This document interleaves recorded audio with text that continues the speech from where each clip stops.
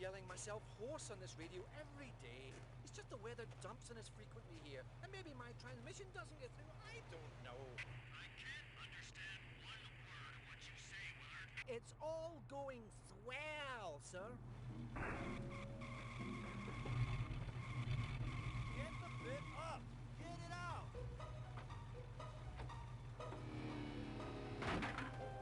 Turn it off! Off!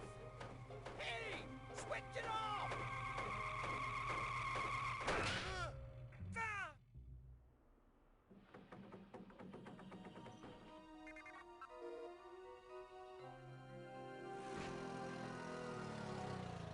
Think you better come and check out Site 2. But what about this? Blow through it. Find more meteorite. Nah, something a little younger than that. Oh no! Billy! I don't want you to set that explosive, do you hear me? I do not want you to set that explosive! Wretched pyros.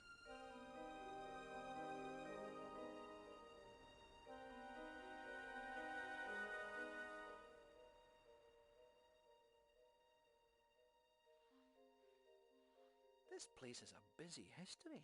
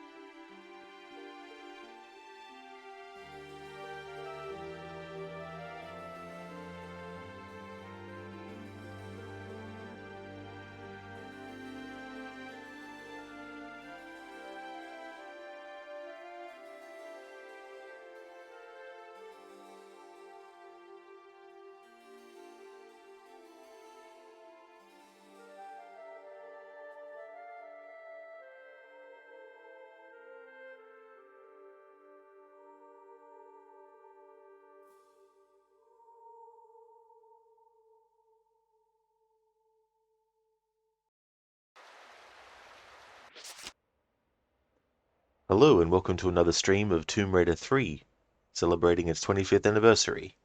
Doing a playthrough where I collect all the secrets. At the end of last stream, we got up to the final levels in Antarctica. Up until this point, I've gotten all the secrets. So we're going to continue, of course, and getting all the secrets will unlock a bonus level, which initially was going to be part of the London levels, but they cut it out. But instead of just leaving it out, they decided to put it into the game as a bonus level that you unlock as well. So we're in the first Antarctica level, and I'm using a guide to make sure that I don't miss any secrets. And I'm going to look at the guide that I'm looking at to see where the first secret is in this first Antarctica level. The game screen will freeze, but that's only because I'm clicking off of it.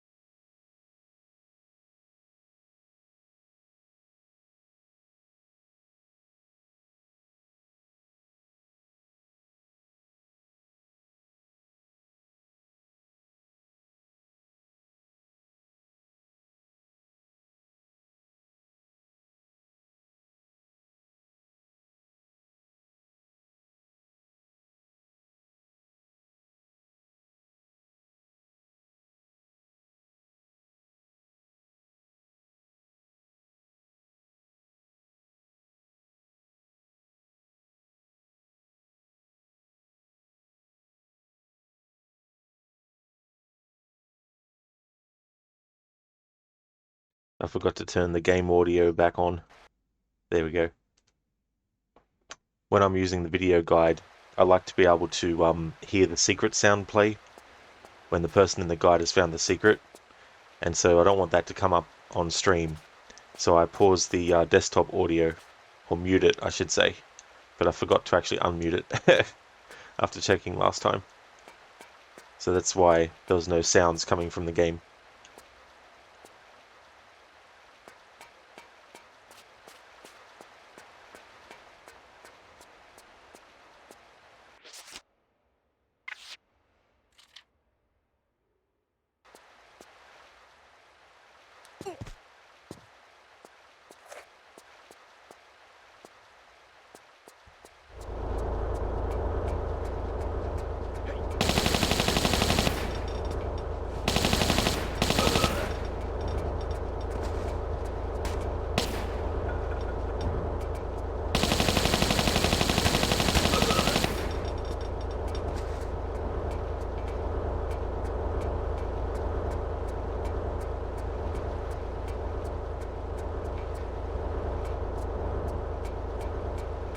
Hey there, Anasune.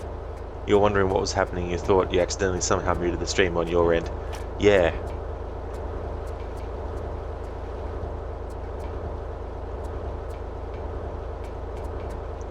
It's a good thing it's one of those games where there's not like, characters you speak to constantly, and that there's dialogue that was missed, thankfully, but you have to make sure to unmute the desktop audio when I actually have a look at the guides.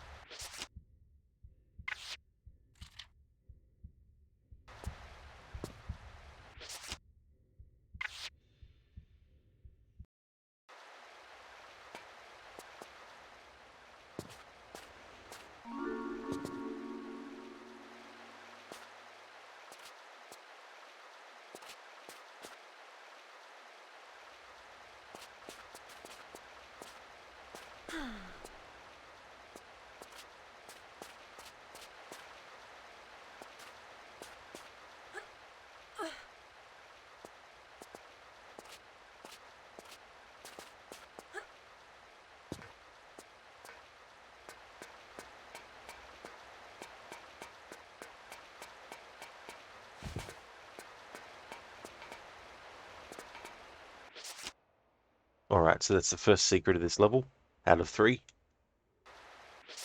Going to check the guide to see where the next one is.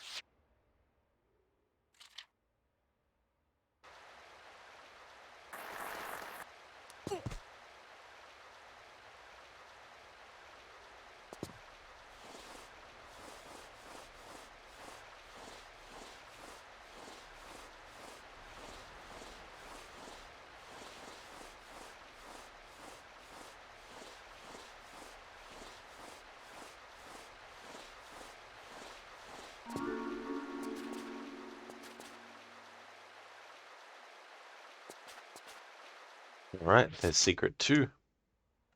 Gonna check to see where the next one is.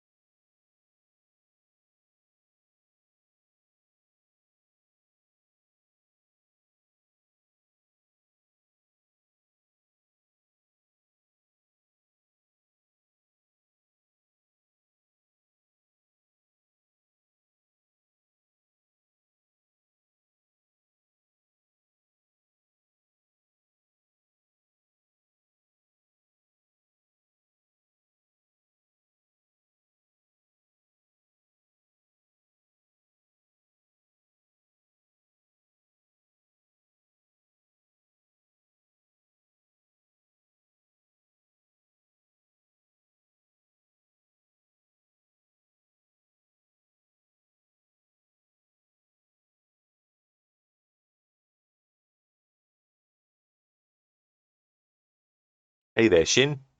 Spring's treating me not too badly. Weather's all a bit over the place, so sometimes it's cold, sometimes it's hot. Very annoying. How's things going?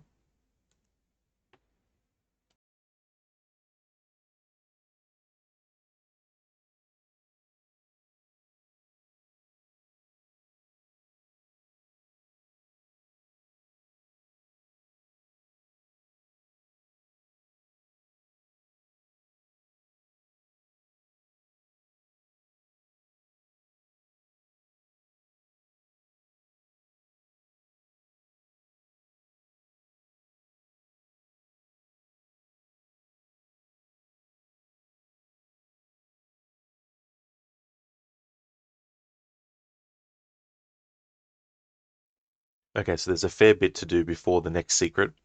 So I'm just going to wait until I get close to the point in the guide where they're almost to the next secret, and then look at the guide again. Shin, you started your second playthrough of Cyberpunk. Spent 13 hours in part 1. So what are you doing this time around in the game?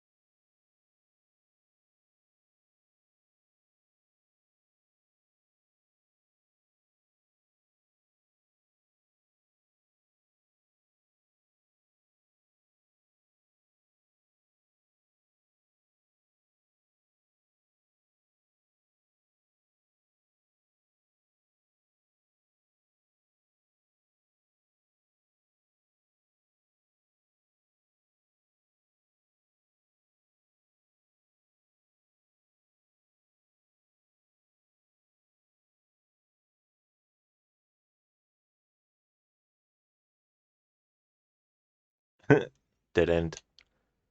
Having fun. Oh, that's good.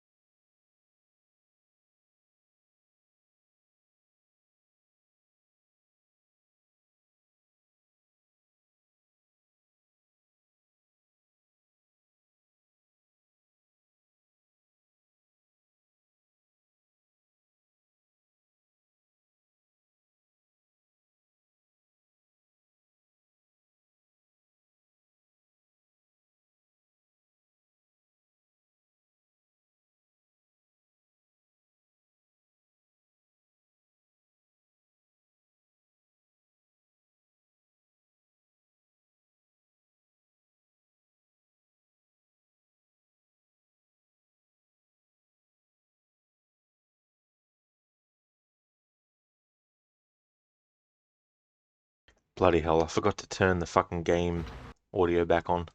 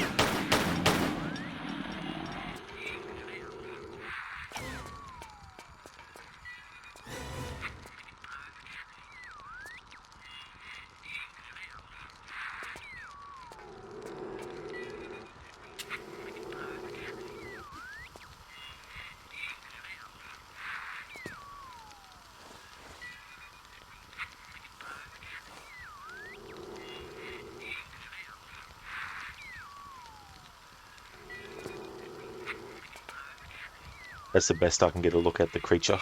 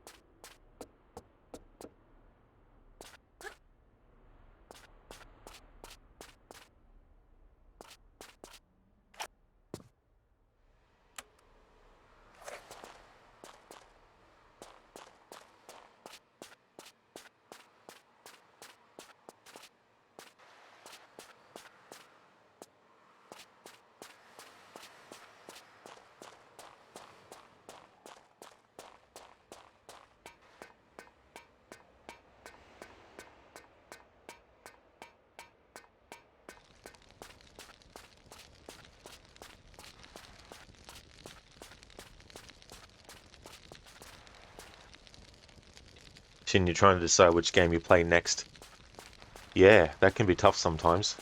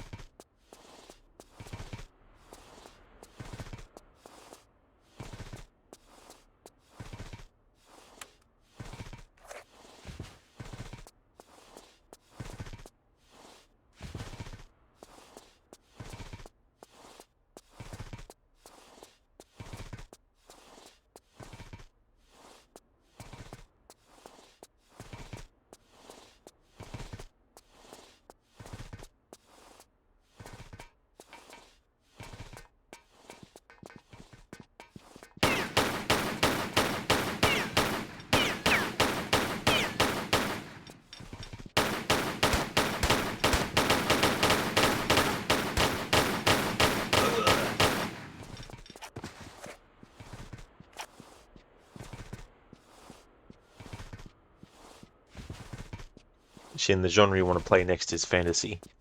Well, that's good you've decided that part.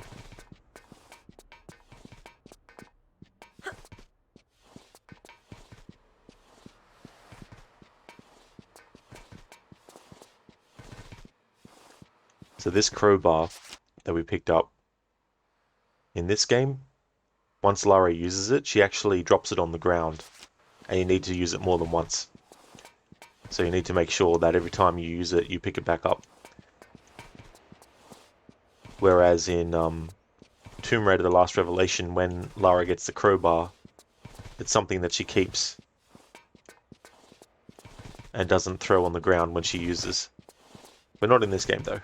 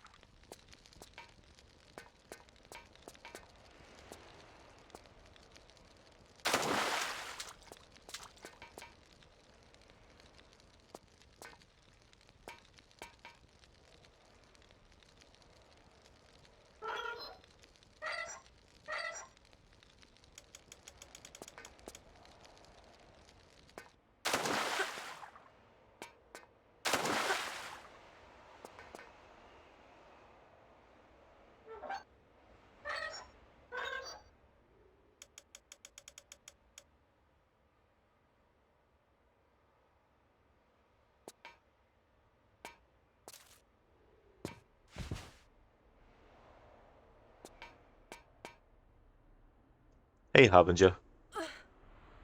No, during October, Saturdays are Assassin's Creed and Sundays are Tomb Raider. And the next Assassin's Creed game is up in the air. I want to take a break between Phase 4 of celebrating Black Flag's 10th and the 5th phase.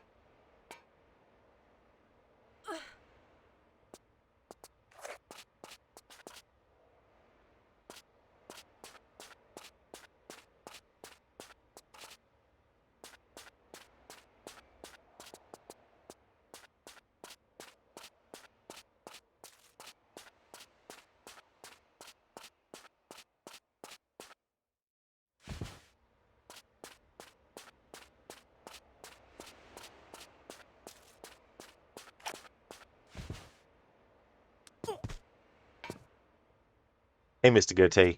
How's it going?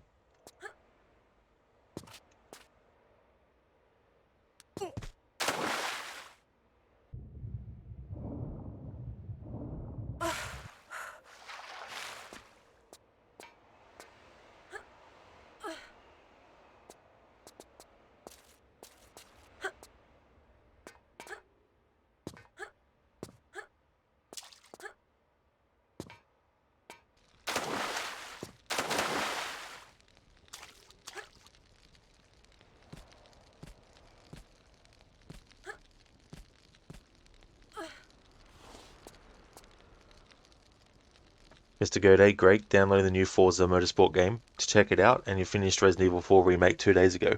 Oh, that's cool. I'm assuming you mean the remake.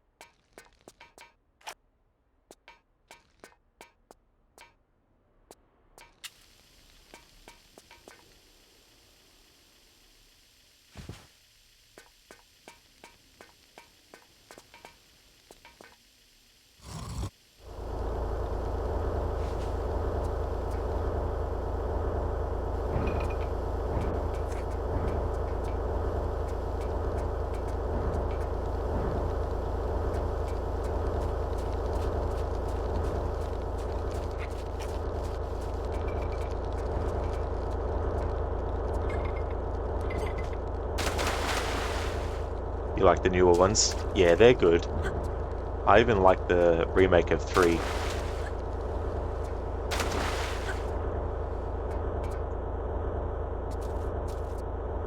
Is it as good as 2? No. But it's good. I like it. Haven't decided which one out of Resident Evil 2 Remake and 4 that I like the most though. But then again, they're two different games, really. In terms of like how they're structured and stuff like that. And they do follow the traditional route kind of thing of, you're in a single location and that kind of stuff. Whereas Resident Evil 4 obviously is a bit more mini open world kind of ish.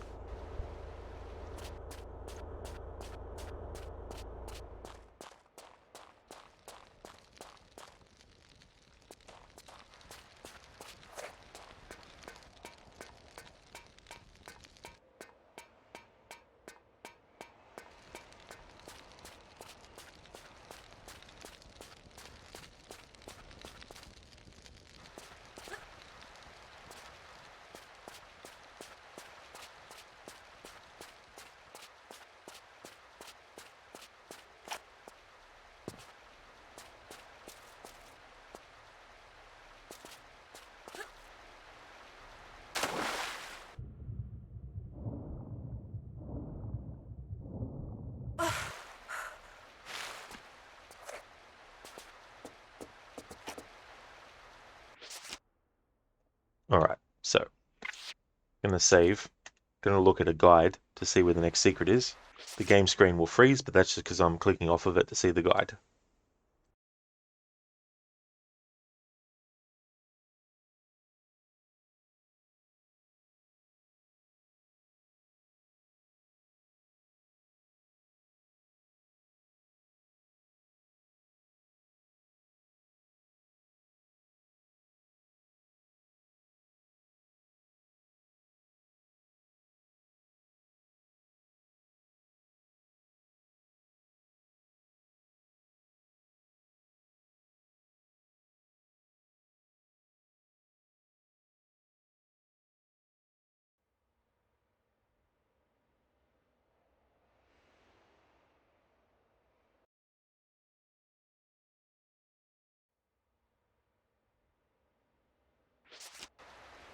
Well, it would actually help if I had the key.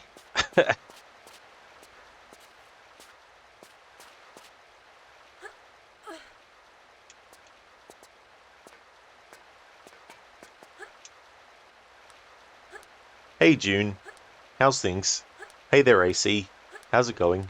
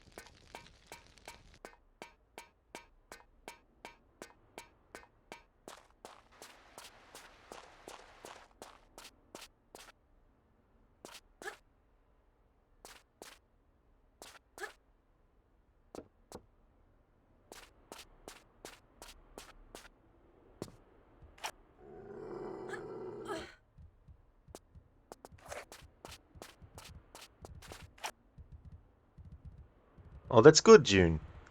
And you're chilling? Excellent. Hope you're enjoying it. And thank you, yeah. Yeah, things are going good. This is the area I forgot to go to.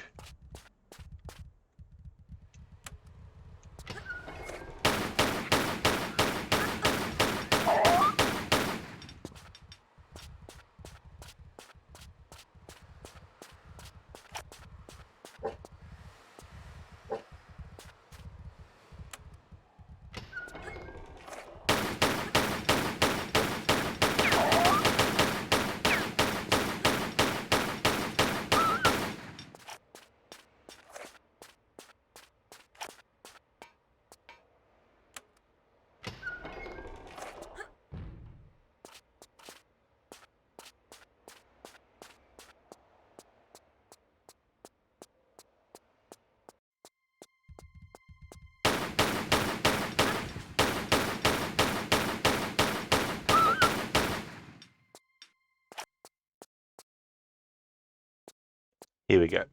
Here's the key that I forgot to get.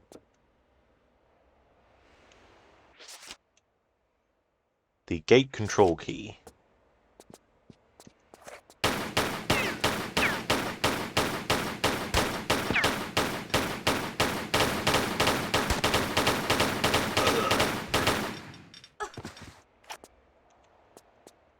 June, you usually open your streams in the background while you work. This is the first time watching it while you're free.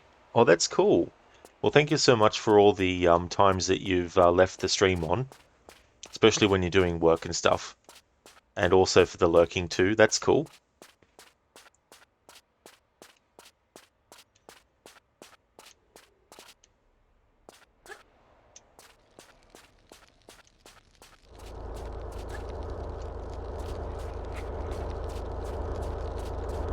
Going back this way might be better. In the past, I have gotten turned around in this spot.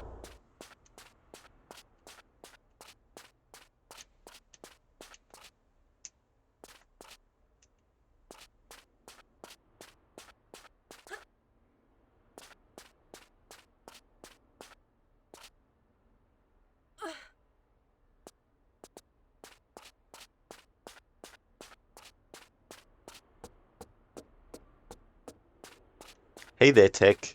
Welcome. Thank you so much for the raid. How was your stream? Welcome in.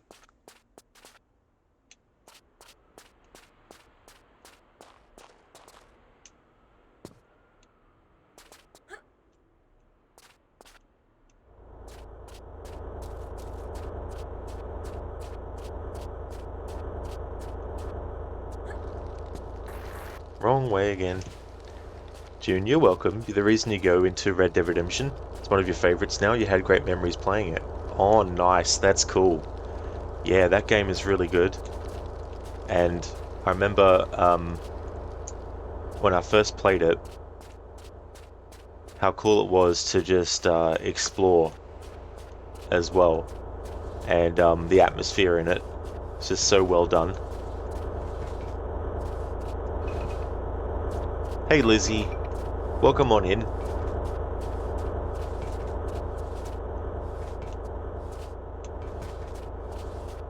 Tech, it went great. You finished 3 or 4 levels now in the rainforest. Oh, cool. Making some good progress then. What do you think of the game in comparison to the previous one so far?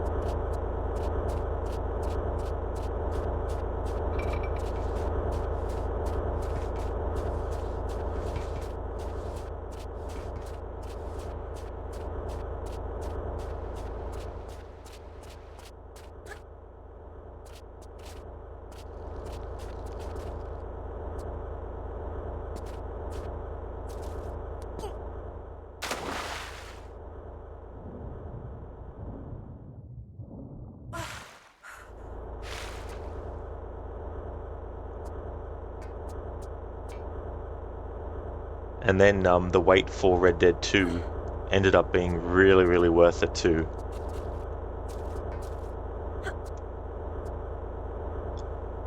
The stream's going well, Lizzie. I'm up to the final levels in the game now, and I'm getting the secrets as I go. I've gotten 2 out of the 3 that are in this level. And I'm doing pretty well, having a good weekend. Tech, with more mechanics, the puzzles are getting more complex. You like it though. The difference is encouraging. The ATV part stood out to you though. Lol, you guess you should expect stuff like that after the snowmobile. Yeah. Yeah, the use of the vehicles in the earlier games.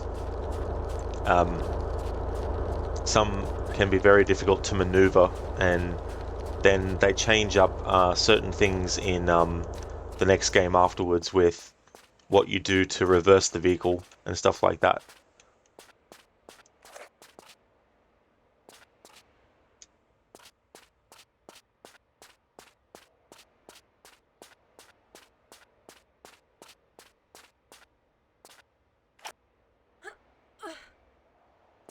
Junior tried playing Resident Evil 2, got to the sewers and rage quit.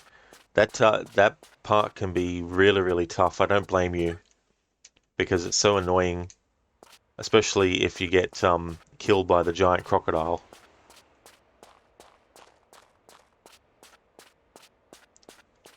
But I really, really, really hate the big, giant, bloated enemies that can poison you. They're so damn annoying. You're also very scared. I don't blame you. They're quite horrific looking. Definitely monstrosities.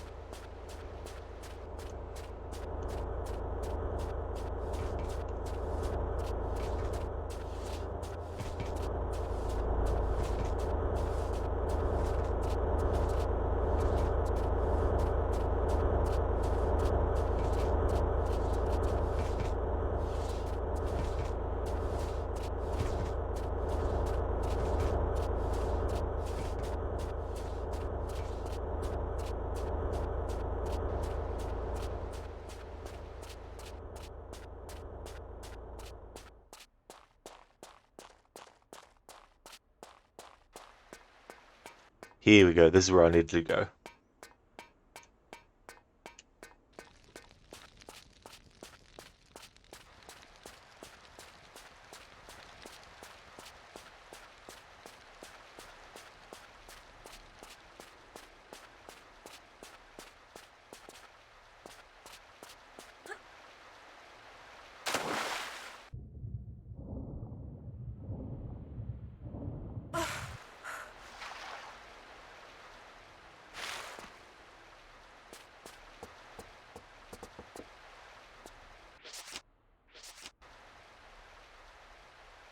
I guess you should expect another ice level. You suppose that is scary.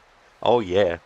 And then there's annoying parts too when you fall in the water because you get like a meter that quickly goes down, and when that goes down you start to take damage. And there's a section that is so frustrating with that part too, June. But yeah, up to that point, very enjoyable.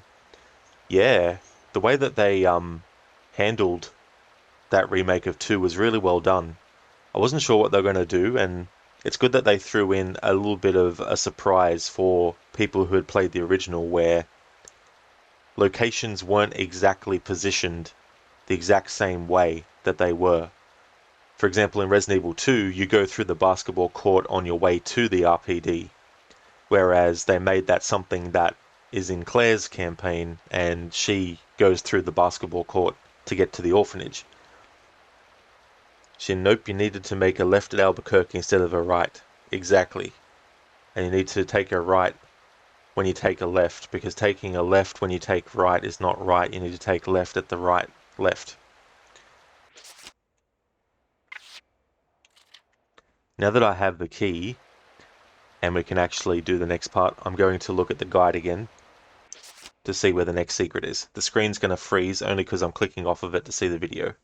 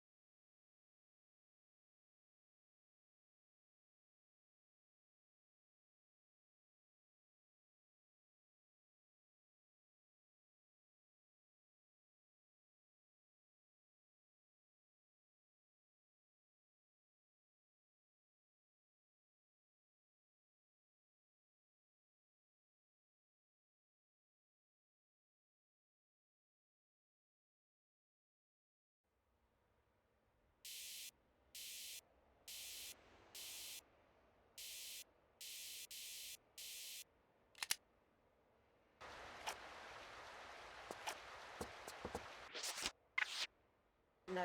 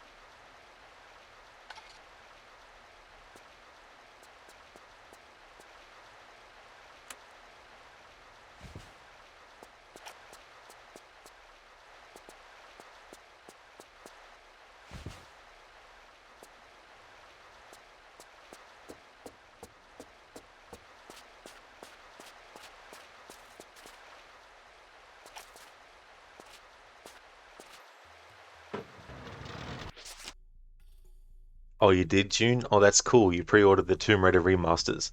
Guess you'll be looking at guides too when the time comes. Yeah, there's so many things that can be easily missed, and there's some things in these games where if you don't get something 10 minutes ago, then when you get to where it's needed, you won't be able to access it. So then you have to backtrack if you can, and all that kind of stuff. So there's some very challenging aspects to these older Tomb Raider games. I'm hoping that the remasters are successful. I don't know how or if they'd be able to do the same with Angel of Darkness because that's a completely different um, setup to the older games before then. Um, but it would be cool to get the remasters of 4, 5, and 6, which is Last Revelations, Chronicles, and Angel of Darkness.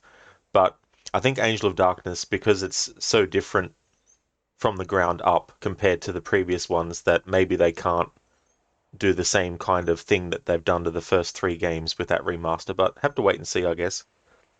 Shin, you want Max Payne 1 and 2 remake first? Yeah.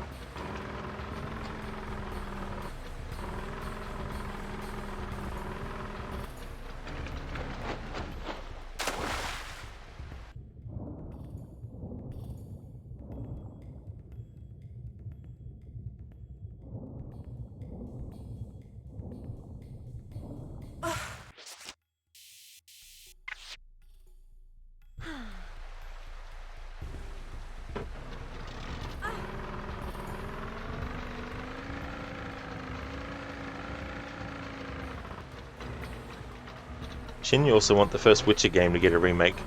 Yeah, they already confirmed that they are. I'm glad.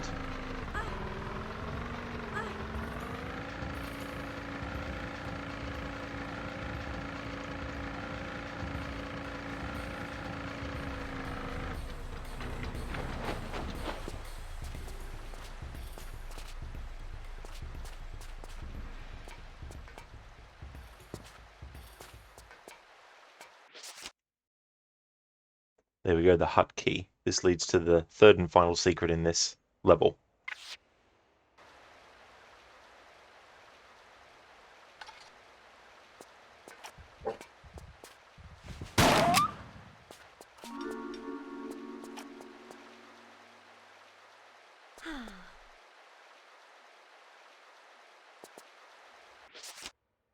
Alright. Secrets 3 of 3.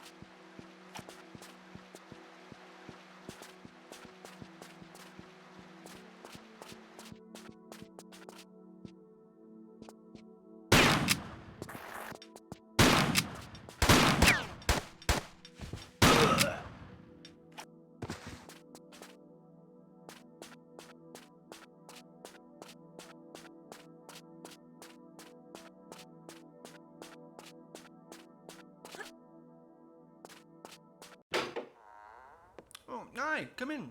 Make yourself at home. I won't be a minute. At home? I've just met a man who may as well have been Brundlefly. Fascinating, isn't it? He was your own employee. He was a molecular biologist. He'd have been intrigued with himself. Thanks to this material, his Hox genes were multiplied. Do that, and the complexities of our bodies increase beyond our comprehension. But this is just the fringe of its possibilities we're seeing here.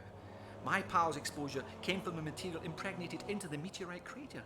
The real capacities lie in its core, which these artifacts you're so attached to will let me access. But you've no control over this. This is not just about avidly spawning mutants. It's an entirely natural acceleration of evolution, a real live laboratory of spurred-on life. Not everyone here wants to be guinea pigs, multi-appendaged or not. Well, that's unfortunate. It's been hit and miss here for too long. Now the timing's spot on. I can't leave it.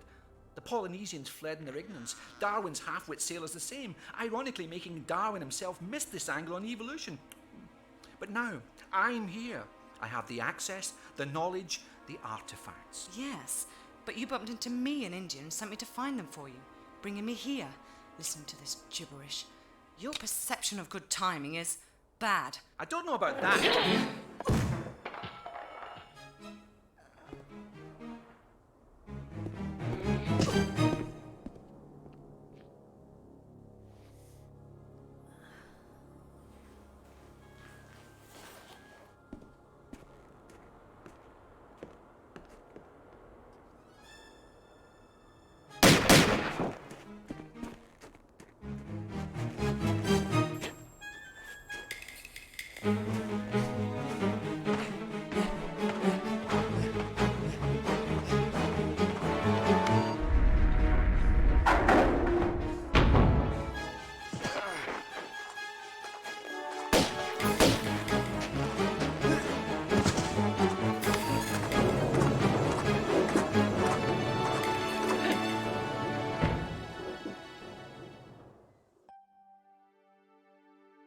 Alright, so that's the first Antarctica level, all 3 secrets found. I'm going to reload my save and do some commentary over that cutscene that we just saw.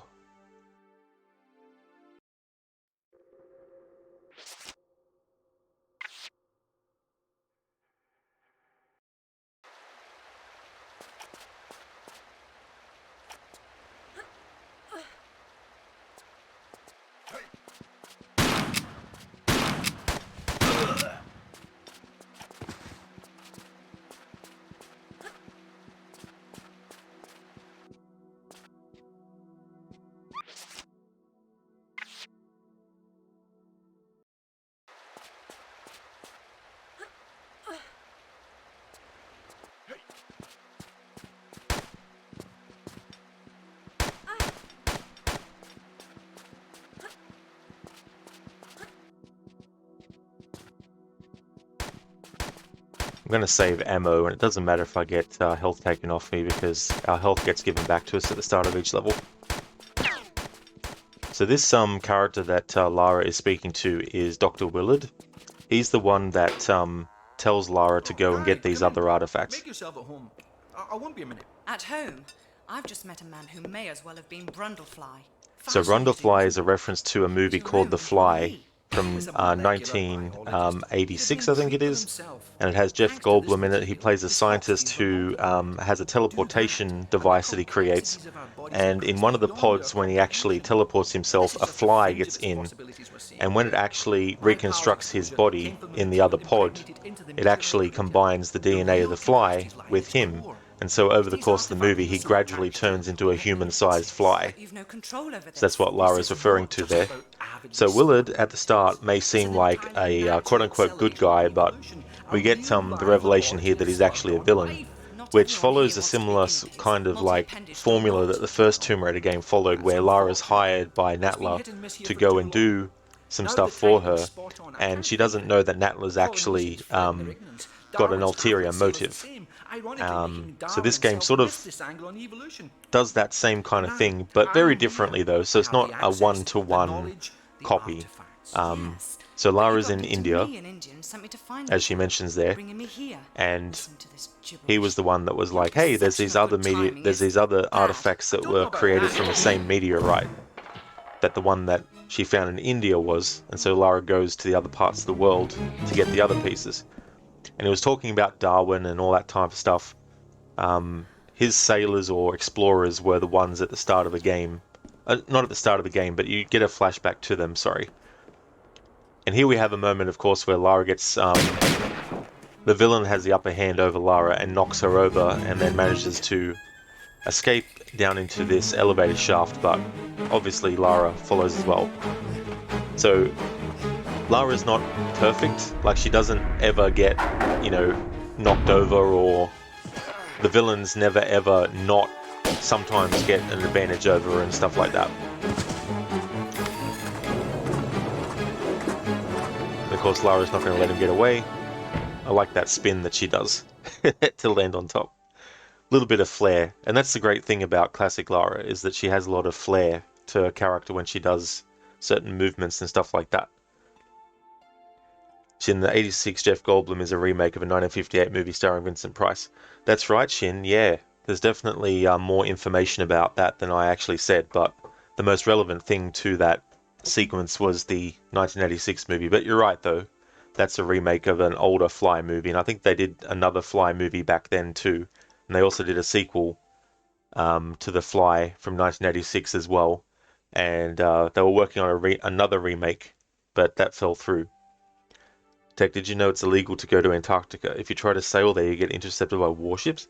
Really? By warships? Holy friggin' shit. No, I didn't actually know that, Tech. Jeez.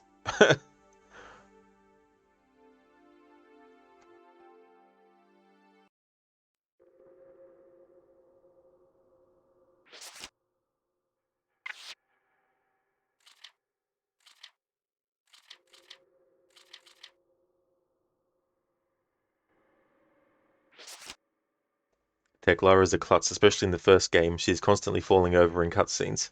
Yeah, there's definitely a bit of that as well. Which I think it's good to have a character that isn't 100% flawless. But the funny thing is there's some elitist fans of classic Lara that would swear that she's perfect. And nothing ever goes wrong or anything like that, which is definitely untrue. But it's like with Alan Wake. There's a lot of moments where he falls down and he tries to jump on stuff, but sort of falls down. June, it's a country, isn't it? Not too sure myself, June, if it's classified as one or not. Tech, you like her because she isn't perfect? Yeah.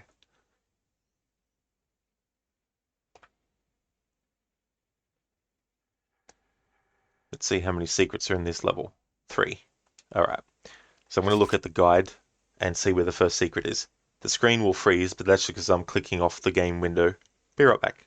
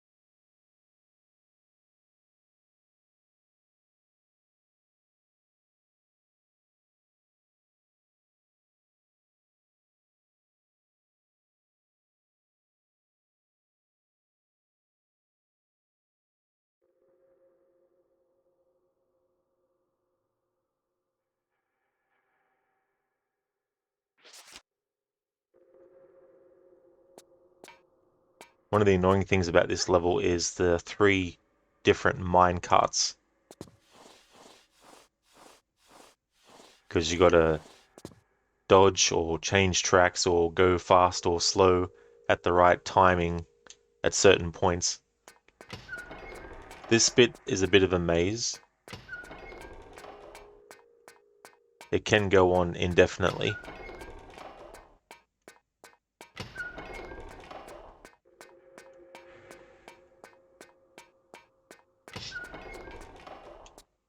And at a certain point you need to go back and backtrack.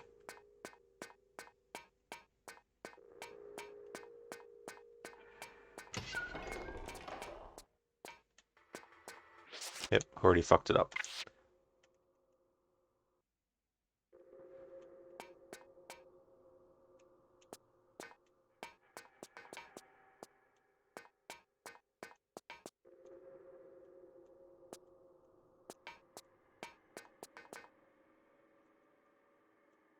There it is.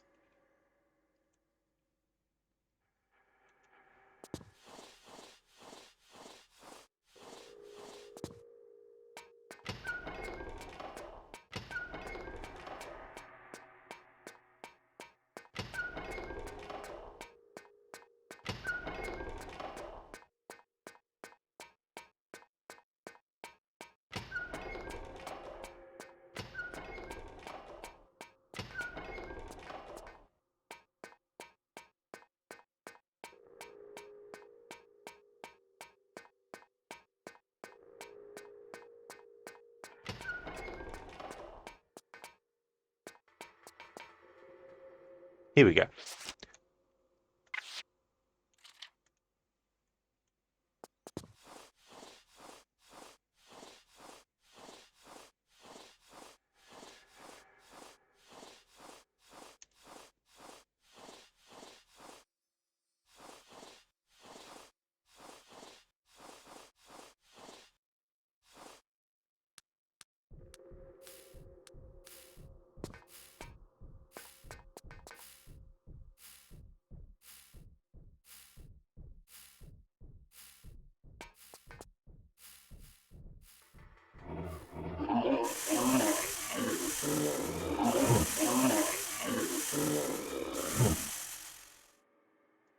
Again, we have another situation in these Tomb Raider games where you have characters that are actually friendlies unless you start shooting at them, and then they'll shoot back at you. And then I think from that point on, all other NPCs of that kind will automatically start to shoot you. So this dude is a friendly. Even though he's part of Dr. Willard's science team, he's actually a friendly, so he'll kill those creatures with a flamethrower.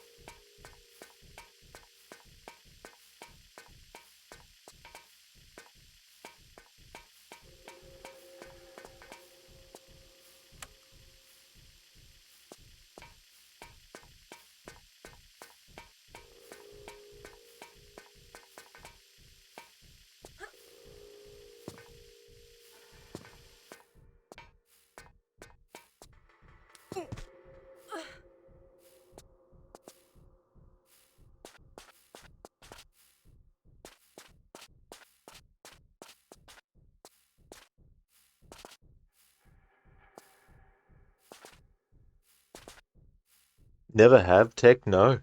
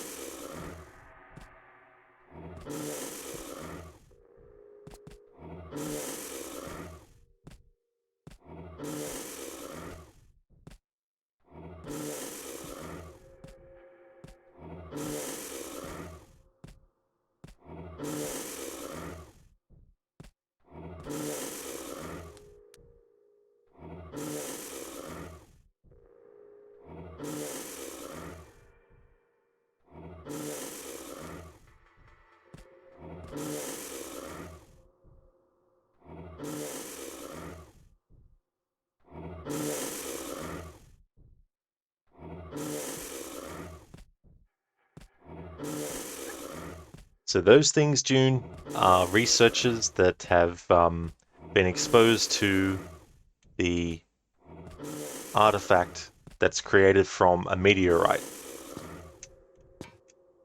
that landed on Earth millions of years ago.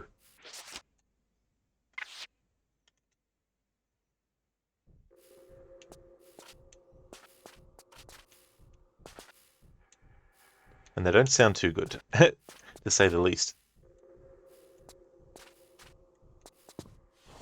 Nor look too good.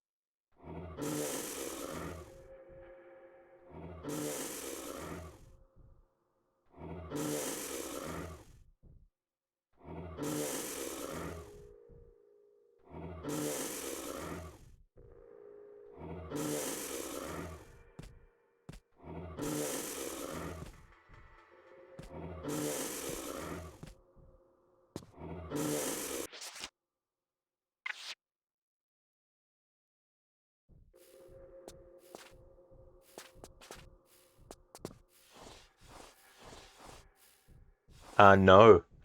No, in that way, they're kind of like walruses.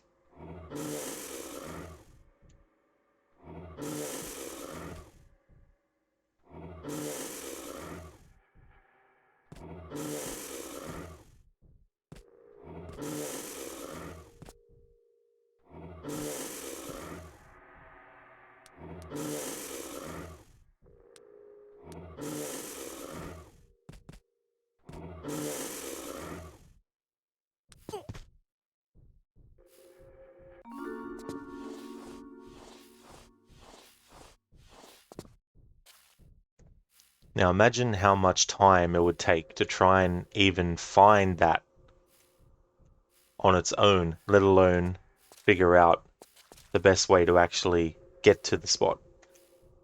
So there we go, that's the first secret in this level. Secret 1 of 3 in this level. Definitely going to save. And I'm going to check a guide to see the next secret. Text, so Roger had a successful stream, but only after a follower came in to tell you, hey, no game audio. 2 hours in, living up to your name? Oh no. Oh, that's rough. I've had some similar things happen as well. It can be so annoying. Like, it can be, looking back, it's funny as well, but sometimes at the time, it's very annoying. Jundu secrets give you stuff. If you get all of them in the game, you actually unlock a bonus level. And the level itself was initially part of the game. The story, it was supposed to be part of the London levels, but they actually took it out as a level in that respect, but decided to keep it in as like a bonus secret level. So once I get all the secrets, that level will become unlocked. And where secrets are actually located, you'll get items, like it might be a health item, might be ammo, or it might just be a health crystal as well sometimes.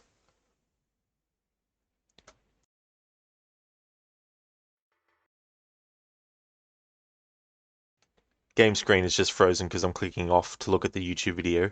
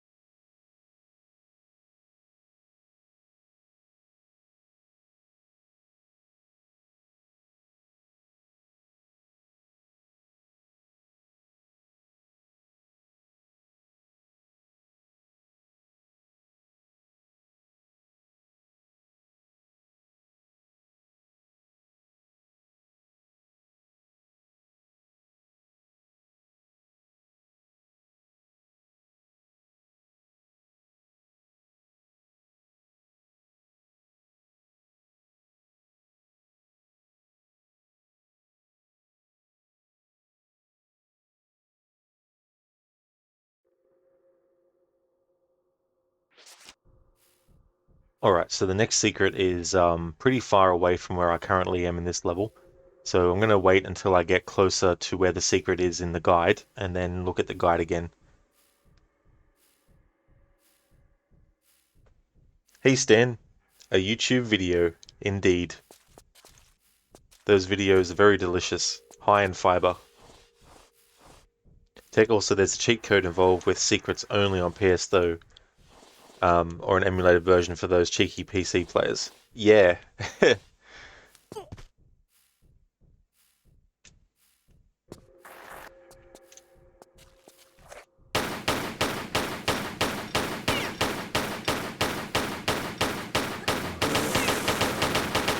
Ah, that piece of shit friggin'... I thought I was far enough away not to get poisoned. Piece of shit.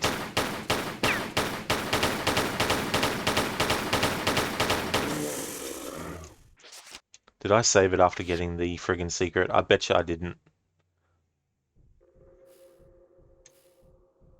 I did. Oh, that's good.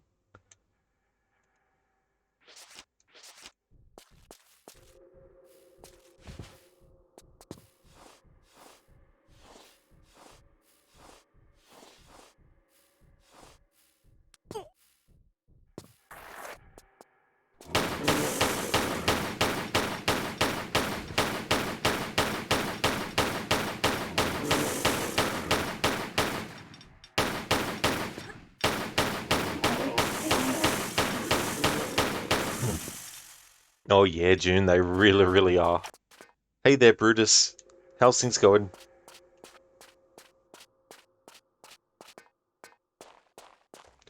So these mine carts, they can be very, very annoying.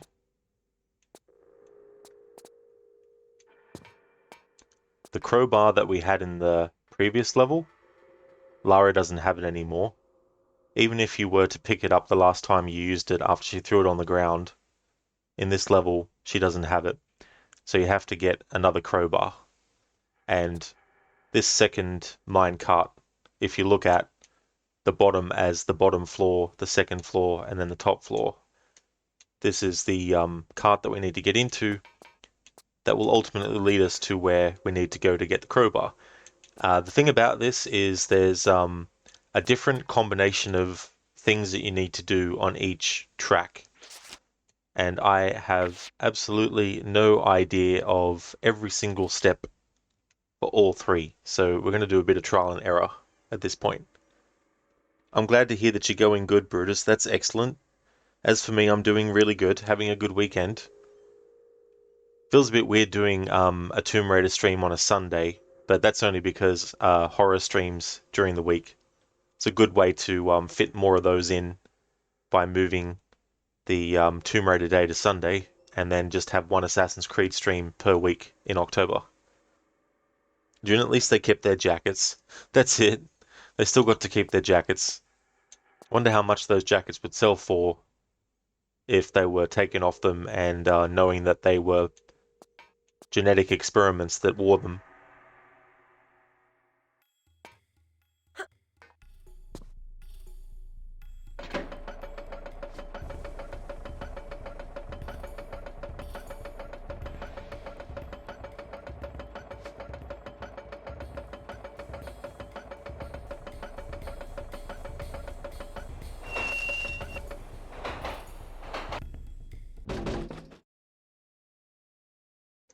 Alright, so on that, we have to make sure that we don't put the brake on.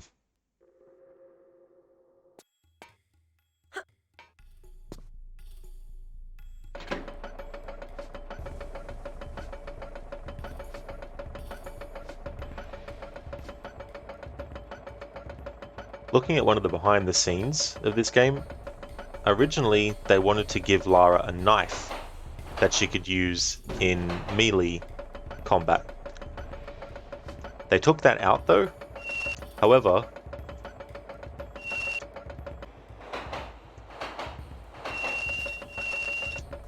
I dare say that the animation for using the crowbar would have been what they ultimately decided to add instead. But also, the way that Lara swings... Oh, we're dead. Okay, so that one we need a bit more speed. The way that Lara swings the wrench is probably the animation that they would have used for Lara using the knife.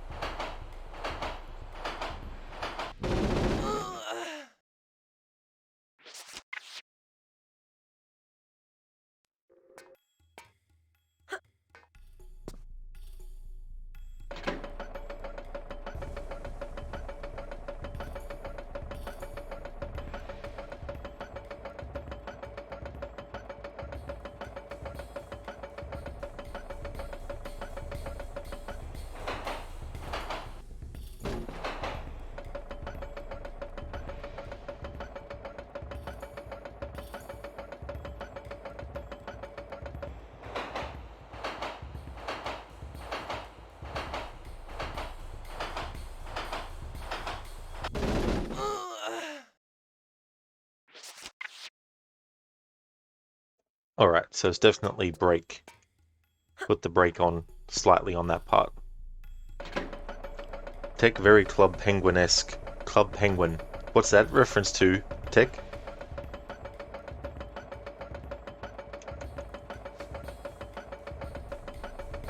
Or do you mean in the Batman Arkham games?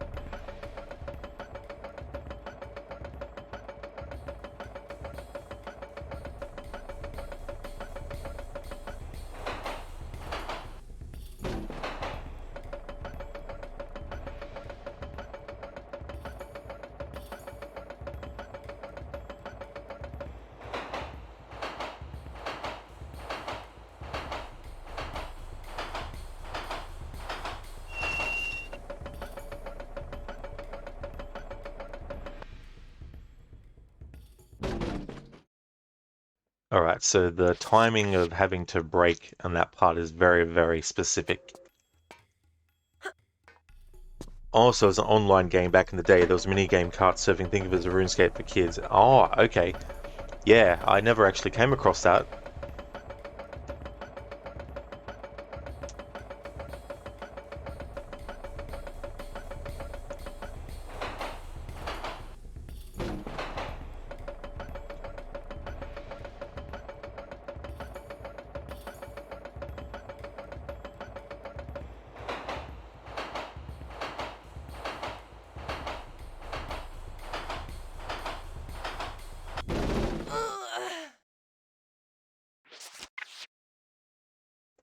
Alright, maybe I need to do it as Lara lands from the little jump.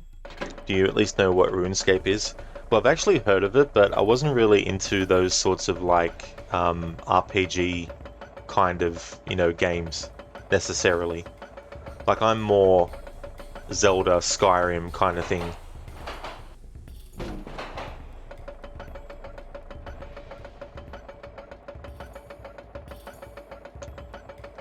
Yeah, you can actually lean as well.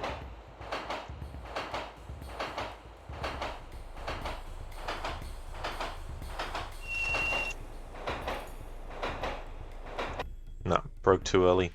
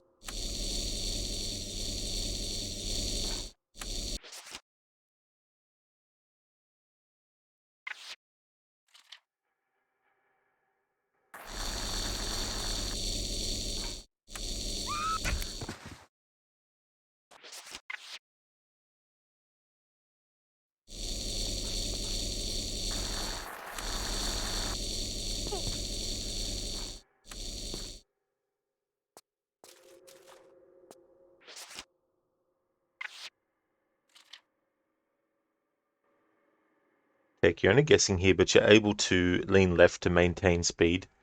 You might be able to, in that respect. But whenever I've done this, it's usually just need to make sure you brake at this point, keep speed at this point, duck at this point, or hit the switch at this point kind of thing. Then what if you wanted to go to heaven, but God said the door is barred? Then I'm not sure what you would do then. Yeah, June, finally got past that one. There's 2 other mine carts with different things to worry about to go.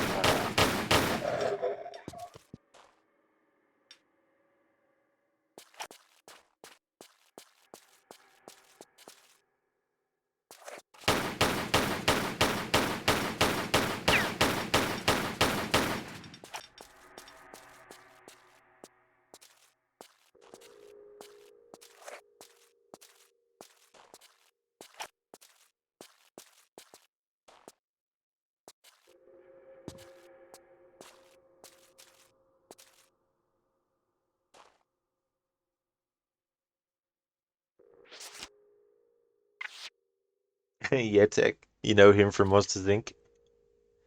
That is a big enemy, that one. Gotta watch out for them. Stand no wrong, you find a cracked window and throw a knife to the barrier behind the door. Oh yes. Yes, the new way of thinking by Ubisoft with their Assassin's Creed games. They've been doing the same thing since Valhalla. There was some DLC content that was actually done for Odyssey as part of that whole crossover thing with Valhalla when Cassandra goes on holiday, and they even introduced that in that. It's like, oh, I really hope they don't do that in future games. Like, it's so annoying. Like, I just want to get into the thing and loot.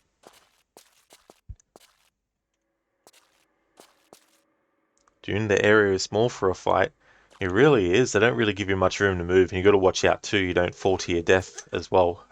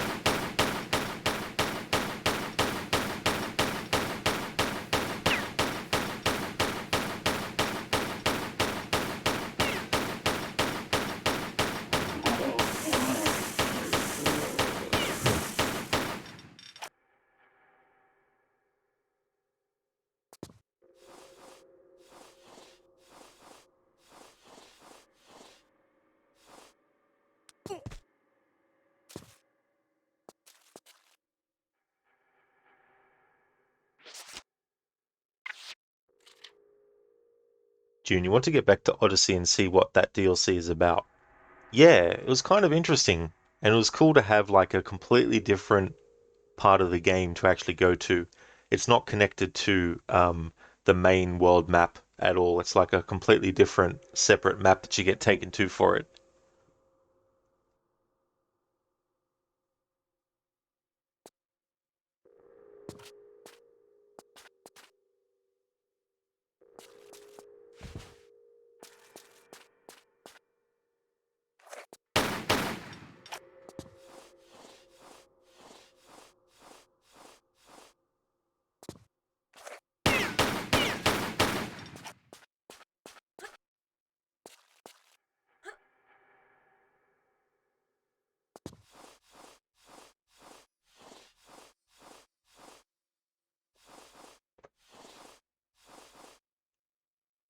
Alright, so the only real reason to go there for that enemy then would be if you're doing a playthrough where you want to kill every single enemy in the game.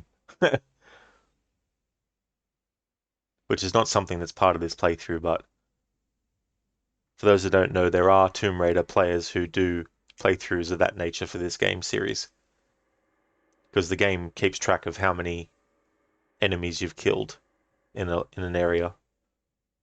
And there's obviously a set number of enemies that you can kill in each level.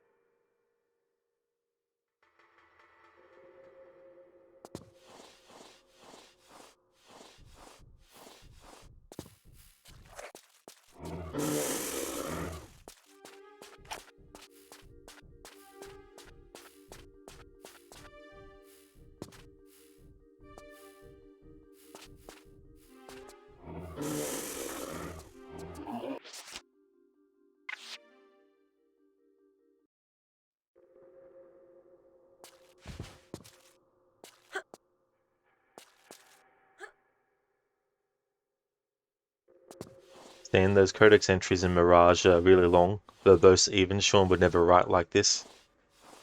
Yeah, I mean, there's ones that are like what you find in Discovery Tour, where they're more of an encyclopedia entry kind of thing.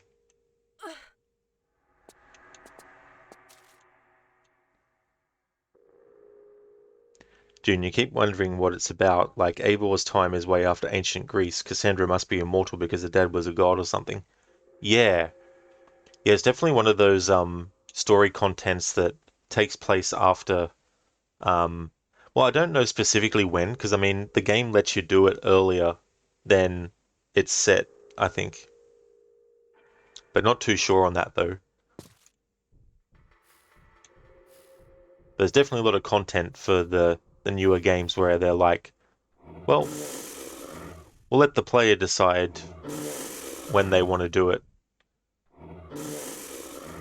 Which is fine, but it would be good if they actually made note and said, hey, if you want to play, if you want to do a playthrough where you're playing it in the order, fine then, game. I won't worry about trying to get past that part without getting poisoned. We'll just use one of my health kits. Waste a health kit. I'm only being half serious though, because it's not like I've only got 5 health kits. But it is annoying though. Because in this game they give you health crystals. And sometimes I'd rather get the health crystal.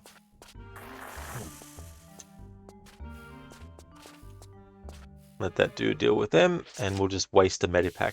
I say this having 52 small ones and 29 large ones, but still. I don't like to use health kits unnecessarily.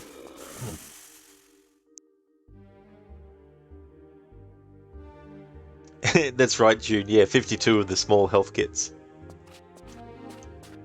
And we're in the final levels of the game, too.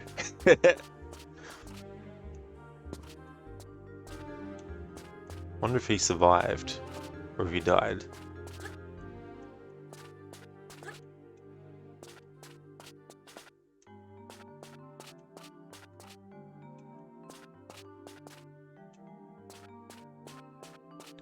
This is the area where you get a crowbar in.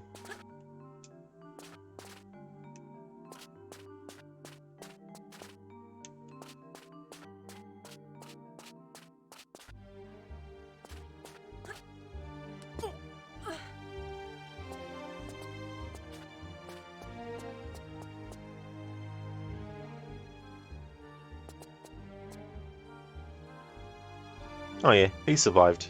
He's still there. Somehow, Palpatine returned.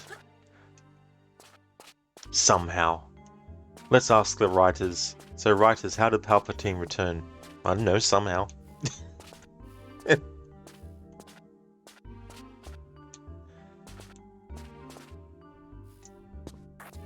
I know that in the legend, well, what they call legends now, the novels and everything, the extended universe, I should say, because, well, it was the extended universe, but now the extended universe is different to what the extended universe was before. So now they've called the old extended universe Legends.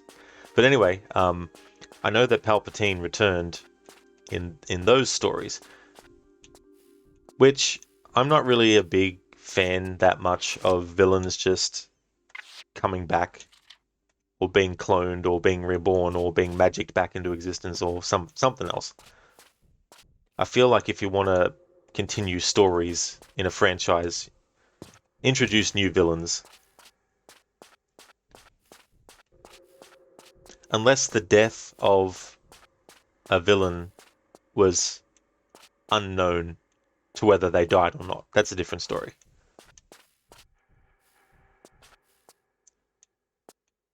I remember there was like an interview with writer J.R.R. Tolkien where he talked about the idea he had for a sequel to Lord of the Rings after Sauron was defeated and destroyed, and after a lot of Sauron's enemies were defeated and all that kind of stuff. He was going to do a sequel. And I can't remember his exact words, but basically he was talking about how he abandoned the idea of doing a sequel because he felt that there wasn't really anything new to really say, or anything really new that wouldn't be just taking what's already been done and repeating it. I think he makes a good point because when you have a story that ends kind of definitively, and I mean, when Return of the Jedi ended, it wasn't like every single Imperial in the galaxy all of a sudden was like, well, that's it then. Time to go back to our normal life that we were doing before everything. Some were like, hey, we need to get revenge on those people, you know, whatever stories might be. But it's very easy to just go like, how about we just have this new villain pop up and then they cause problems for people. The end. It's like, well, what problems do you want them to cause for the people? Just the same things that the other villains did. You know. But yeah, that's just the funniest way to explain the reason why. I know there's an actual explanation in The Rise of Skywalker as to why, but when a character says somehow this villain returned, the writer is like, I don't really know yet how they're going to return, but let's just have the character say that so that when I do figure out how they returned, that I can hide the fact that I didn't really know. It's like, somehow they returned. Somehow. Not sure how yet.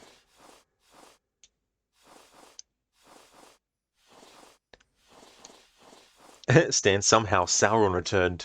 He did. Somehow. Some way. But yeah, it's just things where it's like, you know, I was talking about this, I can't remember what game I was streaming when I was talking about it, but it's like a long-running series, and how you have like a story that is established, and you have an end goal that the characters are trying to work towards. And some series will actually have them complete that goal, and then there's a completely different thing that happens which causes them to have to, you know, keep trying to survive or whatever their story is. But then there's some series where they're like, what we'll do is we'll have the character achieve their goal that we've been building over 6 years, but then at the last minute, we'll have a shock twist where it was all a dream, and then we'll wake up, and then the next 6 years of worth of shows will be about what actually happened. So you have 12 years of a story where it's like, but wait, not only was it just a dream, but what they thought was not a dream ends up just being another dream. Another 6 years, you know. So it's like, at some point, just end it. And just be like, hey, that storyline's done. We spent 2 years on it. It's finished. The end.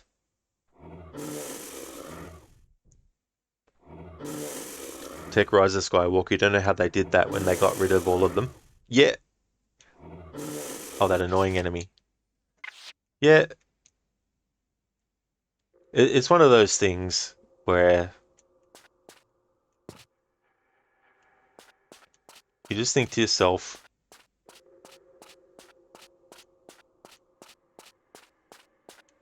like, I actually liked The Force Awakens. I thought that was good. I like the fact that they introduced these new characters. But they just ended up not really doing anything with them that was that much different to what had come before. Like,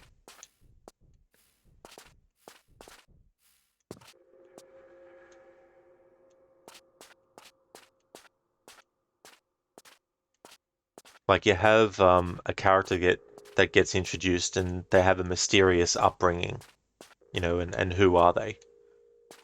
And Daisy Ridley, who played Rey, even said that she didn't even know until it got to the point where they were filming the scene or whatever. Didn't even know, because the writers didn't even know what her parentage was actually going to be.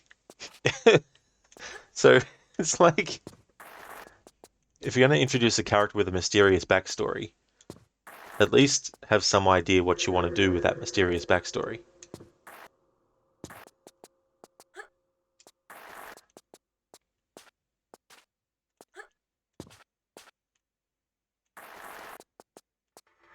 But there's ways to shake things up. You know, they could have done a thing where Rey ends up becoming the villain by the end of the trilogy. Just something different. Well, I mean, I guess it's not that different to Anakin becoming the villain. But at least have it be a question. Like, that's what the follow-up to Force Awakens should have been.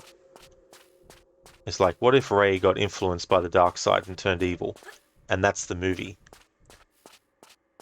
And you can still have the end result of that second movie be that she snaps out of it. But I don't know. It's There's just so many different ways you can continue on a story as well. But it is what it is. We got what we got.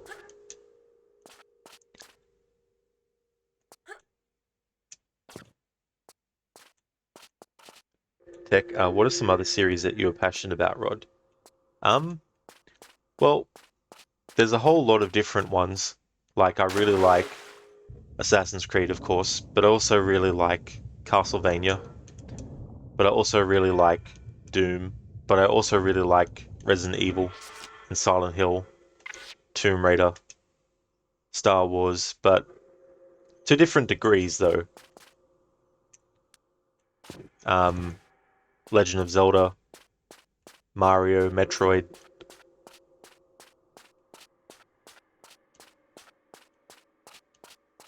Alan Wake.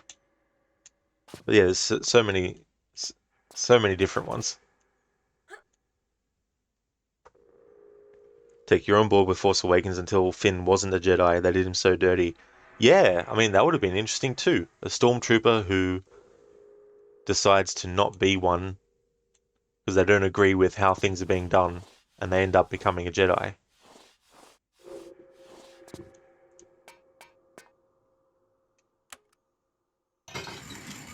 And something else, like, not that every single character has to have a romance or has to fall in love with someone or, whatnot. But they could have made Finn and Rey a thing, for example.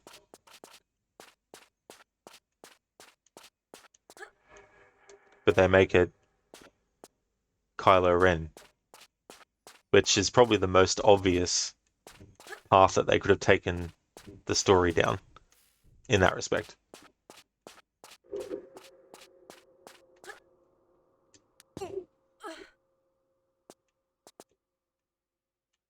This is where I needed to get to.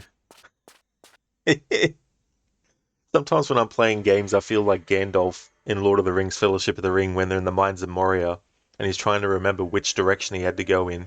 So he sits down for a few hours and then finally remembers. Stan's so mysterious, even the person writing it doesn't know. Exactly. It's like, Now, granted, obviously, you can still craft stories and not exactly know where it's going to end up, but eventually you should lock down solidly what you want to do. But they were just like, maybe it could be this. Next day. How about this? Next week. How about this instead? On the day. Scrap everything we tried. Let's just go with this. Just wing it, whatever. So you didn't have enough midichlorians. Yeah. That's something that they should do. Every time a character appears on screen in a Star Wars thing, they should freeze frame it and then say, this person has 0 midichlorians, can't be a Jedi. Next. They could have explained away them not knowing he was Force sensitive. How about movies in particular? Oh, yeah. I'm a big fan of the Indiana Jones series, Back to the Future as well. Really like that a lot. Nightmare on Elm Street. To a smaller degree, Halloween, but not as much. Friday the 13th. Lord of the Rings as well. I know they're based on books, but obviously movie adaptation wise as well. And Star Wars movies. Primarily, it's always been like movies or video games with Star Wars. Not so much the book side of things. I have read a few different Star Wars books, but that's not. I like reading and everything. I don't hate books, but I'm not really a big fan of Star Wars books, so I don't really read much. It's just been the movies or video games, really. They could have explained away them not knowing he was Force sensitive because he suppressed so much of himself with trauma. They tried giving Finn a girlfriend. China hated it.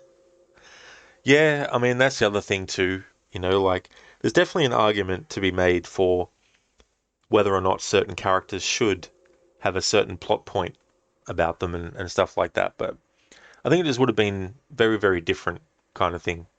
I think that's what you want to do as much as possible is make things different. But The other side of things is too, like in terms of Star Wars, like I'm not I'm not that caring about, because like I gave um I gave the new movies a chance with Force Awakens, and I liked that. Um, Rogue One, I liked that, and then I gave Last Jedi a chance and Rise of Skywalker, but I felt that they didn't really do something that they could have done after Force Awakens. I think Force Awakens was a good stepping stone to the next two, but I'm not really that like fussed. Like it doesn't really matter in the grand scheme of things. It's like with any franchise, eventually get to a point where you just don't. The care factor is very low, so you sort of don't care if things don't go a certain way necessarily. But just thinking about it, there were just some things that they could have done different. But it would be tough trying to continue on something though, especially something that has already had like an end that is pretty definitive for characters. Obviously, the Empire was still out there in different parts of the place, but it's like you know, the Jedi thing where it's like, the Jedi were all but extinct, which you could say, well, that means that there can still be 50,000 Jedi left. But it's just like I'm sort of like beyond caring about that stuff. It's like make as many Jedis as you want that didn't end up dying that no one knew about. You know.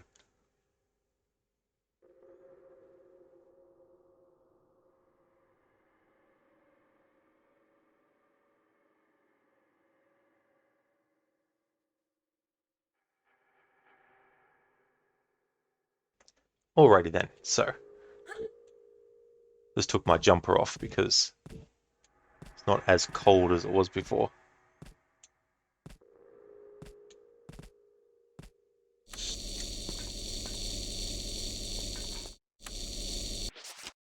Oh, this is where I need to look at the guide to see where the next secret is. The game screen is just frozen because I'm clicking off of it to see the guide. I wanted to wait till I got to this spot before looking at the guide again because there was a fair chunk of stuff between where the last secret was and where I'm up to now.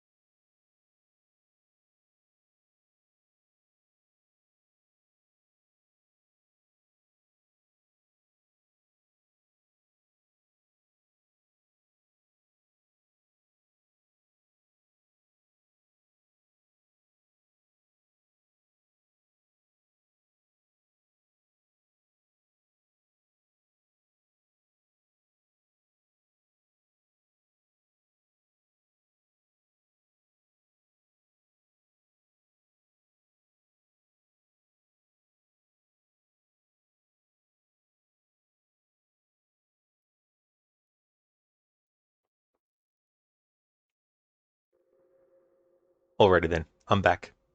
I was grabbing something to eat and then it spilled all over the floor, so I had to clean that up. I had to get to it quick. That's why I didn't say anything before I had to go deal with it.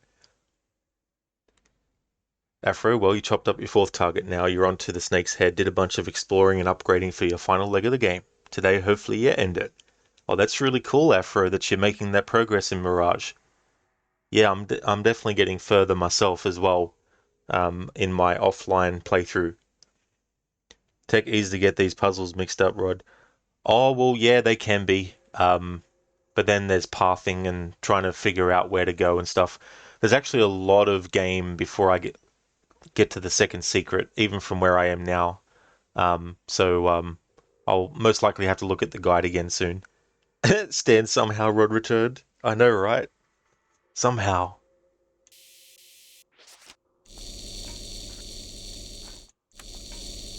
So coming up in this part, aside from this whirring noise that you hear now, there's also going to be a very loud noise that starts to happen in the game soon. So just a warning for people wearing headphones.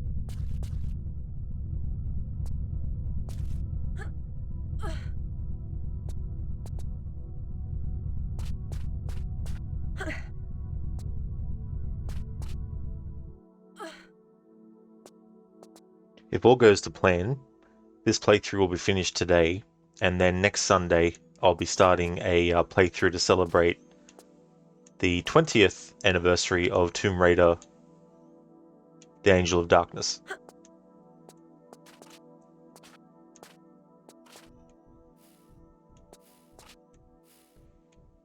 Once my horror streams in October are finished, Tomb Raider streams will go back to Fridays. But at the moment they're on Sundays.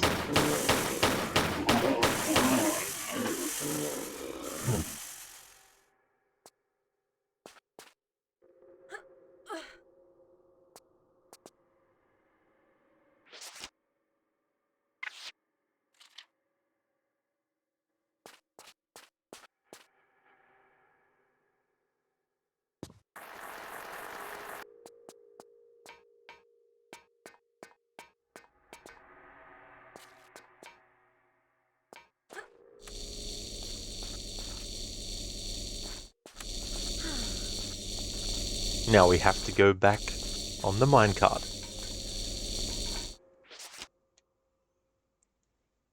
Tech 1 in Taranation?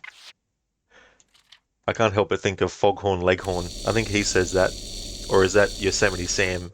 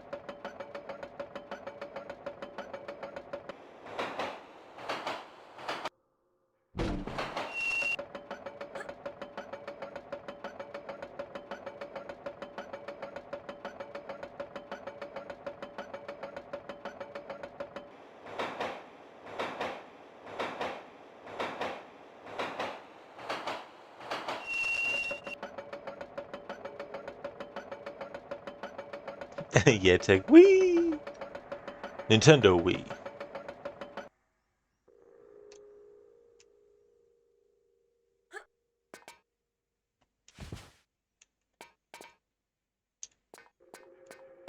Now we have the crowbar again. Lara does get the crowbar in the previous level, but even if you pick up the crowbar the last time it's needed, because in this game Lara throws the crowbar on the ground after you use it. In the previous level, if you pick up the crowbar on the last thing that needs it used, Lara won't carry it with her into this level. So you have to get the other crowbar that's in this level before you can get into this part. And she'll still throw it on the ground.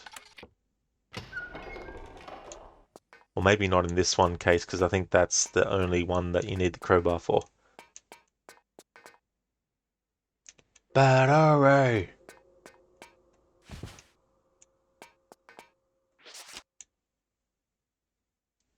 Lead acid battery. It makes me think of Resident Evil 1. Tech, to think a few months back you were asking me for advice on the controls for this series, Sips Whiskey. That's true. Yeah.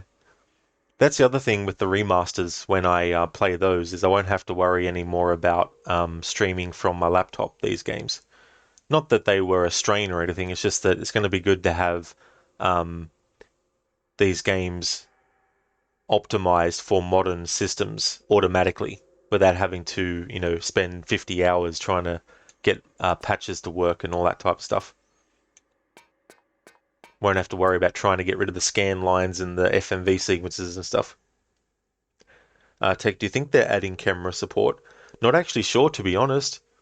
Because in many ways, part of the process is taking the original game and just building a graphical upgrade and overhaul over the top of it. Because they have said that you'll be able to switch between these old school graphics, for example, and the new remastered graphics. But I don't know what sort of changes they're going to make to things like controls. I don't know if they'll have an option to do classic controls, which is the tank controls, or more modern controls where you don't have to worry about that. I mean, you can use your analog sticks with these games though. So, but yeah, I normally just use the D-pad because I'm just so used to it.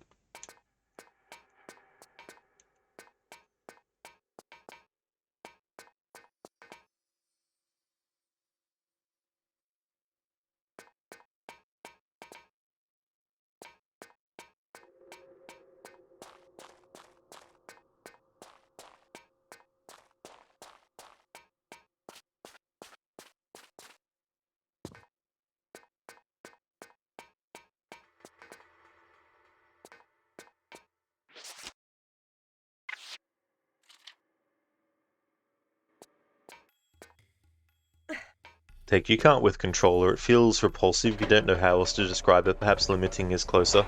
Yeah, I'm pretty sure that if you get the PC version though, of the classic, of the remasters, you'll be able to use your keyboard and mouse and stuff.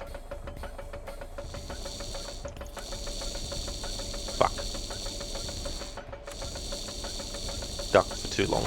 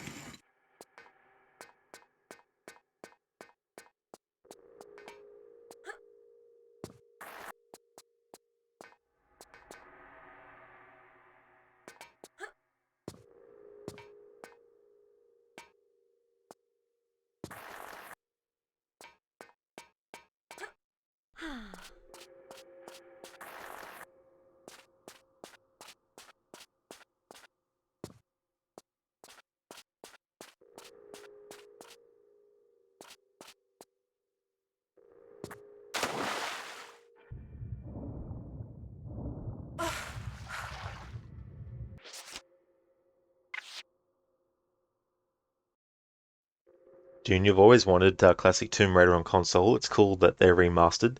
The announcement surprised you. You almost lost interest, but then you thought, why not? You know you'll get addicted once you play them. Oh yeah. And you don't have to worry about, like on the PC version, because they're not optimized for for newer PCs out of the gate.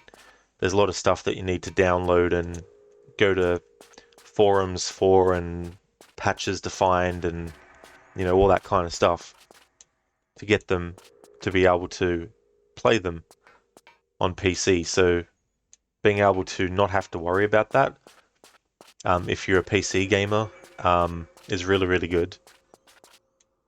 You can just download, install, done. I mean, yeah, on the PC versions you might have to do something, but I imagine you won't have to worry about, oh, look at this, the cutscenes have scan lines through them and things like that that you have to worry about if you're trying to get the PC versions to work without that. All the different patches you need to find and download. Tech, did you tell me how last weekend you saved your game whilst falling to your death on accident because you got distracted by a raid? Oh no. Yeah, I've definitely done that a lot in these games too, where you accidentally save. In Tomb Raider 1, if you go to the load and save screen, I think in Tomb Raider 1, when you open it up, it's on the save screen first, and you have to move it to the load game. So you might want to actually save your game. Like you might want to load your game instead, sorry, but you might accidentally save. Tech, you got to download the game in 90 seconds on PC, then spend hours in forums to download hopefully something to make it actually work. That's very, very true. Very, very time consuming.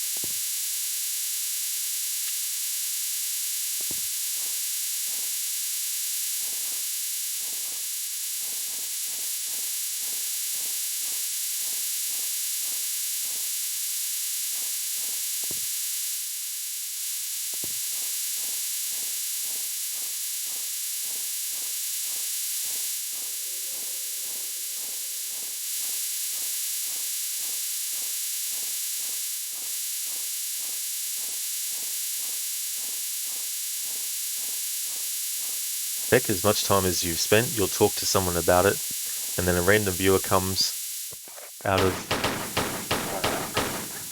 What about this enemy?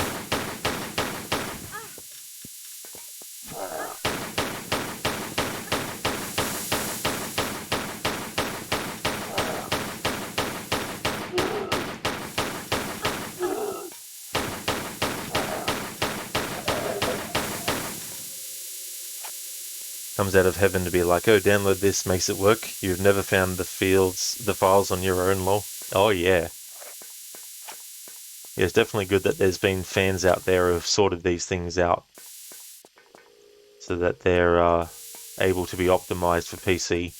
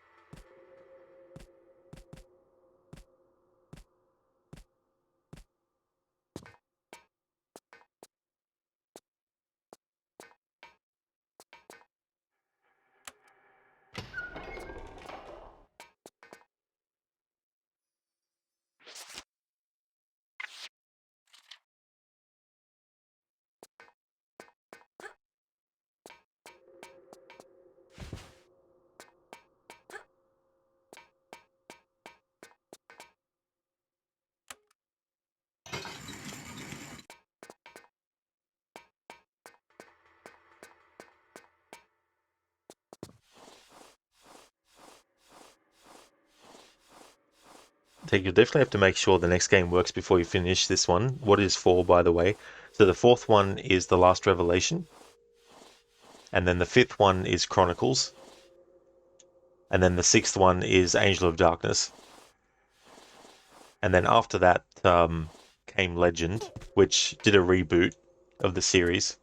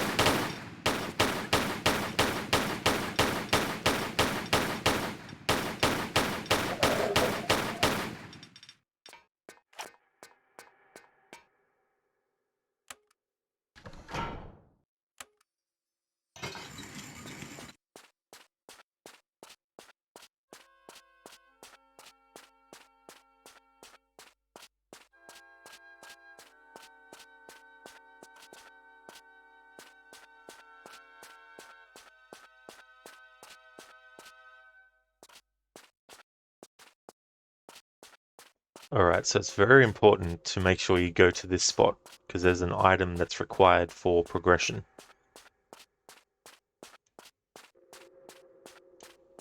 Take, you mentioned Doom, does that not fit in your plan for scary games? Not this year, no. It's very tight to try and fit in what I've got planned anyway. There's certain games that I was able to lock in definitively, but there's also ones that I don't know yet.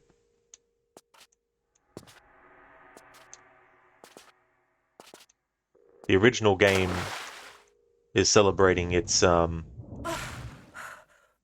is it? Its 30th anniversary, I think. But I don't think I'll get to do something for that. There's just too many games and not much time left in the year. Plus, I don't know if I'll be streaming all the way to the end of the year, as in, like, not go anywhere for Christmas or stuff.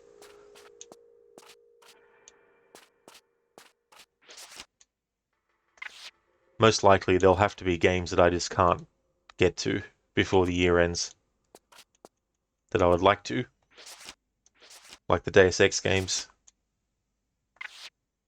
The issues with the Xbox threw a spanner in the works for a lot of stuff.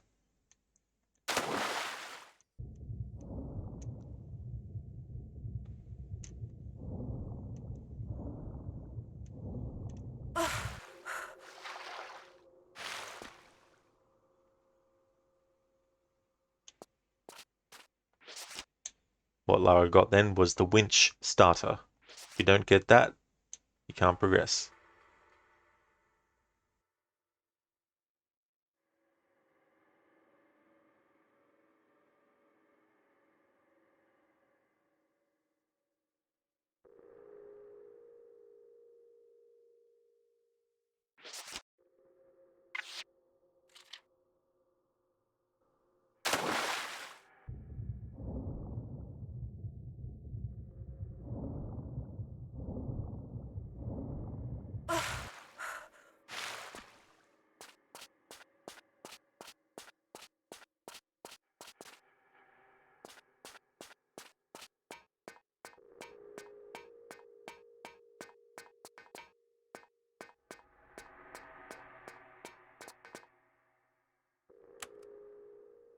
Oh yeah, June. Absolutely.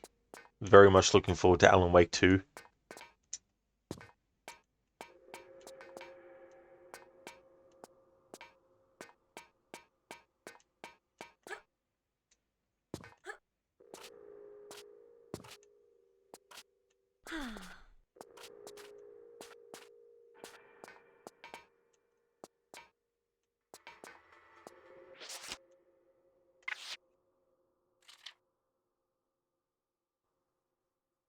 Same here as well, June. It would have been good if it was. That way I wouldn't have had to worry about um, the timing of certain games and stuff like that. Because I still have to do another Alan Wake remastered playthrough, this time in depth, and then Control, and then the Alan Wake DLC for Control, and then Alan Wake 2. So I've got to get the timing on that right for when Alan Wake 2 comes out so that I can either start Alan Wake 2 on the same day that I finish the Control DLC for Alan Wake related stuff, or the next day after.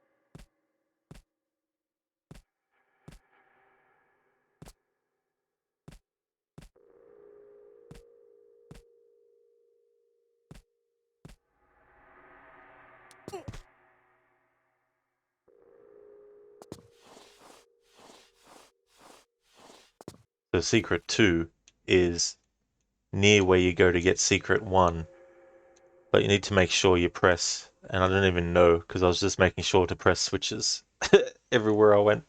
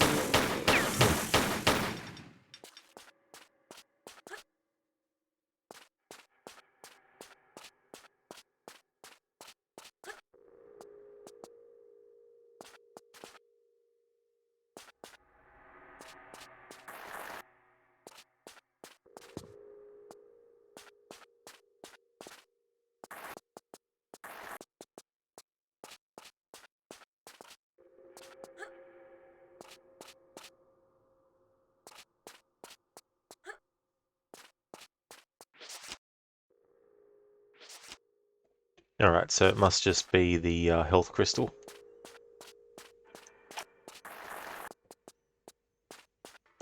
Oh no, there's an item there too.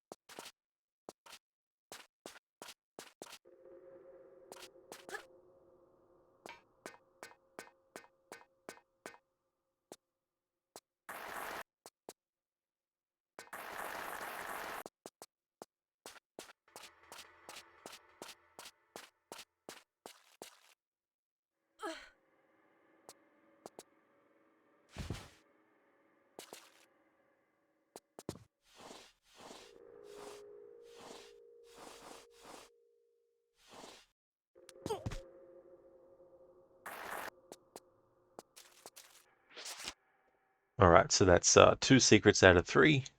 Make another save. Alright, so I need to look at the next part of the guide to see where secret 3 is. The game screen's going to freeze, but that's only because I'm actually switching off, clicking off the game screen. Jen Scheider, thank you so much for the follow. Welcome to Twitch as well. June, can't wait to see how Alan is doing, and the new character Saga seems interesting. Control is so good, and the DLC for the first Alan Wake made you feel sorry for him. Glad he's still fighting to get out. You don't think you'll replay Control in AW. You remember everything, lol. You don't know much about the Max Payne, though. Oh, that's totally fair, too, as well. But yeah, Control is such a great game, and I'm glad that they announced a sequel to that as well. So it'll be interesting to see what they cook up for that. I wonder, too, if Control 2 will have Jesse actually going out to different locations to investigate, any sort of like strange goings on and stuff. Because they could do a little bit of an X-Files kind of thing with that. But I'm very curious to see what they do with Control 2. I'm glad that they announced that as well. Afro, you were back then. Did the stream stop in the middle? Oh no, I was actually looking at the guide for the next secret, but I went to grab something to eat while I was doing that, and I dropped it on the floor, so I had to clean that up. So that took a bit longer. And then I saw where the secret was, and then came back. Now I'm looking up the guide to see where the next secret is. Oh yeah, June. Jessie's a great character as well. I really like her comments that she makes as well about things and her internal thoughts, but also when she speaks to Polaris as well.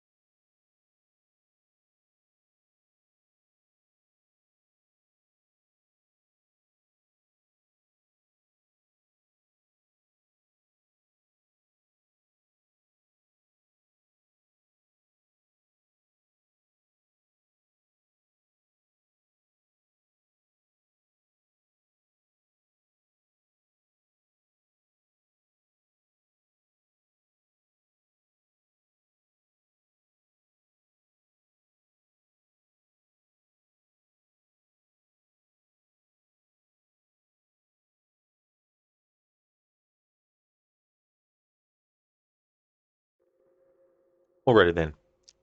Haven't actually seen where the third secret is, but there's a lot of stuff from where I am in the game at the moment to where the next secret is. And we need to go on a minecart again, but then there's a water part. And in this part of the game, bodies of water have a freeze meter. And if it gets to 0, then Lara starts to take damage and can die very quickly. So you have to do a lot of swimming underwater, really deep down. Hey there, snakes. How's things? June, Director Faden will kick ass for sure. Oh yeah, absolutely. I'm very curious to see what new abilities that she might actually unlock as well.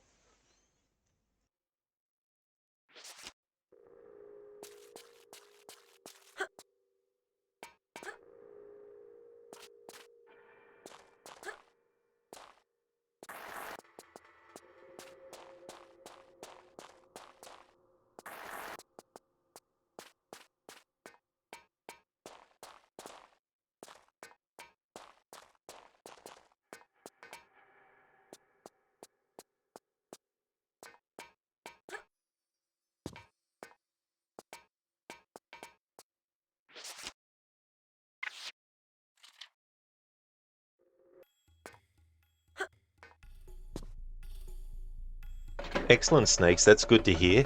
I'm doing very well myself. During October, I've changed what days my Tomb Raider streams are on, so it's on Sundays until October's finished, and then it'll go back to being on Fridays.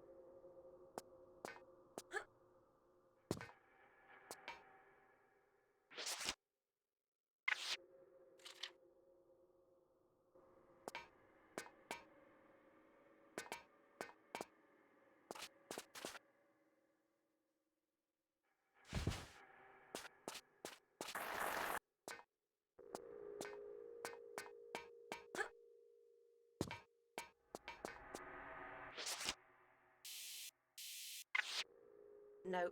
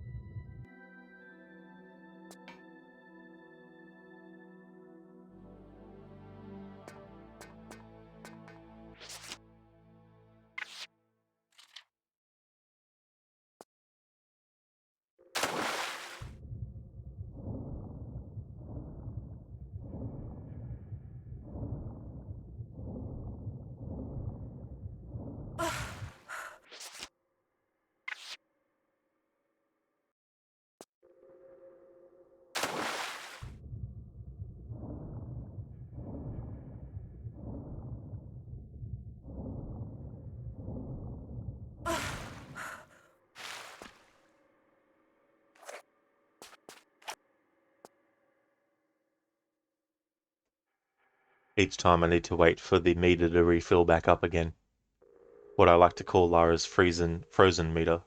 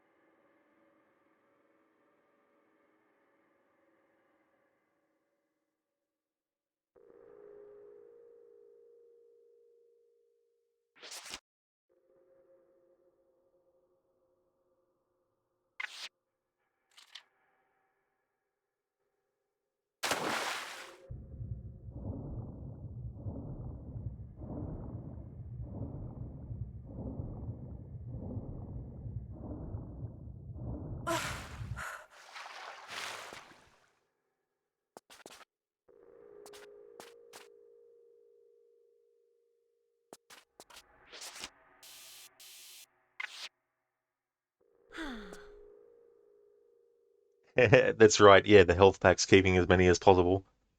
I mean, the amount that I've kept for these final levels is probably not as many as you need, but it's better to have way more than way less and get to the point where you're like, shit, I've got no health left. Better to be like, oh shit, I've got 500 health, than be like, damn, I've got no health left. Alright, so now I need to check the guide to see where the secret is. The game screen will freeze, but only because I'm clicking off to look at the YouTube video.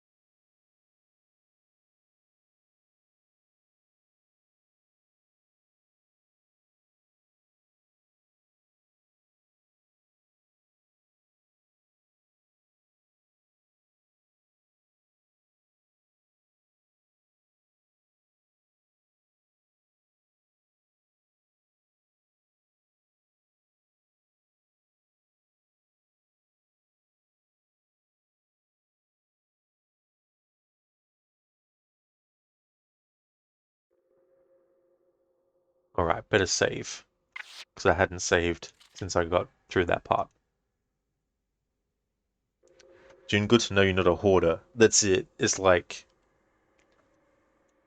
if you need to use something, use it. If you don't, and you'll never see a use for it, get rid of it.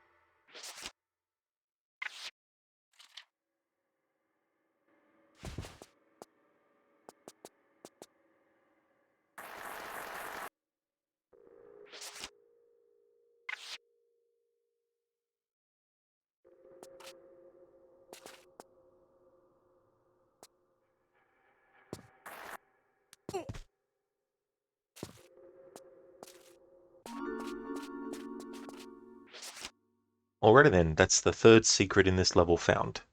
3 of 3.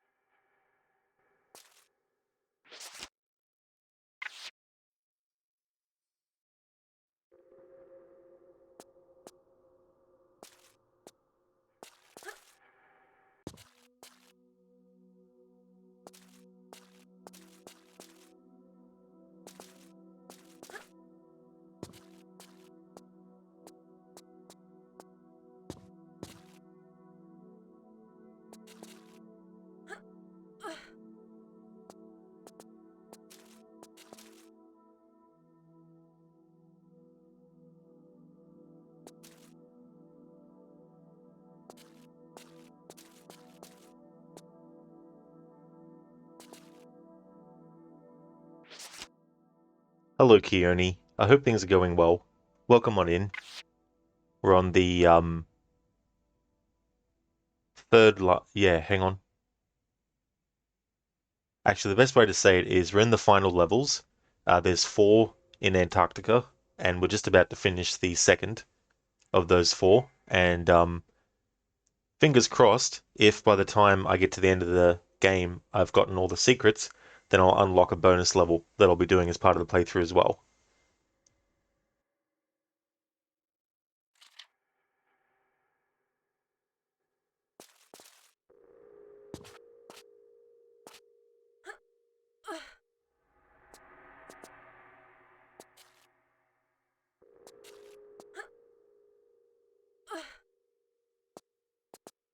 There's going to be a alarm that goes off in this game soon, so just a warning for people who might be listening with their headphones on.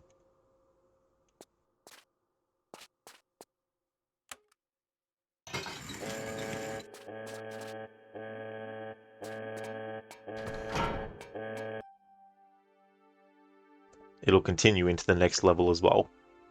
So there we go, we got secrets found 3 of 3.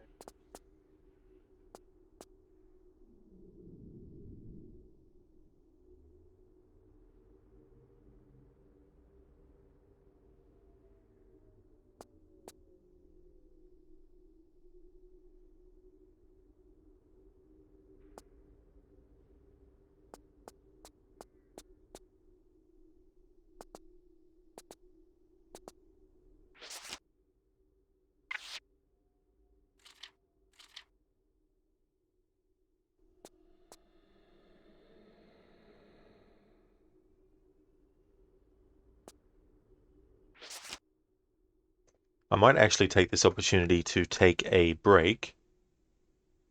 Once we finish this level, the next level after is basically the boss fight for the final boss in the game. So I'll take a break now, and then that way I'll be able to keep on going until we defeat the boss, and then hopefully, if I've gotten all the secrets, but I've been double checking as I've gone through to make sure that the statistics for each level says that I've gotten however many secrets out of however many that are in each level, and then unlock the bonus level, and then do that as well as part of the playthrough. So I will take a break. I'll take a 15-minute break and be back soon. While I do that, though, I just want to leave some Tomb Raider 3 music playing, and also put my Be Right Back screen up as well.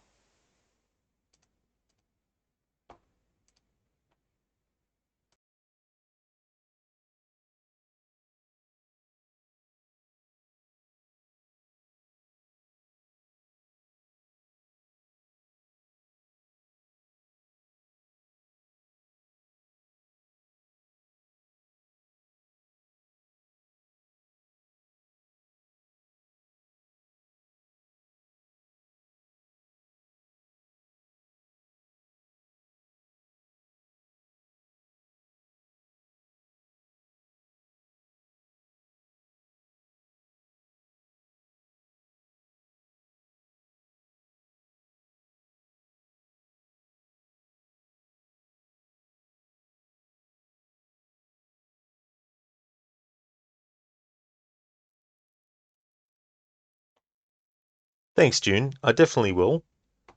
I'll be back in 15 minutes to continue. Here's some Tomb Raider 3 music while I'm gone.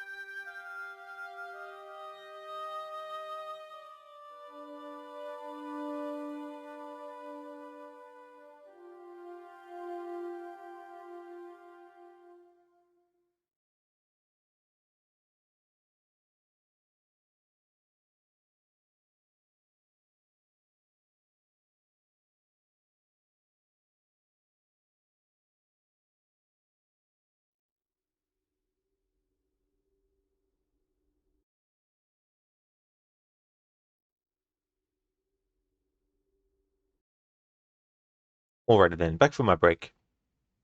The game screen will be frozen because I need to check to see where the first secret is in this level. But we're in the third Antarctica level. After this is the final boss, and then hopefully, if I've gotten all the secrets by the end of the final level, then we'll be able to unlock the bonus level and then do that as part of the playthrough.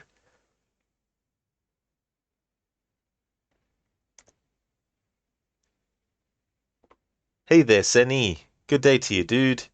How's things going? How's your Sunday going? Thanks for the welcome back, Brutus and Snakes. Thank you so much. Gonna go and have a look at the guide, so the game screen will be frozen while I do that.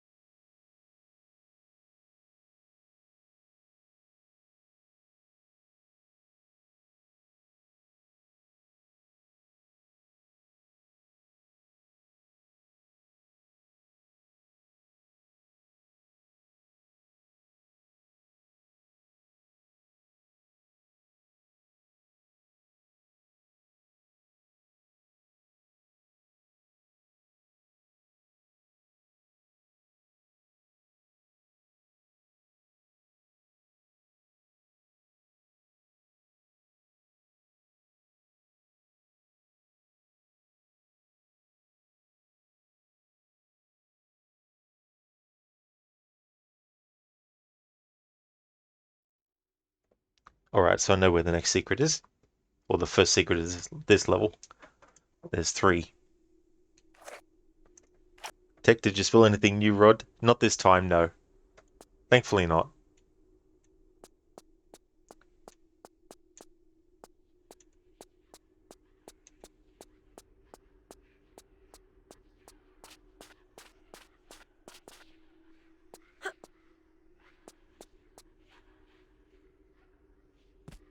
Hey there, game. Thank you so much for the raid. How's things? Tech, no new spills. Progress then. Welcome back. Thanks for the welcome back, Tech.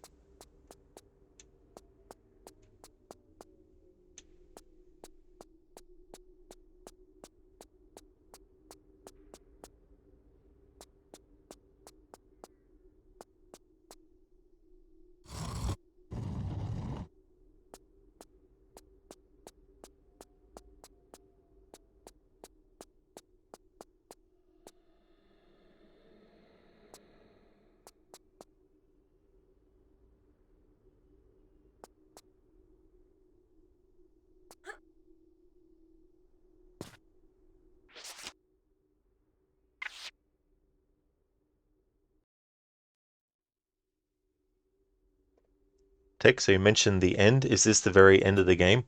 This is the final level before the boss fight.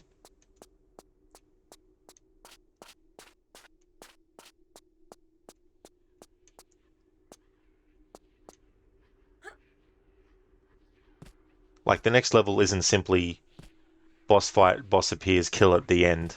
There's still some, like, gameplay that needs to be done beyond the fight, but we're very much in the second last level. Is the boss fight difficult? Depends on what weapon you have. I've got saved up Desert Eagle. I've got 171 Desert Eagle ammo. You don't need that many, but you need quite a few shots. That's probably the best weapon to use against him.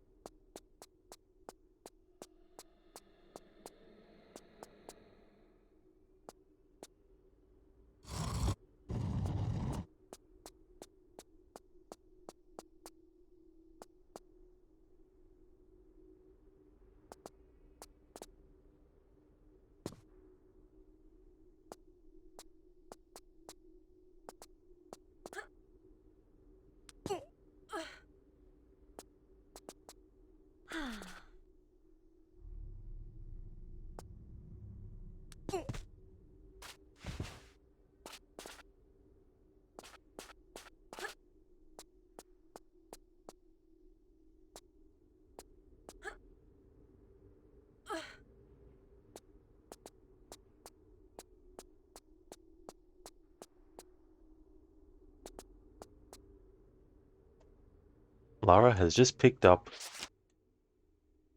the Yuli key.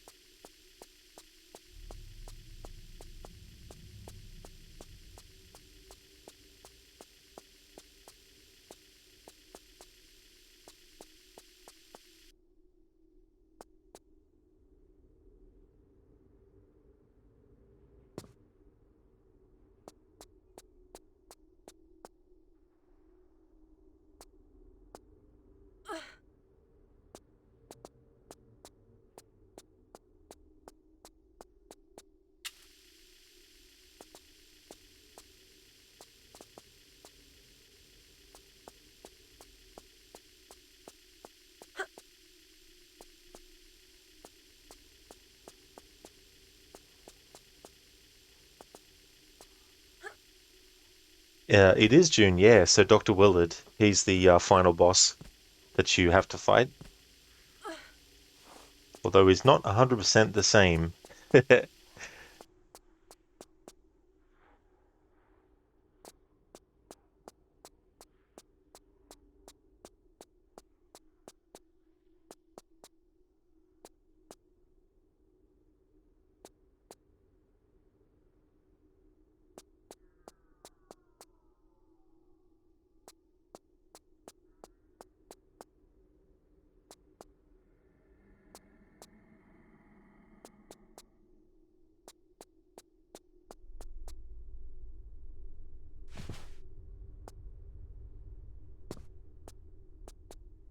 This is where I'd forgotten to go. Here we are. That's better. That makes that wall come out and have a ladder that you can climb on it. Hey there, Star. How's things? June, what weapons do you have? So we got the dual pistols, the shotgun, the Desert Eagle, Uzis, MP5, rocket launcher, grenade launcher, and the harpoon gun. Star, do we get to see Yeti? It's late, nearly 4 a.m. You've been up since 8 a.m. Not... Actually, I guess you could classify them as, maybe, I think. I think you could classify them as a form of Yeti. And that's definitely been awake for a while. That's for sure, Star. You must definitely be tired. Got a lot of ammo, thankfully, June. The Desert Eagle, you don't have to have as many bullets as I do for it, but I think you need to at least have 50 or 60 if you're going to use it against the final boss, because he does take quite a few shots.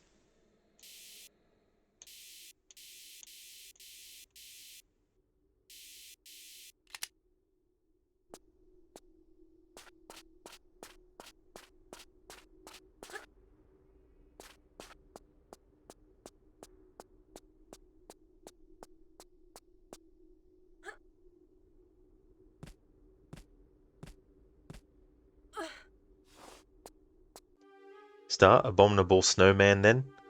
Not necessarily, but you do fight like mutant type creatures in this. Tech, what is the Bigfoot, Tall Man, Yeti, etc. called in Oz? I think just that normally. Like, I don't think we have a special name for it ourselves. I think we just use whatever other places use.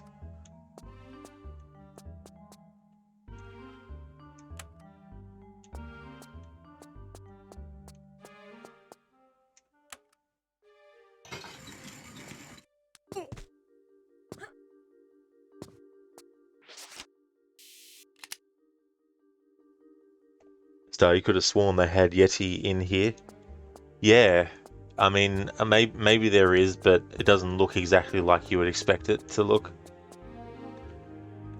Google says you call it a Yowie. Ah, yeah. Yeah, that's something I've never heard in a long time, actually, that word.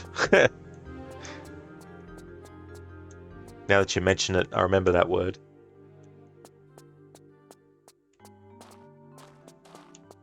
On the PlayStation version, there's an unlimited amount of these buzzing enemies that fly out.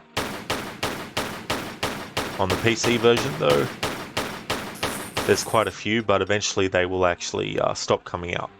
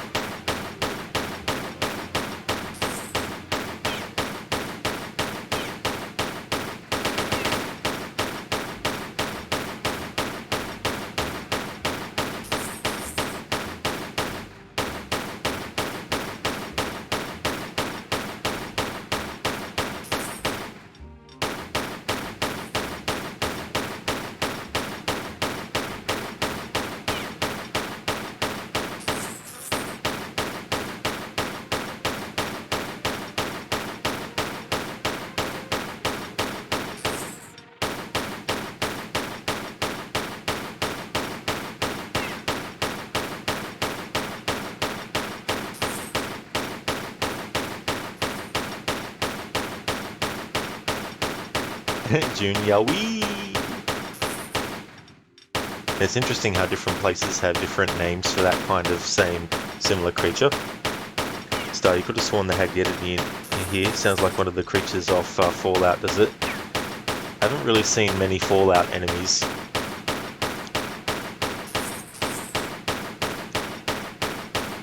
We've had some big hulking enemies though that we have faced in this.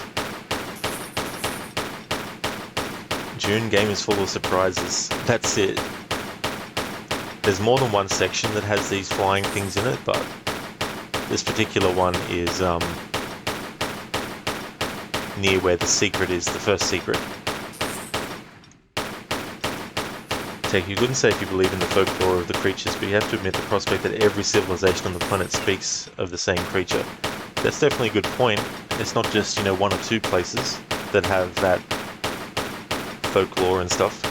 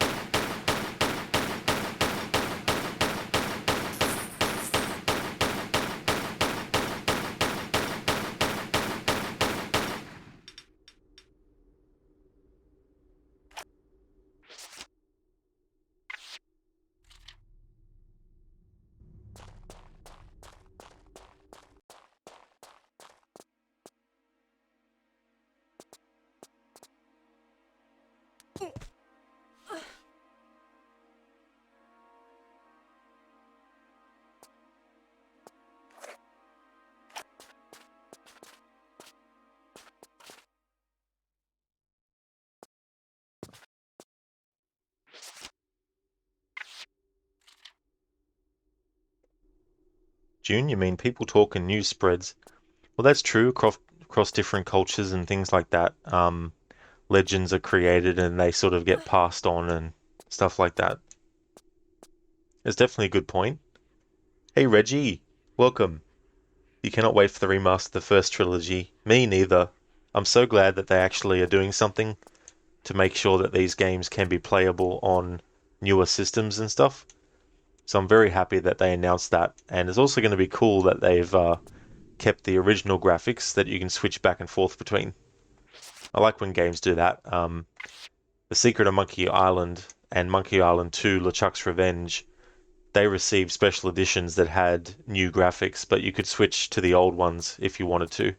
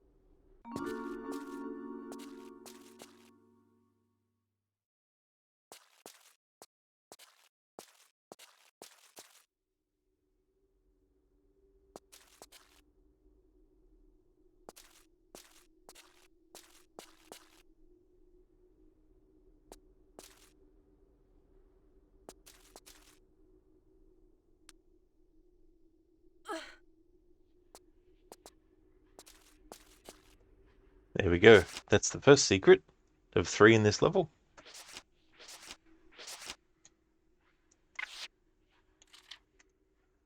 June, same. Lara has cute outfits and lots of weapons, it seems. Absolutely. In the first game, you just have Lara wearing the one outfit from start to finish. And then in Tomb Raider 2, they introduced the idea of having Lara wear different outfits at different points in the game. I think. Or no, it was this one. Yeah, I think it was this one that introduced that, sorry. In Tomb Raider 2. No, hang on. No. Tomb Raider 2. Yeah, Tomb Raider 2 you have... Yeah, Tomb Raider 2 was the first one to introduce different outfits that Lara would have as she went through the game. Had to second guess myself there. Yeah, tech, here we go again, lol. June's secret. Absolutely. Yeah. It's funny, like, earlier in the game, there's some invisible ledges. I mean, you can see them if you use your, if there's any heat source on it. Detect the invisible floors. Gets you every time. June 2 had an ice level.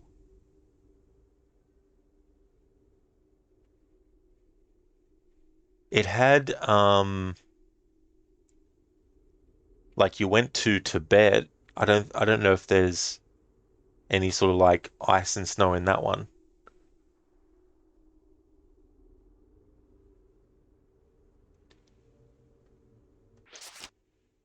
Tech, using the same logic from 2, can we see the floors with a flare in hand? You can, Tech, yeah. Yeah, you just use that if you want to see it.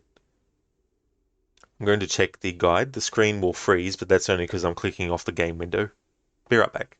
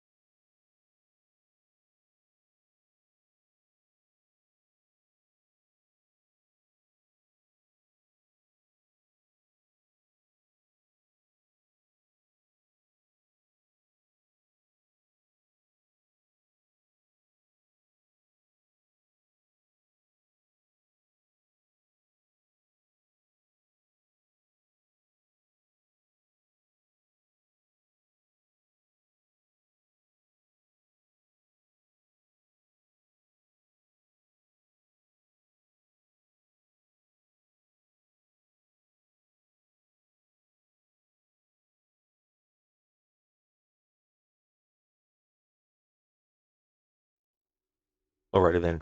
So the next secret is in a spot that seems to be quite complex. There's a lot to do before even getting there.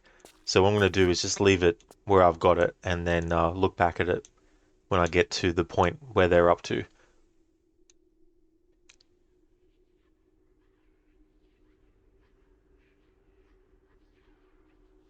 That's right, June. Yeah, the bomber jacket with the shorts in Tomb Raider 2. Take if you stood in something invisible, you would immediately fall from pure overcompensating your balance. Yeah. It reminds me in games where you can balance on something and sometimes you overcompensate. June, why would they invisible floors sneaky? Yeah, that's the thing. Like putting them there where you wouldn't even think. You know, you're definitely looking up the guides when the remaster comes out. I don't blame you, June. Yeah, it definitely comes in handy. There's a lot of labyrinth like spots in these games too that can be difficult to get through. Tech, you wonder how much the guides go for, either for pure info or nostalgia. Not too sure, Tech, to be honest, like physical game guides for these games, especially for when they came out. June, wait, the guides are official. You're thinking like walkthroughs on blogs or something. Yeah, I mean, there might be like official guides that you could have bought back when the game came out. But I'm certainly using like an online one, a YouTube one.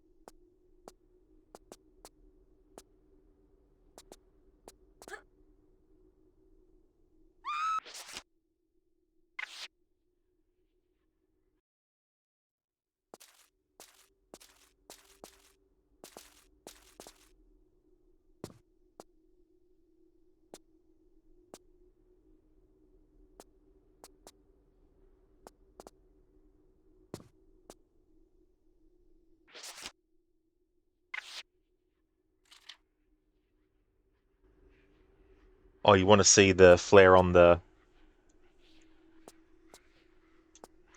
Where's the next one? There.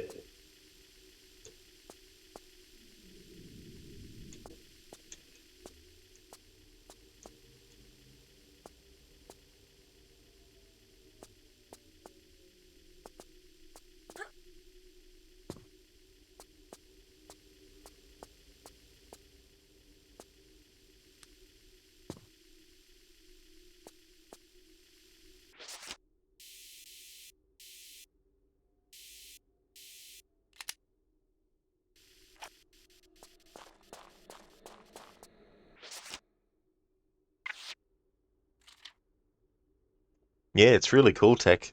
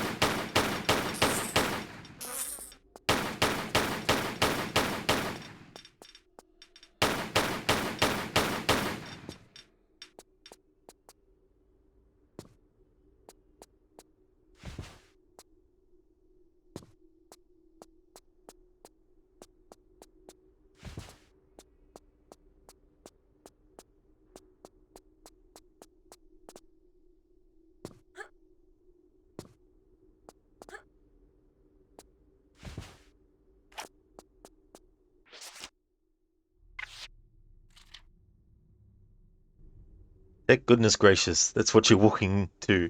That's it. That's what you got ahead of you in this game from where you're up to. The end of these games always looks completely different than the beginning goodness. Oh yeah, absolutely, and this sort of like level has some quadrants you need to go and do, which each have their own set of like environments and also traps in them too.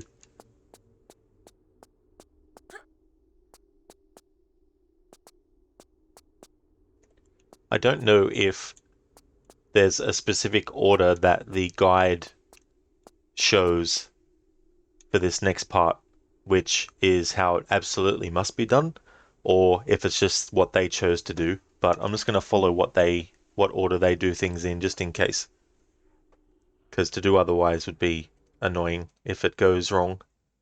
Thank you, Stone Man, for the follow.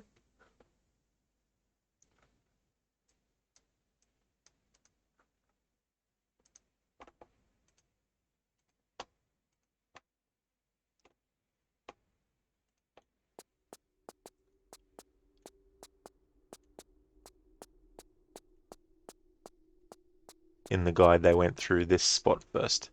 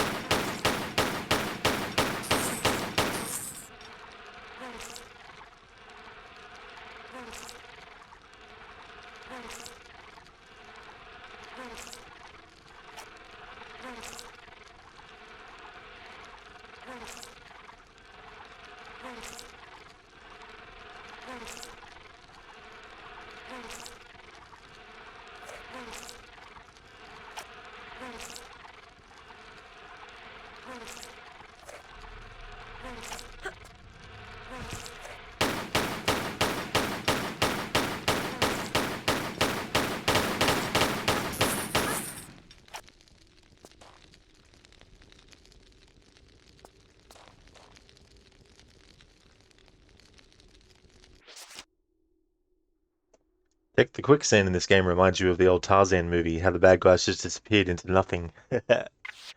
Yeah, that old trope as well. Being stuck in quicksand and will they survive?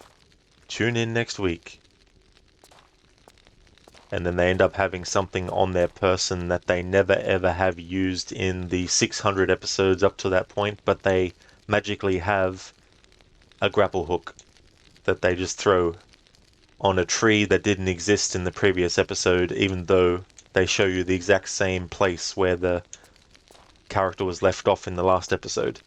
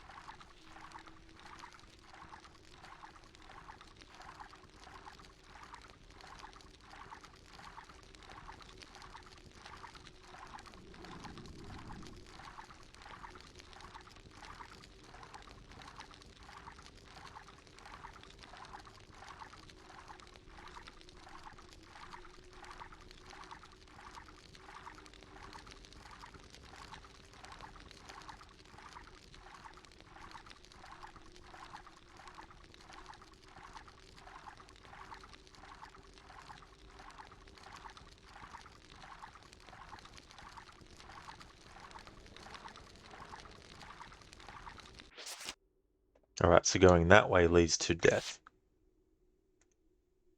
Whereas going the other way, Lara doesn't have the meter appear, which would normally appear if you're underwater. Oxygen meter.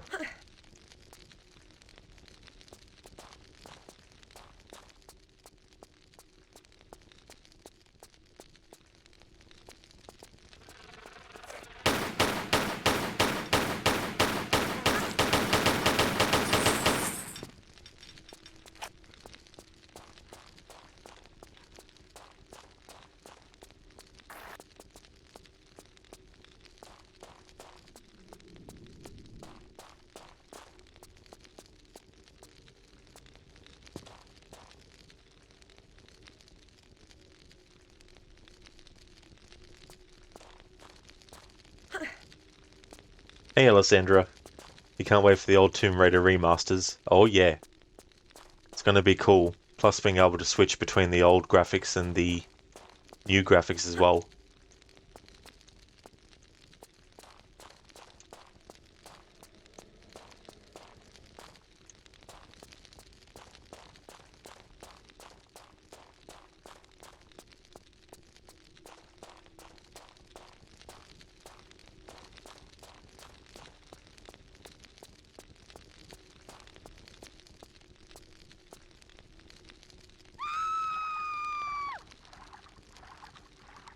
Alright, I didn't realize you could do that.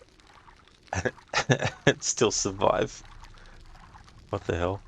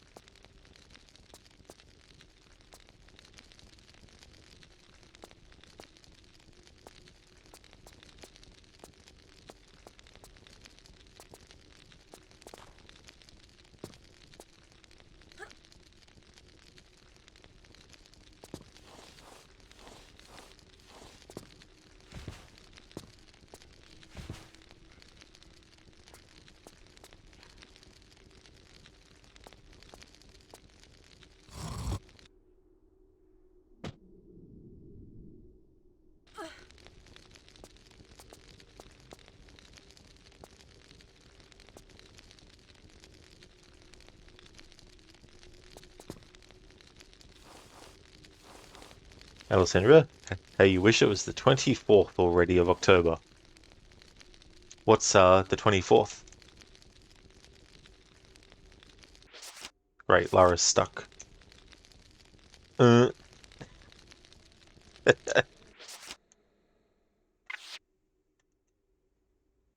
That's okay, Snakes. I'll see you when you get back.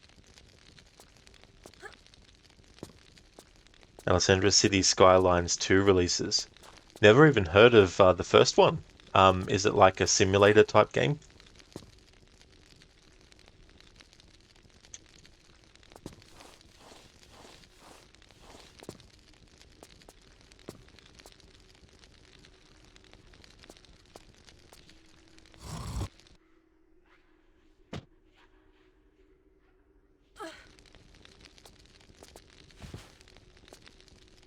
You have to build an entire city from scratch. Ah, so it's like the Sim City games and all that type of stuff.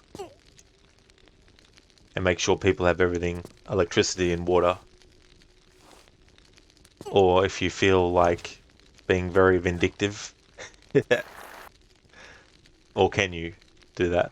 Discharge dirty water, garbage, all that fun stuff.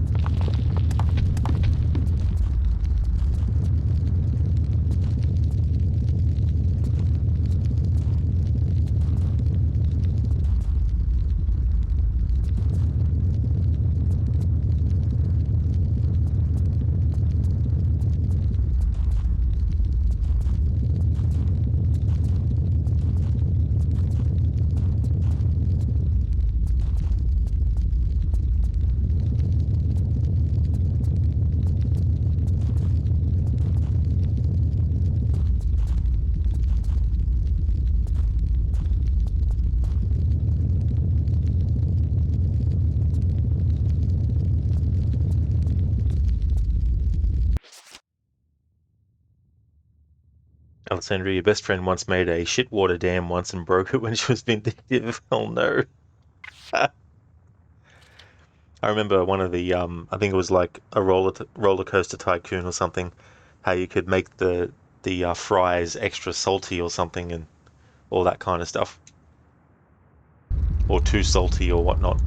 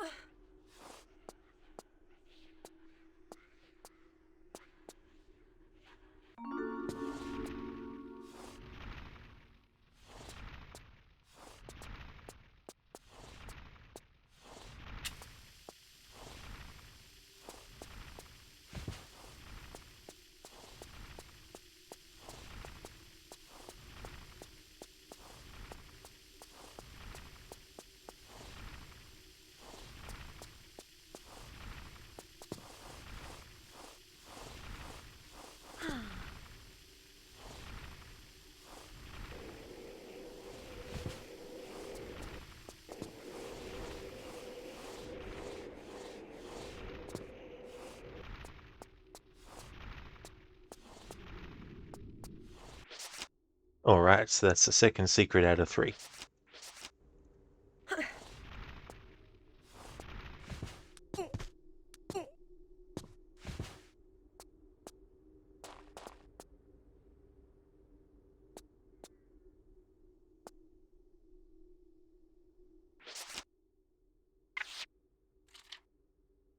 Now I need to check the guide to see where the third one is. Be right back. The game screen's going to freeze, but that's because I'm clicking off to look at the YouTube video.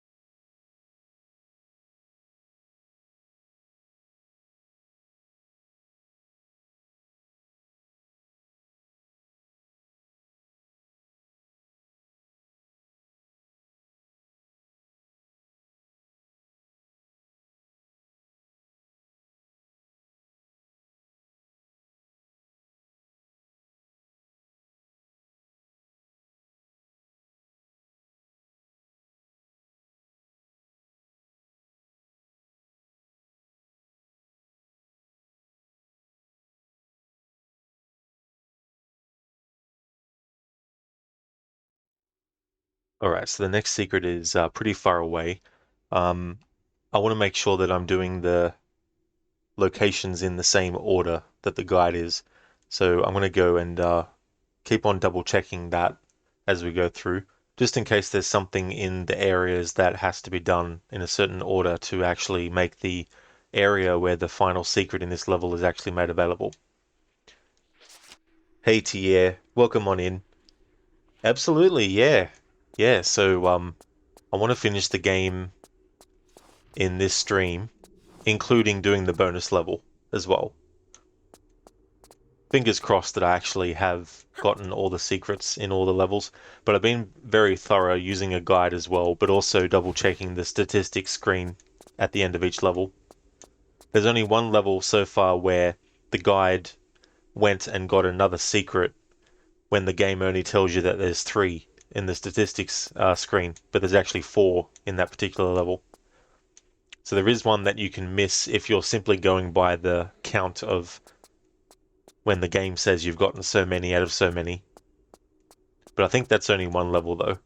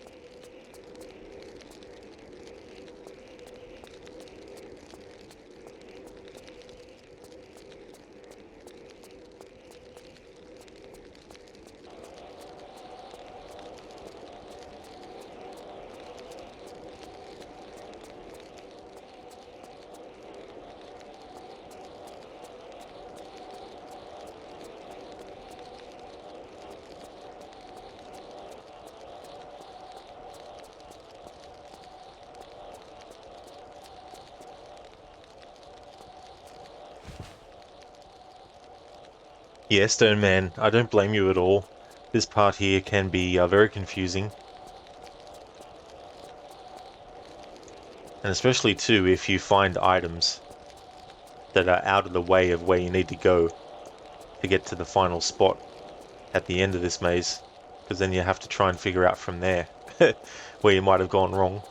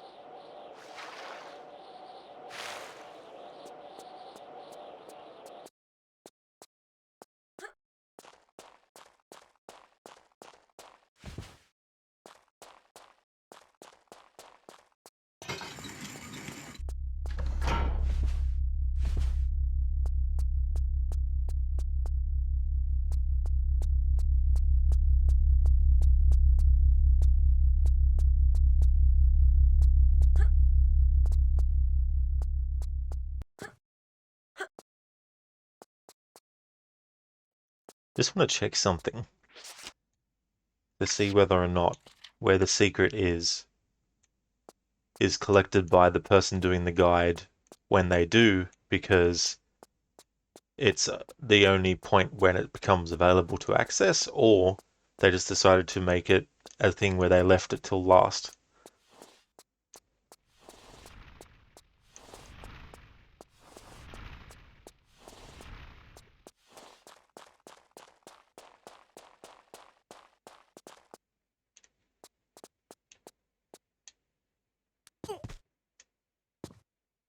No, looks like they might have just left it till last just because they wanted to. Not that it was any specific order that things needed to be done in. Unless there's a door that's closed. Yeah, that's what it is. Alright, so you do have to do other things first. It's not just a case of, hey, this is the spot where it is, you don't have to do anything beforehand. This is where we need to go. This is where the next secret is, behind that door there.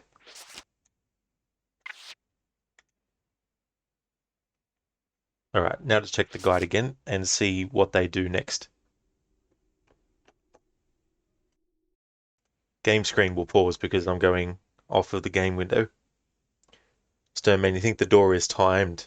Okay, that could be a possibility.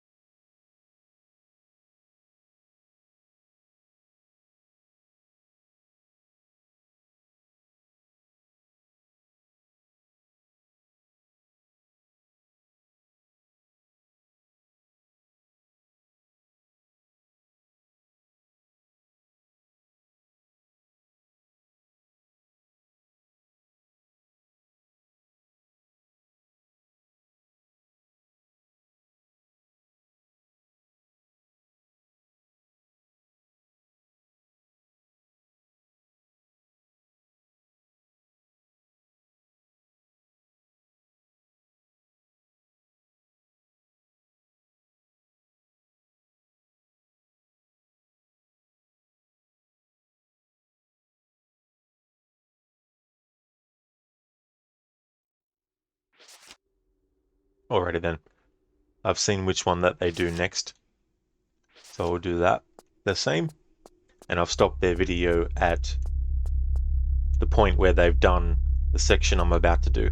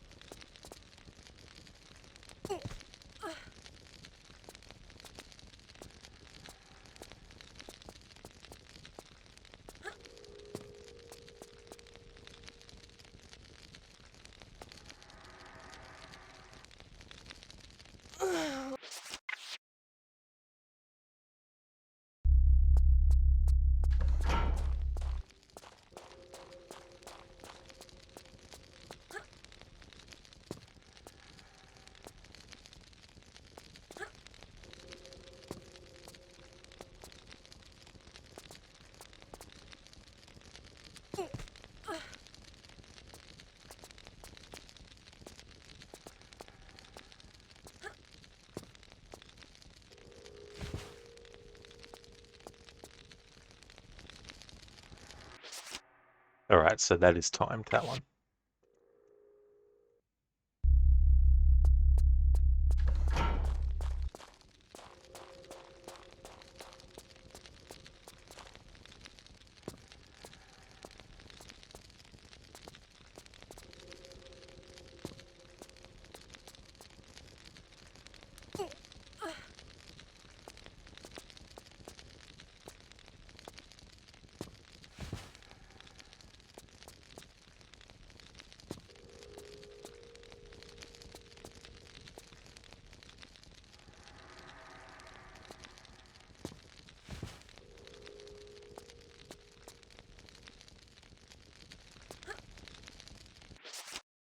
No.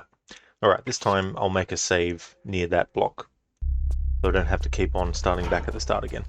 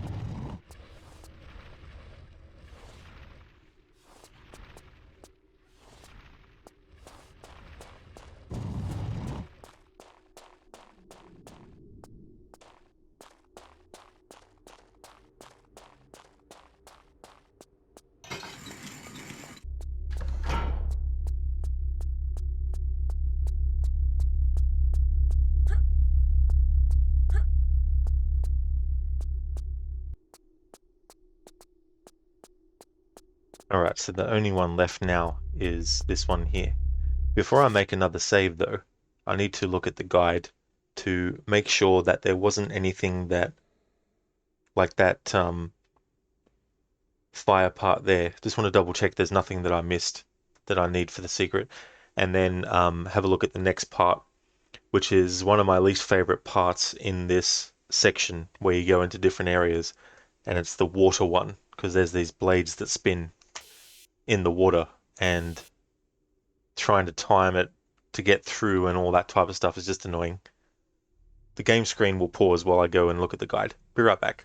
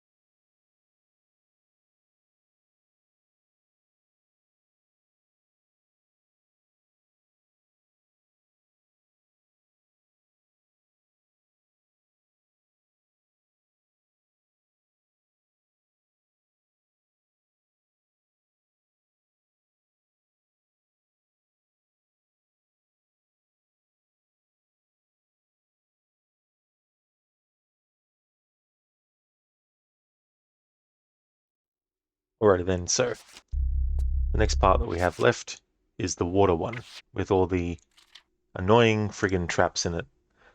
And then there's another section that they go through in the guide before even getting to the next secret.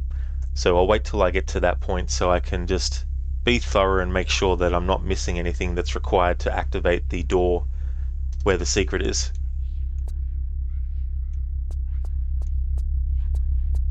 Snakes, the story in Mirage is getting juicy, oh boy. Yeah. But the question is, how will it end? But not really, because I don't want to know. But that's good that it's enjoyable.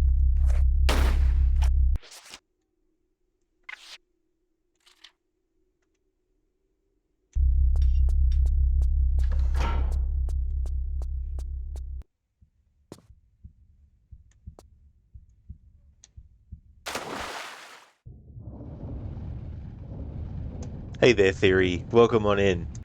How's things?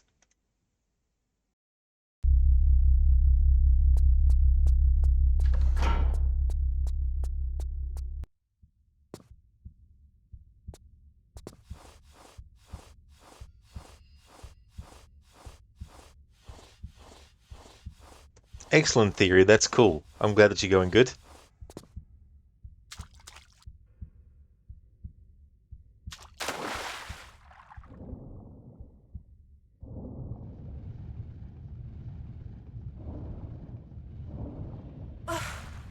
That was tech. Yeah, that was actually luck. I didn't know that you could do it like that. So that was a bit of a fluke.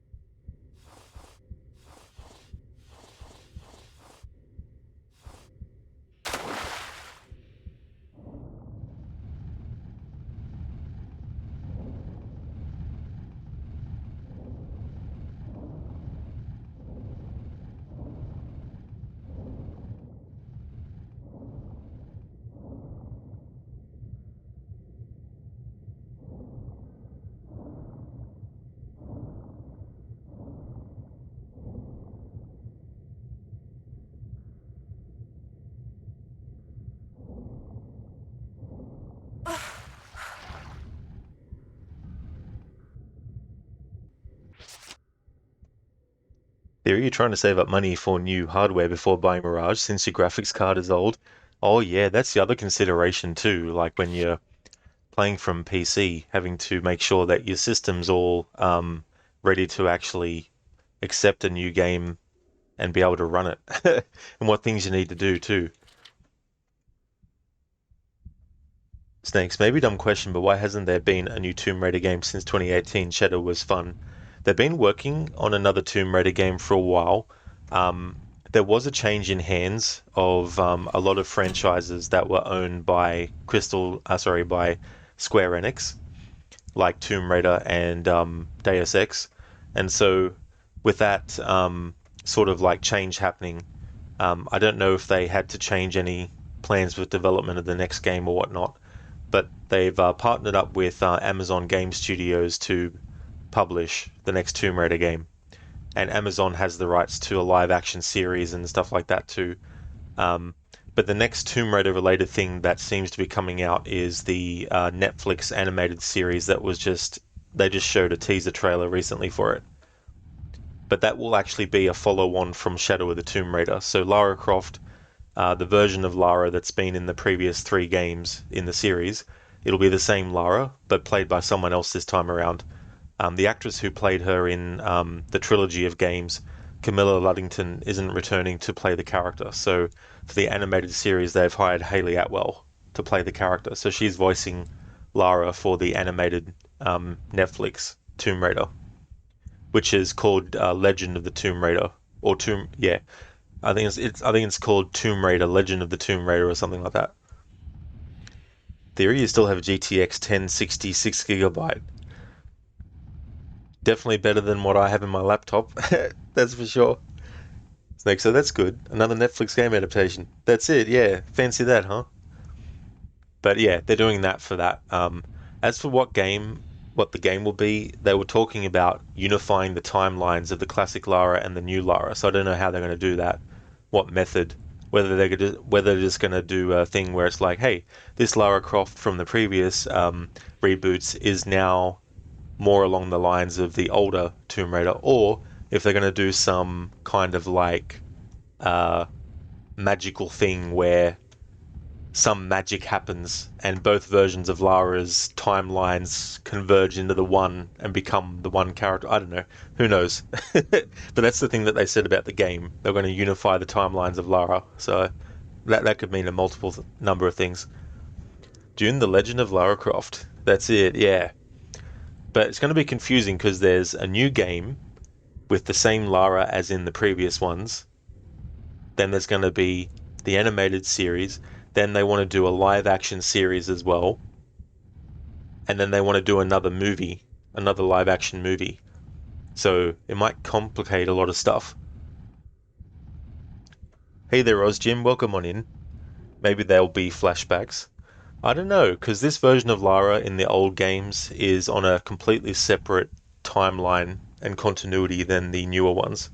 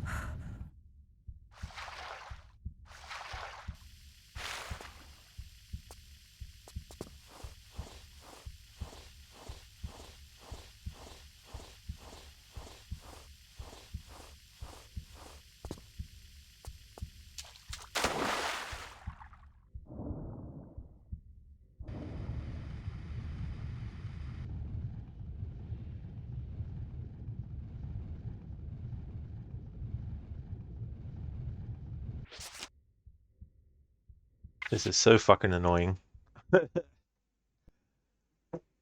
Like, fuck me dead. I've pulled this lever, and it can't be pulled again. It's not on a timer.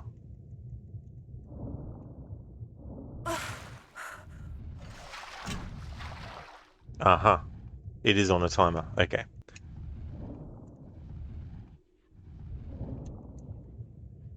No wonder why. I pulled the lever, and then I was gas bagging, and then didn't hear the click to say that the door that had opened was closed. So I thought I had all the time in the world. Here we go.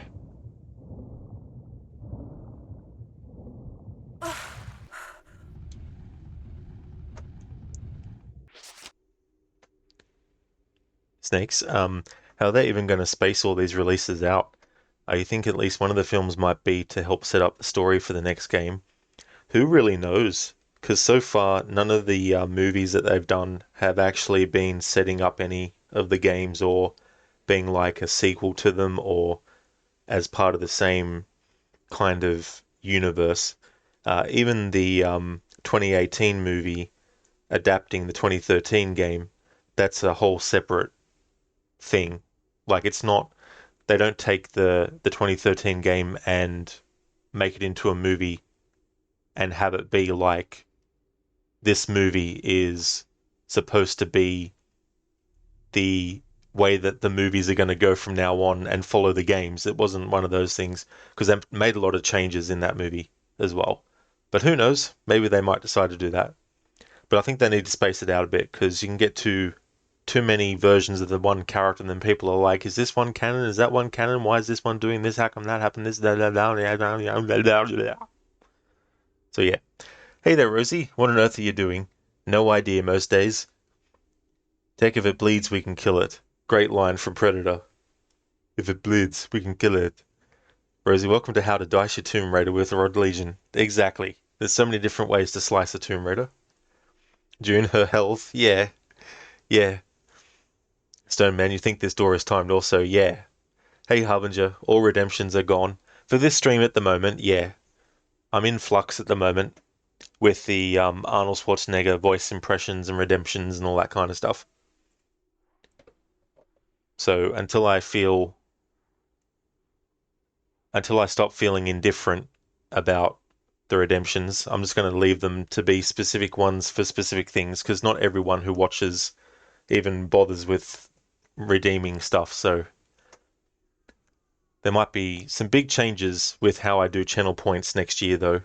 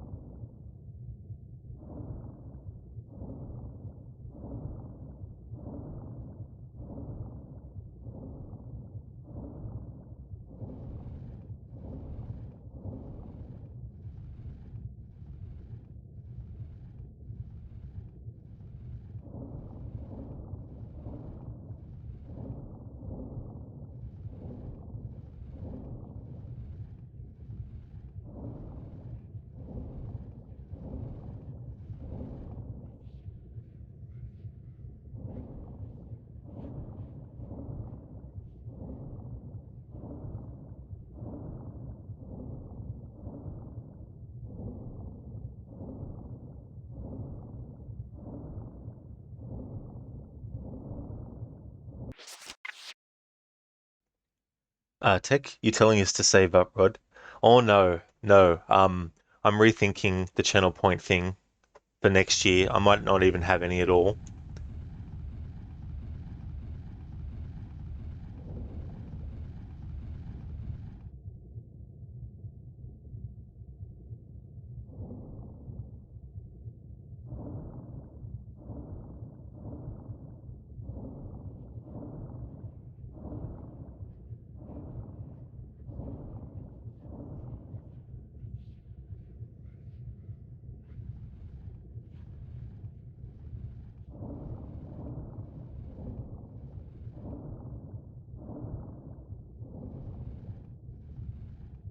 No, Rosie, a hot dog costume redeem coming up. No. Although that makes me actually want to eat a hot dog now. I haven't had one of those for a long time.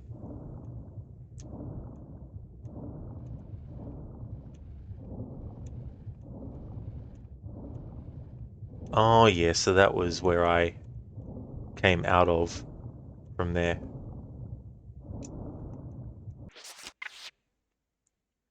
Tech Lara is swimming in her cold clothes. Meanwhile, you'll leave a social interaction if your socks get wet. Yeah, that's the other thing too, like the laundry that has to be done when Lara gets back from her exploits.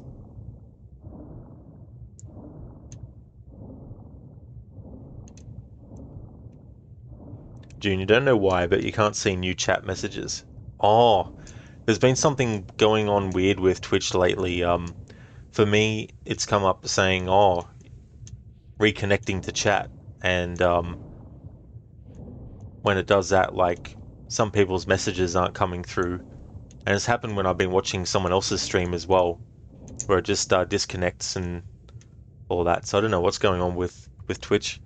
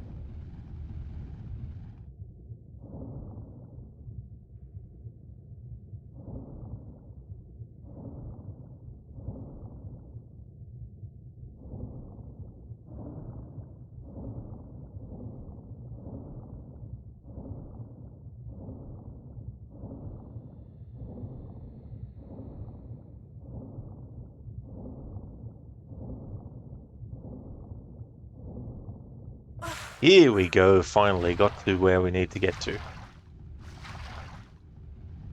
I absolutely hate that one.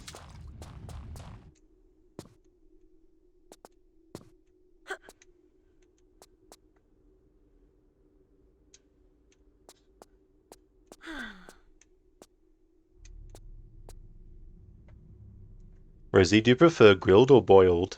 That's what the butler is for. That's right. Put him in the walk-in freezer. Good old Winston. He loves that when that happens. I don't actually have a preference, I don't think, Rosie, for hot dogs, to be honest. Whether they're grilled or boiled or not. I don't mind having them with, like, melted cheese on them as well. June Jennifer Coolidge makes you want a hot dog real bad. Weird, you can only see your messages. Oh, really? Just yours? That is very weird. Tech dying in a Tomb Raider trilogy, future Tomb Raider games dying. It's a feature! It's not an error, it's a feature. Lara died. Thanks for the GGs. It's good to get past the water part. It's so damn not. Well, I mean, I'm not out of the woods yet because there's still water stuff I need to do, but that's the final area out of the 4 that I need to visit.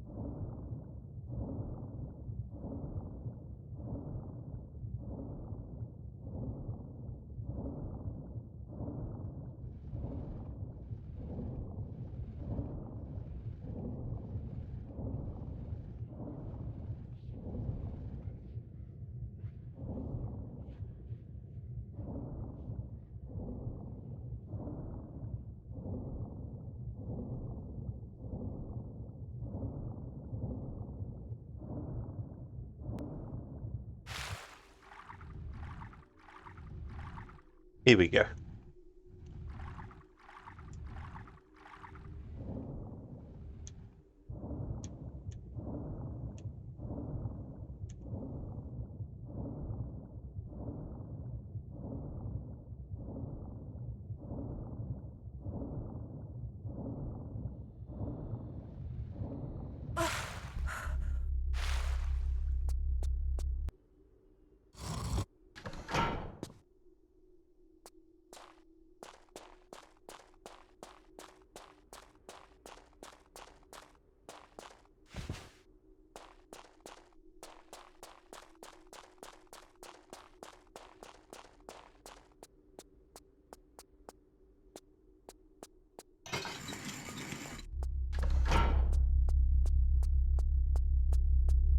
Alright, so finally did that part there.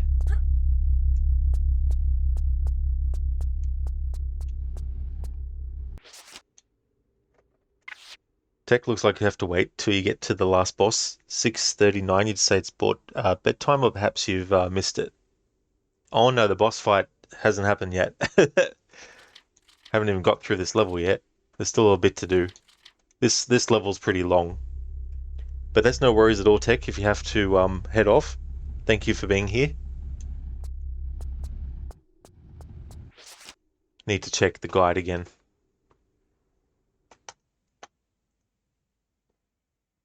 Oh, you've missed the time to sleep. Oh, I see. I get you now.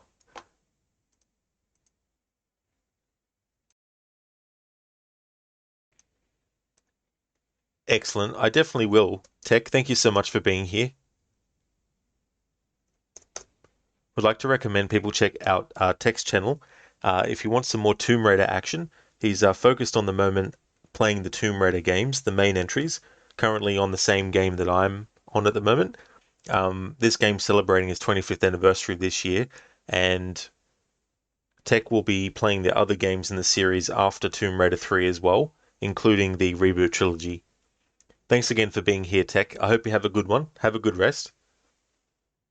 The game screen is frozen just because I'm going to switch over and have a look at the video guide to make sure that I'm doing everything that needs to be done to get this third and final secret in this level.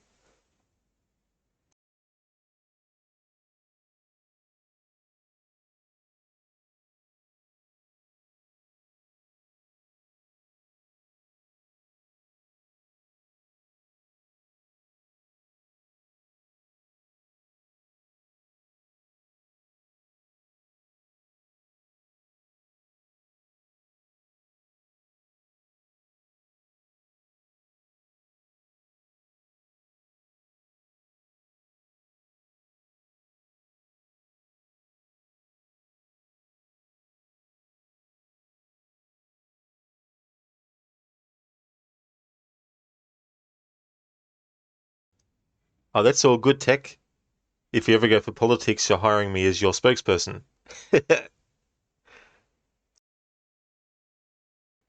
No worries, Tech. You have a good one.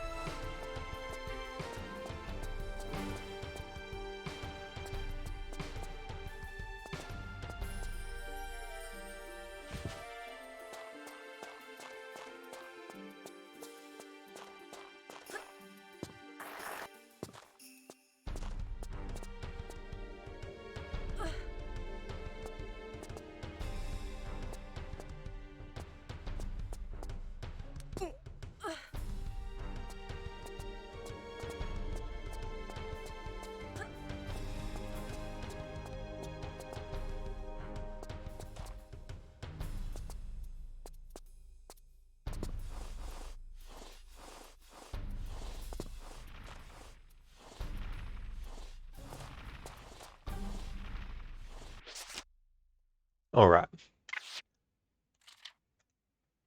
Want to make sure that I get the steps for this part done in the way that they need to be done, so I don't spend another hour on one little section. Lizzie, you're having major regret that you didn't pre-order Assassin's Creed Mirage, but you have so many other games you want to play first. Oh, exactly. That's definitely understandable. If there's heaps of games that you already want to play, and also games that, you might want to buy first, and, how much each costs, and whether one's on sale or not, and all that kind of stuff.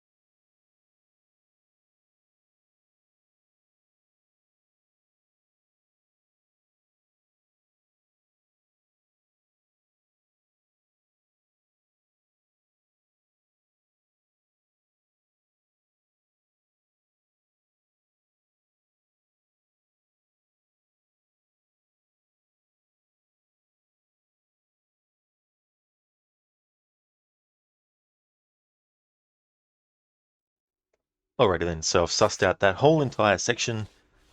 Don't know if I'll remember every single thing that I saw, but we'll see how we go.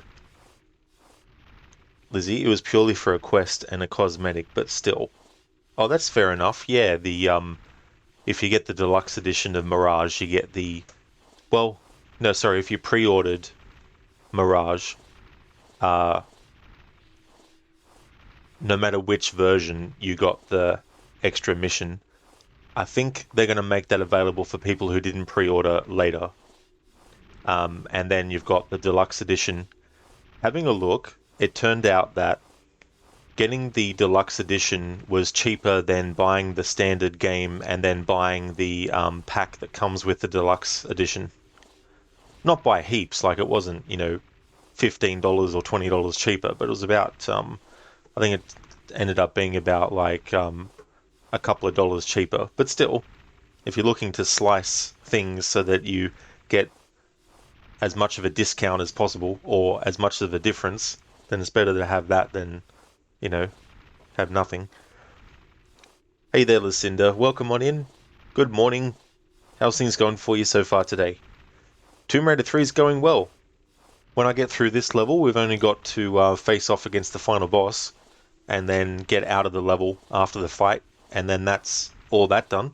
And fingers crossed I've gotten all the secrets, and then I'll unlock the bonus level, and then we'll do that as well. So I'm going to push to finish it today.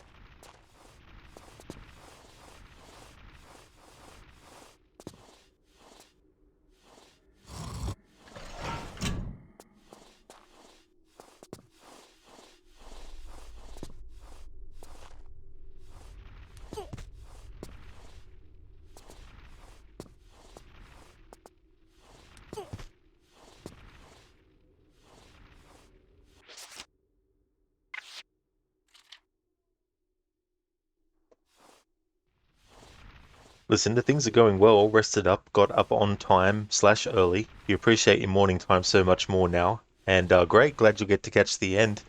That's true too. Getting into the swing of things and being able to appreciate, since you're working again now, appreciate all the time that you get as much as possible before you start, and after you're finished and all that kind of stuff too, as well. Glad to hear that you rested up also. Cons, you can buy the deluxe pack separately for, you think, £7.99. Well, that's pretty good in pounds. I think for us in Australia it was $14.95 to buy it separately, I think.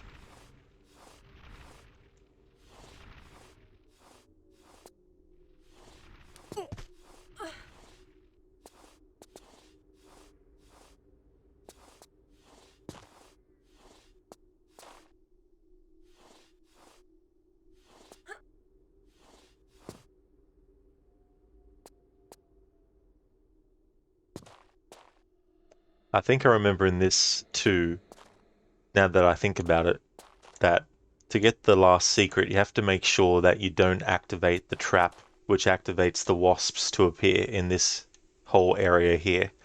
And it depends on where you touch the ground as to whether or not it activates it.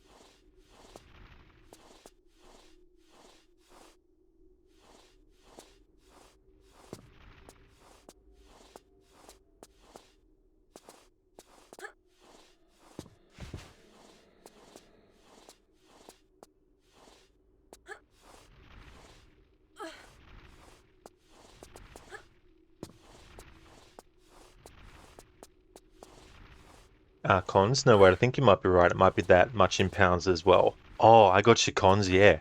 Because I wasn't sure, because I was thinking that different parts around the world having different kinds of like prices. It might be cheaper in pounds than in dollars, like Australian dollars and stuff.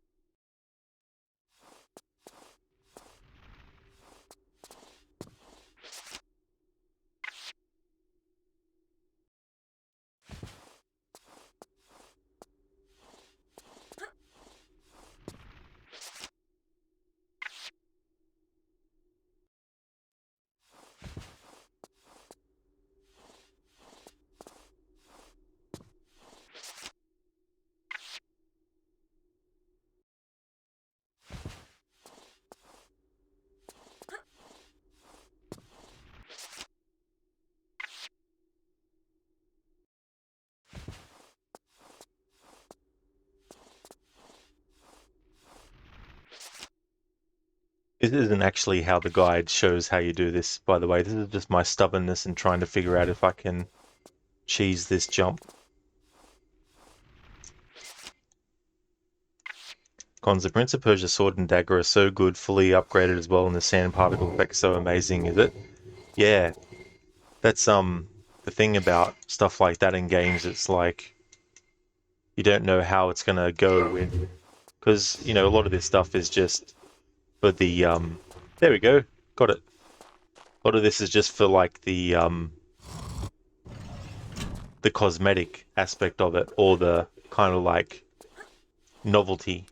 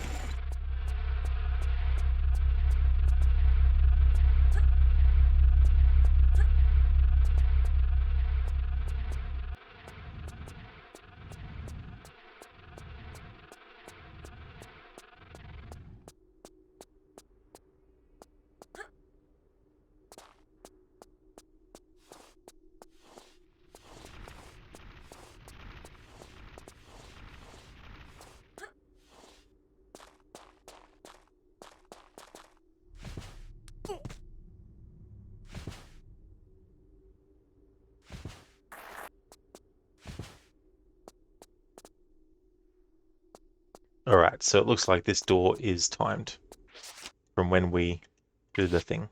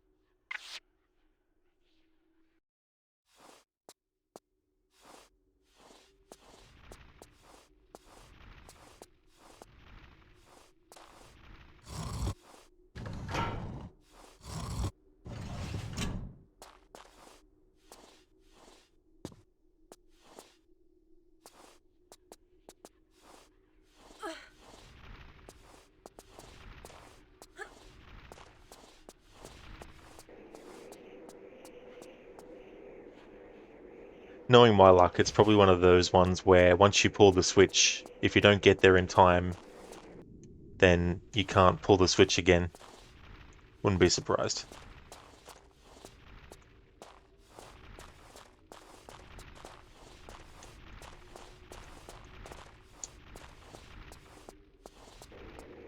Which would mean I'd have to do the whole level. Oh no, I see. So it is timed. It's not a one-off thing. It's just that the time hadn't passed before I could actually pull the lever again.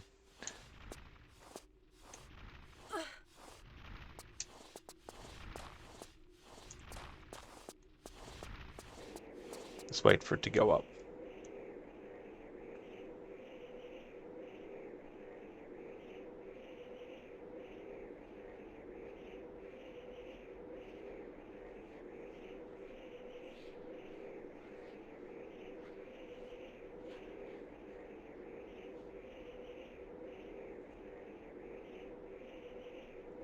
Unless it only went up because I pulled the other lever. Oh no, it just went up then. Right, now that I know that it's timed.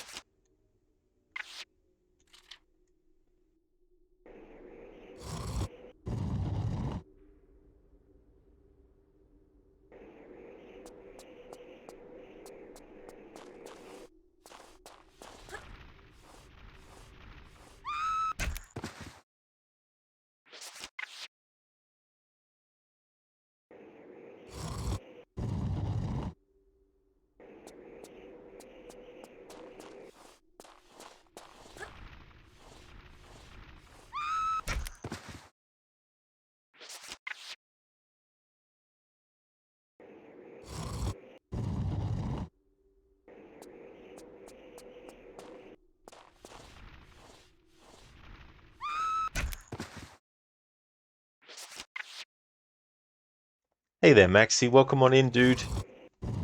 How's your Sunday coming along?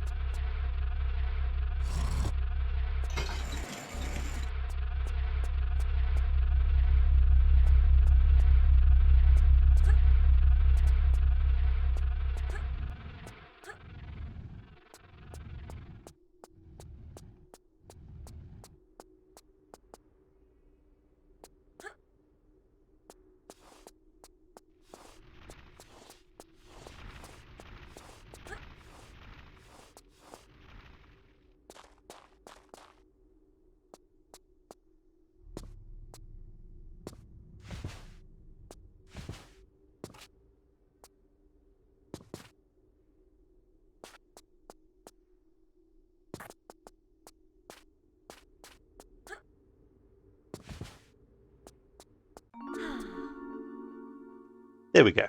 That's the third secret. It's on a timer. So that lever that I pulled at the start, you have to get all the way to here before the door closes.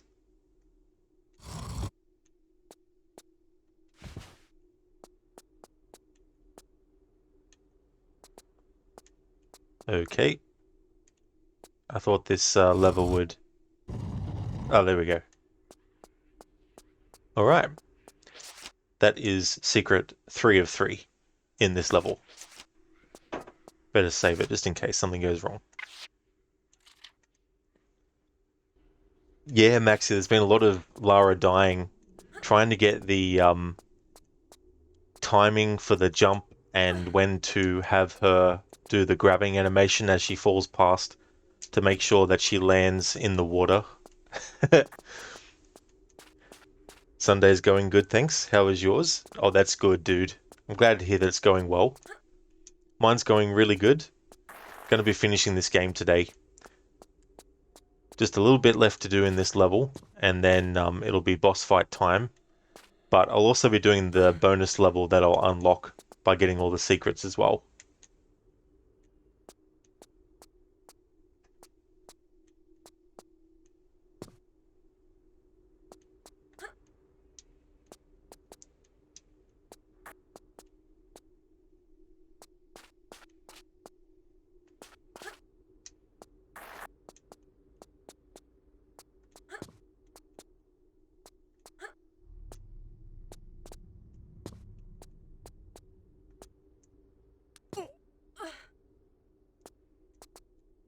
Stan, did you complete map stuff on Mirage?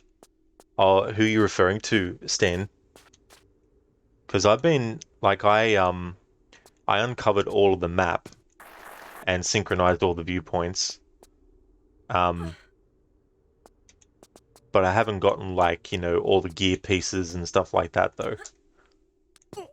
But I've been giving it a bit of a thorough playthrough in that regard as well, not just what I need to do for the story and stuff.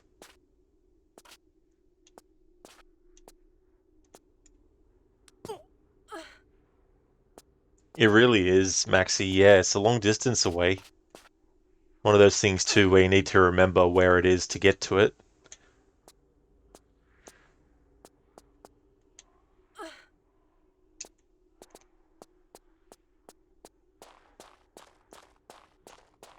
Stan, there was something exciting. Yeah. Well, I don't want to talk about it even if I have found it, because some people haven't played the game yet. And I don't really sort of like talking about spoilers necessarily for a new game when I'm not even playing said game as well.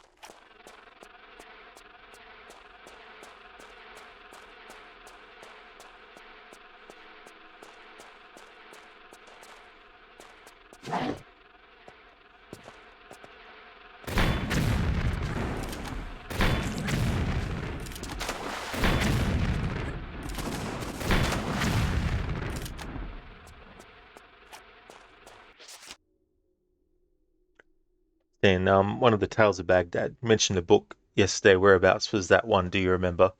Not too sure, to be honest. I can't really remember.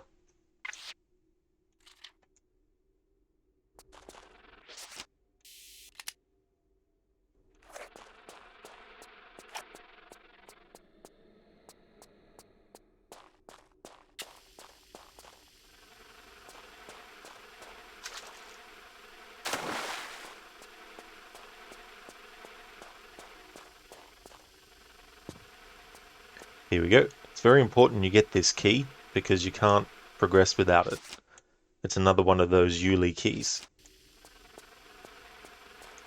Now we go up where I came from and put this in there. And then I should be safe to actually insert the artifacts that we've received, that we've collected.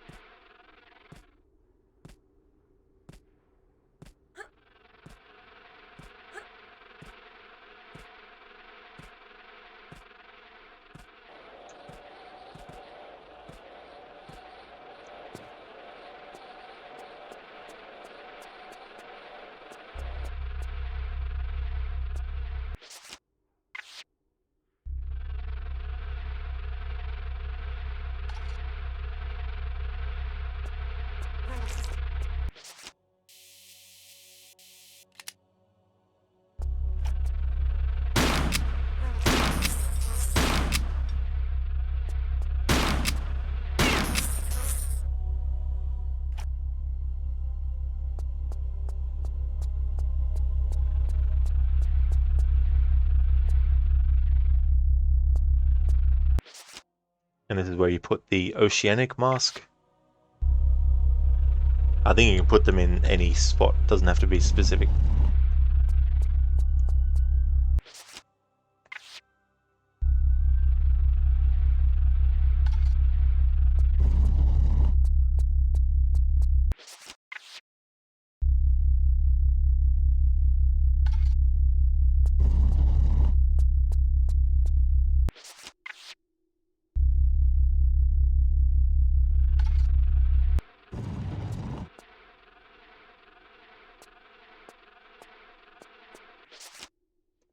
Alrighty then, so gonna go and make another save.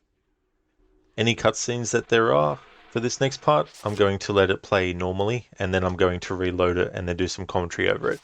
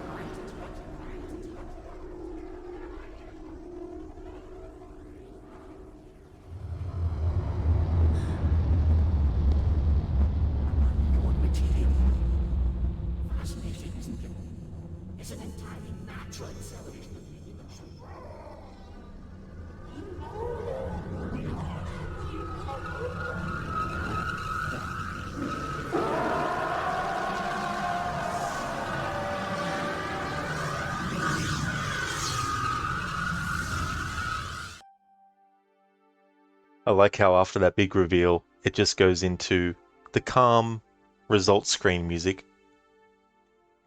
Alright, so I'm going to reload my save and then talk about what we just witnessed.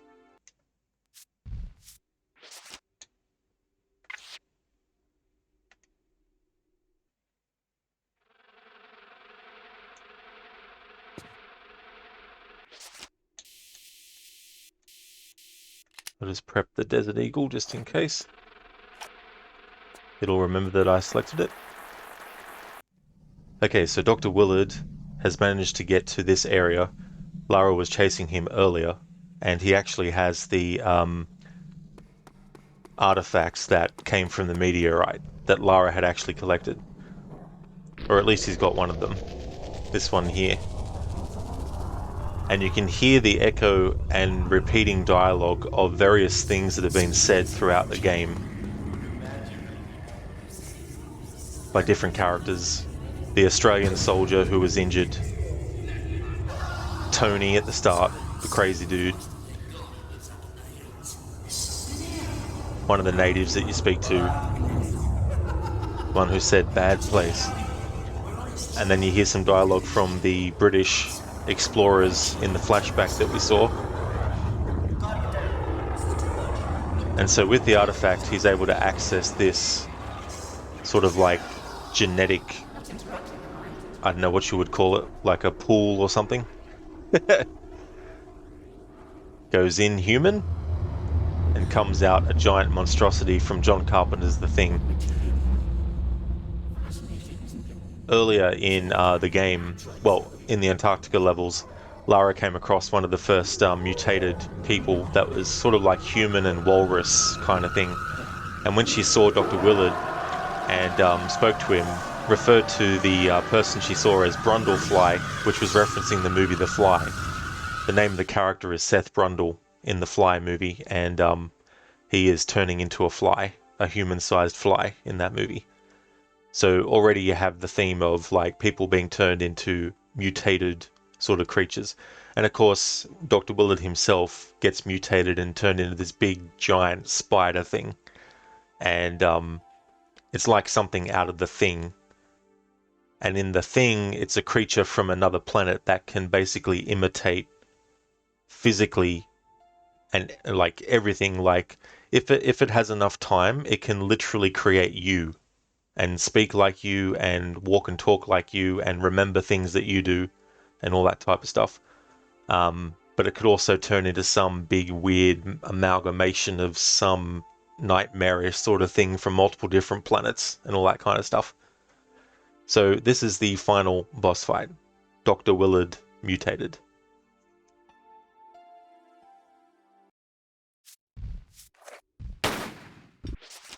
And of course, even though I made the switch to the Magnums, the Desert Eagle, it took it off. So you can use any weapons against him, but the best to use is the Desert Eagle.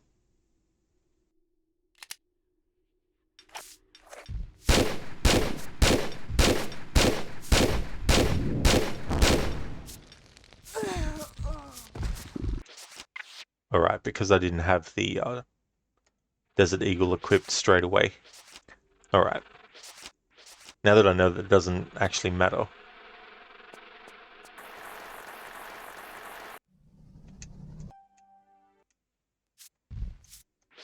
Alright, here we go again.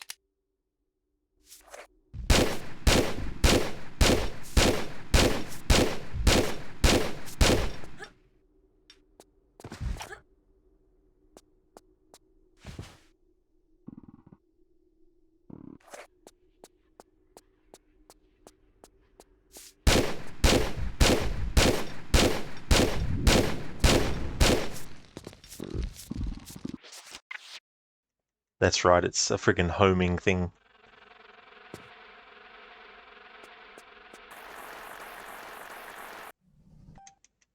I am, Lizzie. Yeah, I'm doing it off stream. How about we make a save here?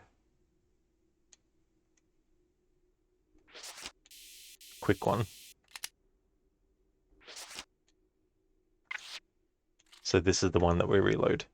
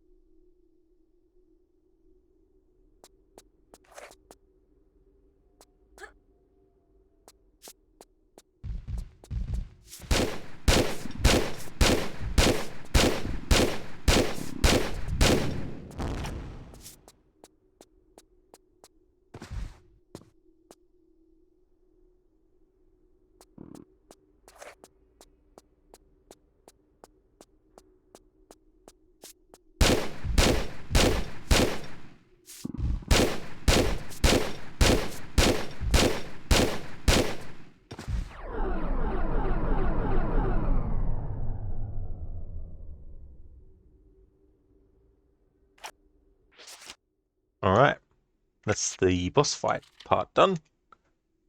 So long, Dr. Willard. He is no more. But, not finished yet though. Lara needs to get out of here.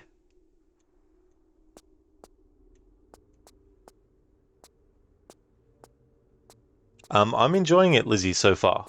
What I wanted to do is play it from start to finish off stream, using Ubisoft Plus to get it at a price that is less than what it costs to actually buy it in Australia.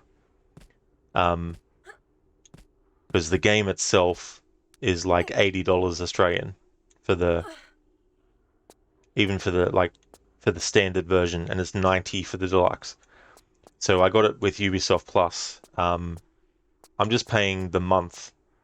I'm not going to keep it as an ongoing monthly thing, Ubisoft Plus, but I got it for Xbox, so I could actually experience the game off stream cheaply. And so I've been playing it to decide if it's a game that I actually like. And I'm enjoying it so far, but I need to finish the game first to decide whether or not I think they did a good job with the story. Because I'm still very early on in comparison to the end, so a lot of stuff could happen which I don't like story-wise, so I have to wait and see. And if I do like it, when I finish the story, then what I'll do is I'll get the game on PlayStation 5, and then I can stream it, because I can't stream from Xbox because of the audio issue. Thanks for the GGs, Maxi.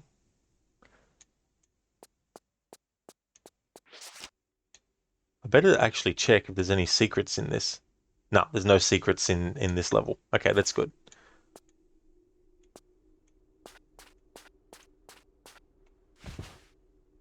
June, awesome. Yeah. So we're on the home stretch in terms of the main, well, the bonus level. I hope I have unlocked the bonus level. I have to wait and see.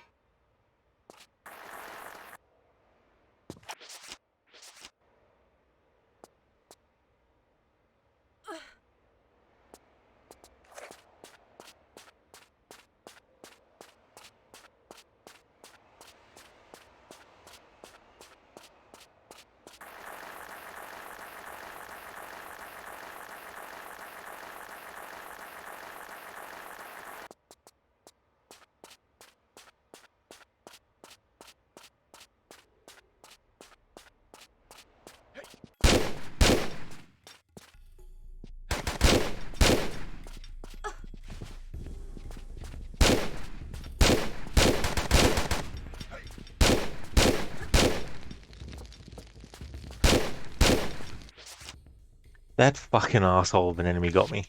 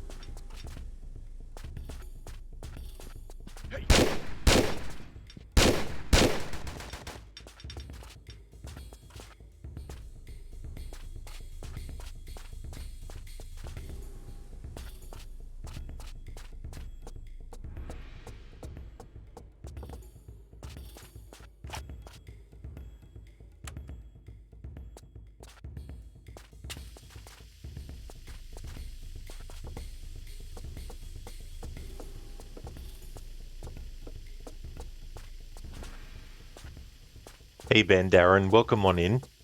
It's going really, really good, thanks. How's things with you?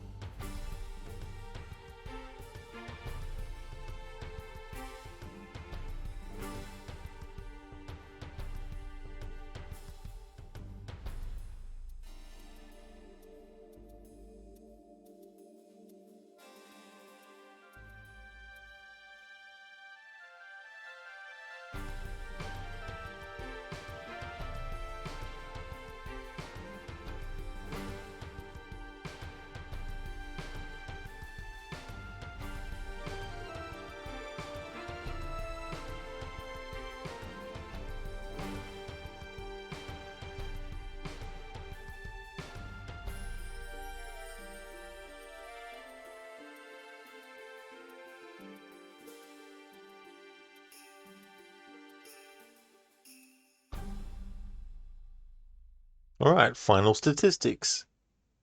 Overall, time taken 22 hours. Secrets found 60 of 59. Kills 398. Ammo used 15,232. Got hit 11,779 times and used 8.5 health packs. Hey there, Lara Croft 68. Welcome on in. Dune, poor guy. Oh yeah. I'm gonna reload the save so I can do a little commentary over that cutscene. Thanks for the GGs, Darren and June.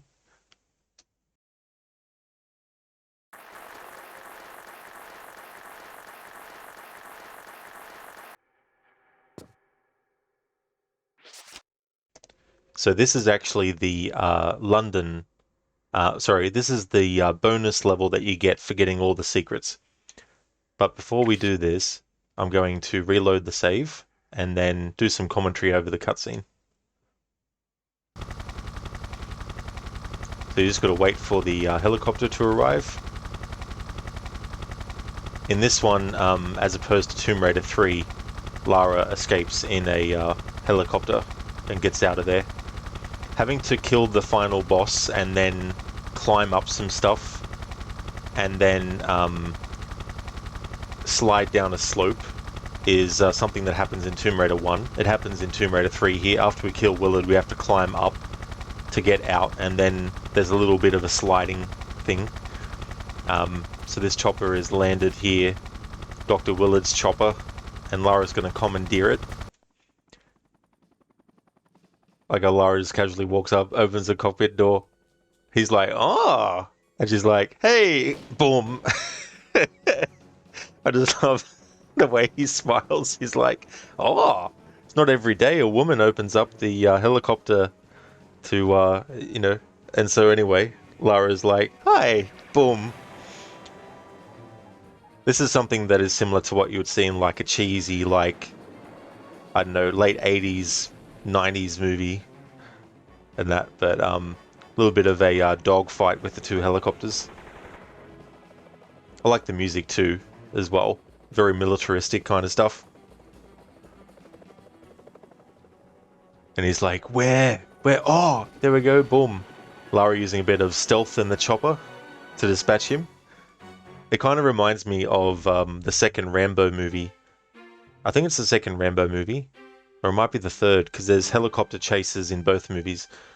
I think it's the second one where he actually pretends to play dead in the cockpit of the helicopter, and the villain is about to finish off the helicopter, because of course in typical villain fashion, had the chance to just destroy the helicopter but didn't take it straight away.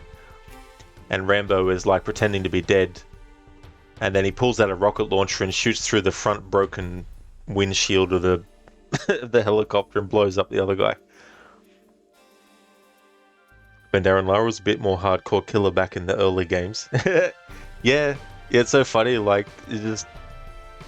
he shouldn't have been there. He's just like, oh. And she's like, hey, boom, I'm taking this chopper.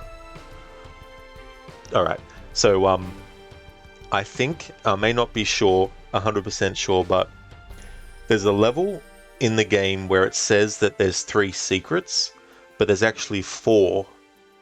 I don't know if missing that 4th one, even though it would say if you miss that one and get all the rest, even if it would say 59 or 59 found, I don't know if it saying 59 or 59 found will actually unlock the bonus level as well. So just to be safe, I got that 4th secret that the game says there's only 3 secrets. I got the 4th one in that level. And at the end of that level, it says 4 of 3 found. So I think it's safe to just assume that you need to get every single secret, even the one that the game doesn't actually count on the statistics screen, but it should. So maybe it was like an oversight that they had the 4 secrets in there, and when they actually finished the game, they only said that there was 3 in that level. June, no hesitation either. Yeah, Lara's just like, smile, boom. So we've unlocked the All Hallows level, and it was a level that was originally supposed to be with the London levels in the game, but they took it out of the narrative, and instead they made it a bonus level that you would get if you got all the secrets. And so since we've gotten all the secrets, we've unlocked the bonus level, and I'll be doing that as part of the playthrough as well, the bonus level.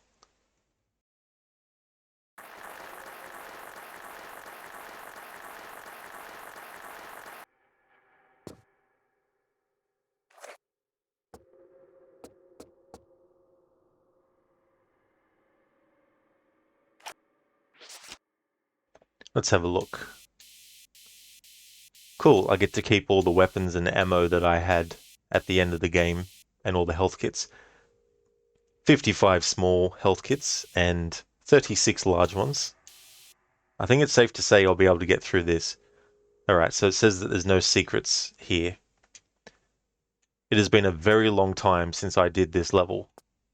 It would have been probably 2015, something like that.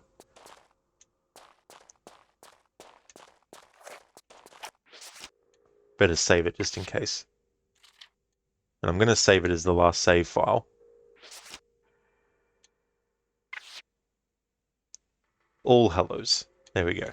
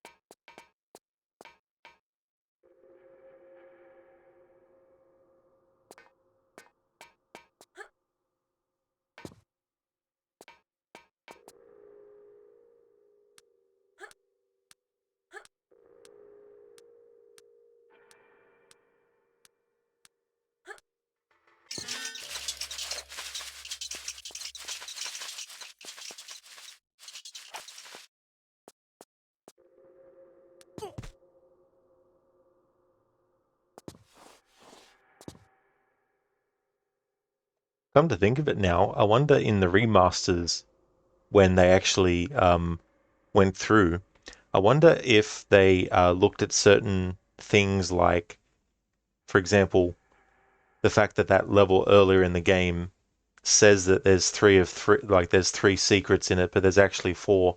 I wonder if in the remaster they've actually gone in and noticed that stuff and actually changed it to actually reflect that there is four secrets in that particular level and not. Be very curious. That's the other thing that I'm curious about when the remasters come out is what things have they actually gone in and potentially fixed or changed that was in the original versions as well. Because there's so many like little things here and there that probably might just be kept as is. Maybe they just kept that stuff as is as well.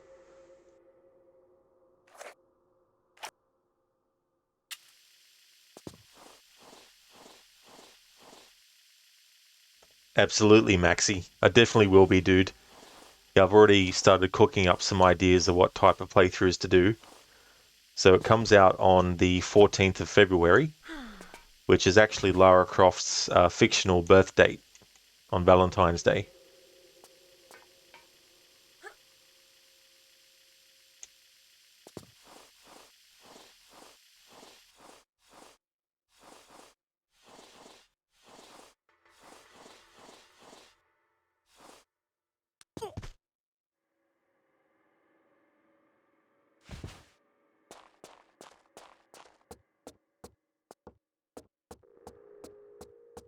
It's going to be so cool to play it on a system where I haven't had to spend hours downloading stuff. And for Tomb Raider 3 especially, I couldn't get the patch to work to take out the scan lines in the FMV sequences. So not having to worry about that kind of bullshit, I can just load up the game and start playing it. So that will be really, really, really good. Bandarian, hope it's not a digital only affair, but physical also. That's actually a good point. I'm not too sure, Bandarian, to be honest, but that's something I never thought about. So I wonder if they are actually doing a physical release for it too. Maxi, you'll be in Philippines by then, but we'll definitely pop in and watch the stream. Oh, nice, dude. So that will be when you are. Cool. But that's no worries at all, dude. Like, whenever you can, or if ever you can, definitely don't feel bad if there's a day or whatnot where you're not able to. There's definitely no worries.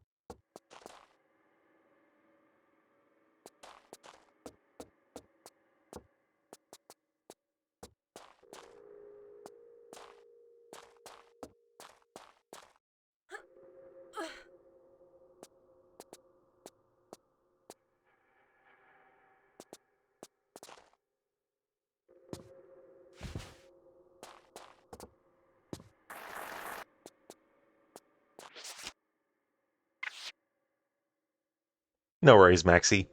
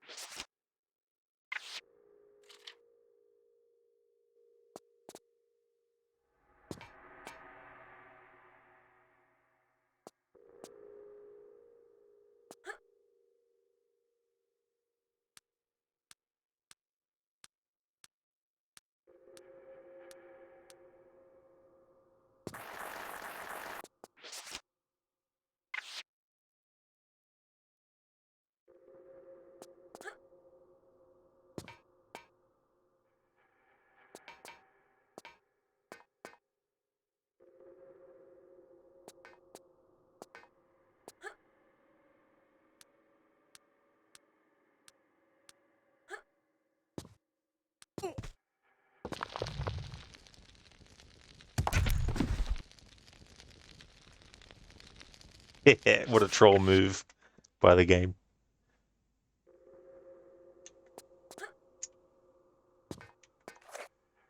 Alright. We died because we didn't have full health.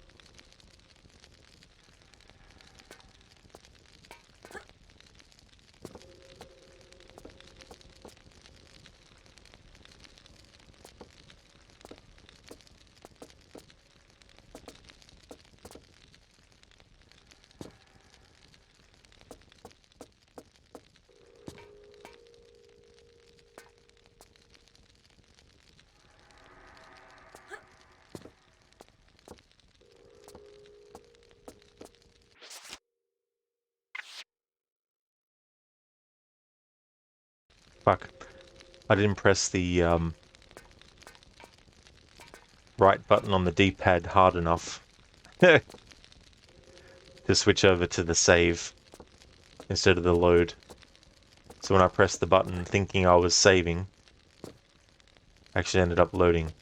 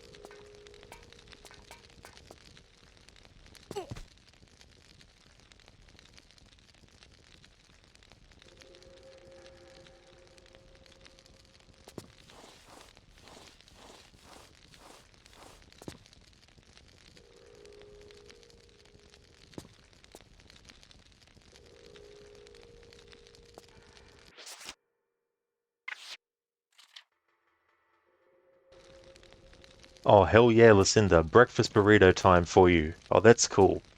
I hope you really enjoy it. This is the bonus level that you unlock if you get all the secrets. It was part of the main story initially when you go to London, but they actually cut it out of the narrative. But they didn't want to keep it out completely, so they just kept it in the game, but made it a bonus level you unlock by getting all the secrets.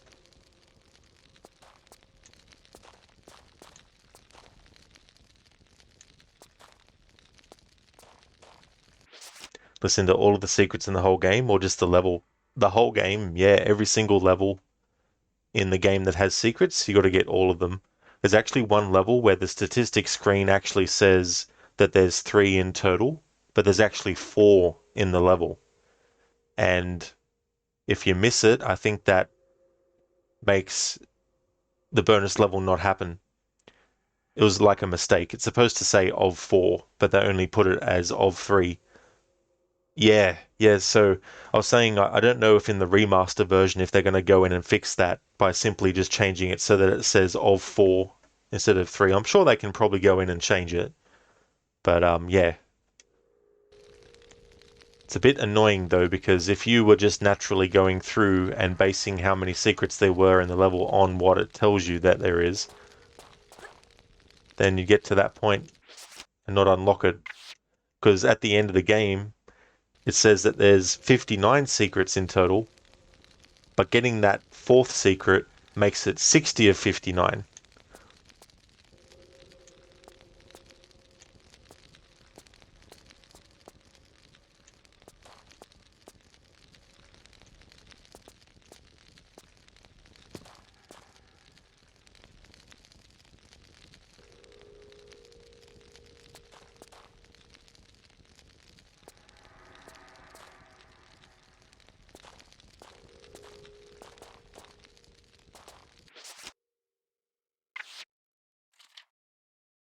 Yeah, imagine that. You get to the final level and you're like, I've got all the secrets. But then again, if you didn't know that there was a bonus level, you'd probably be like, oh yeah, got all the secrets, cool. Move on to the next game. Listen, I hopefully knew that going in, or at least ahead of time with the guide. I did, yeah. The last time I did a playthrough to get all the secrets was about 2015, I think it was. So that's the last time that I actually did the bonus level.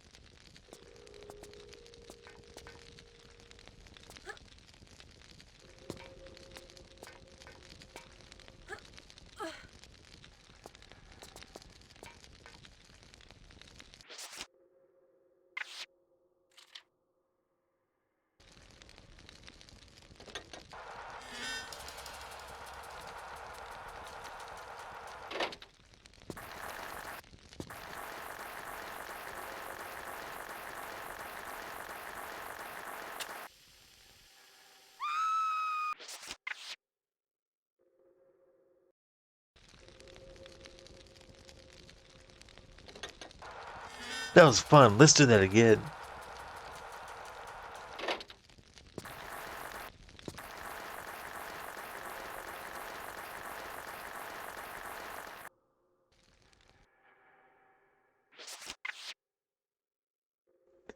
Yeah, listen to wee. All right, so need to let go at a certain point. There we go.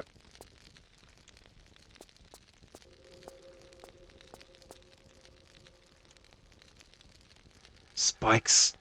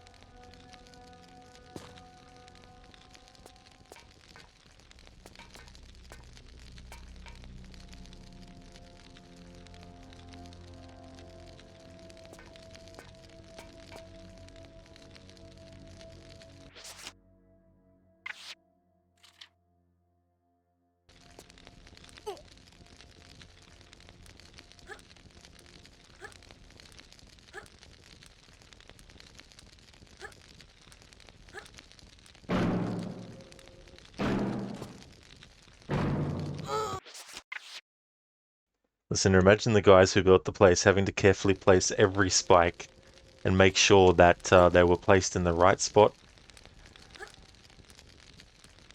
and no accidental injuries while setting all that up.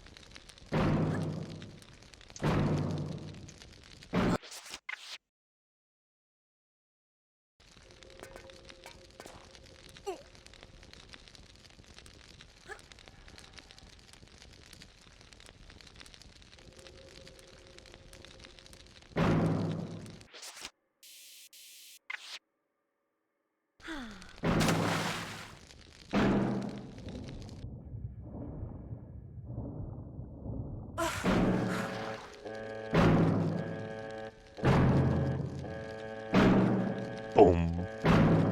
Wow. Wow. Listen to Lara on fire. This is fine. I wonder if someone's done that as a Lara animated emote actually.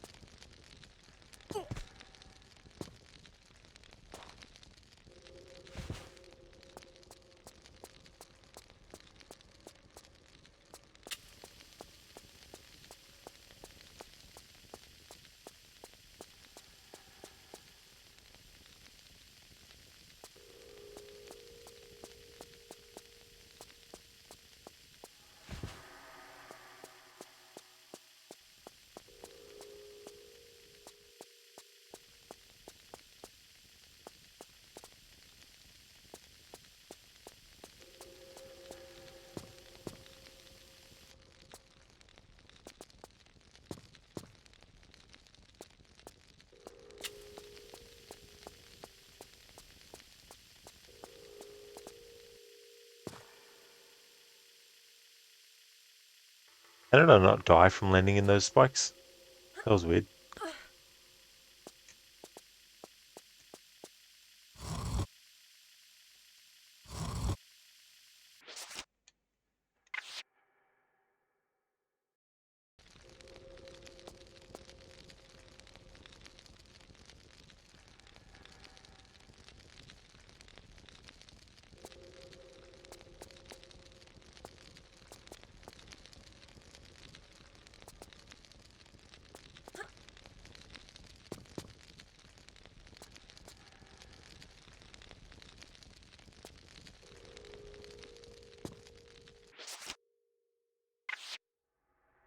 June, yeah, perfect spot. Yeah, Lara's feet must have landed in the gaps between the spikes.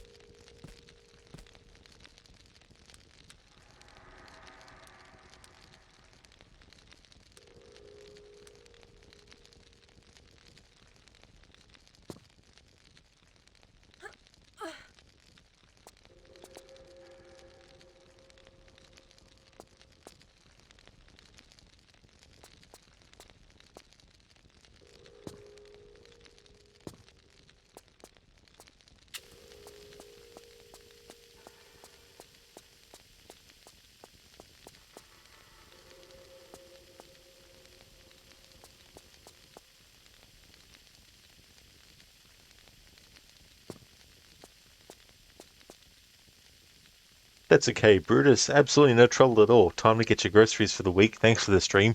That's okay. Thanks for hanging out and watching and chatting. I hope you have a great day. Hope it all goes well.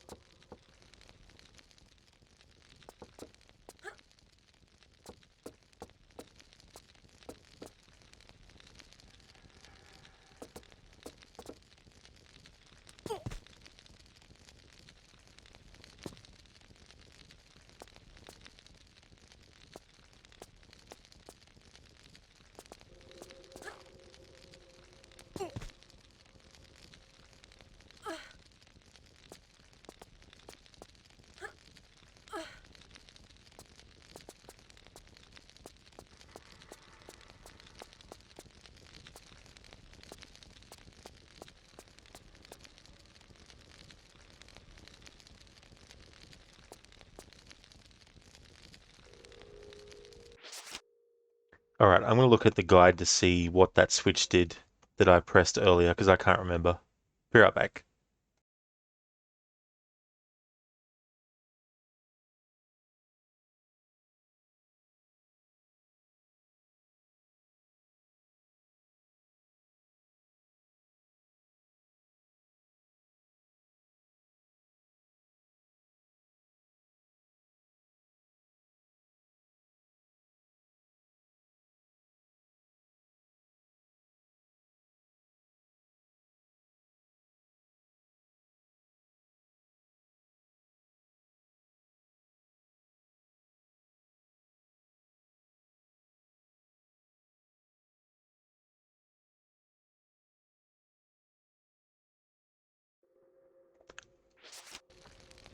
Alright, let's go back to where the flying fox was.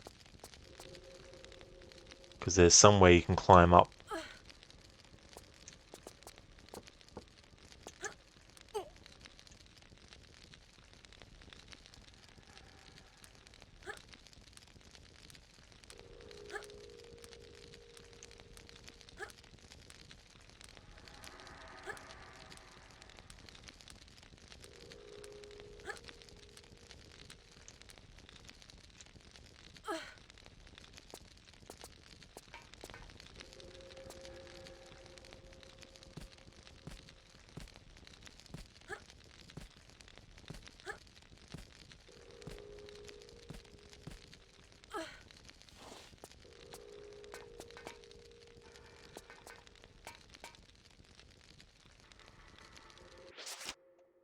Alright, so we found the vault key.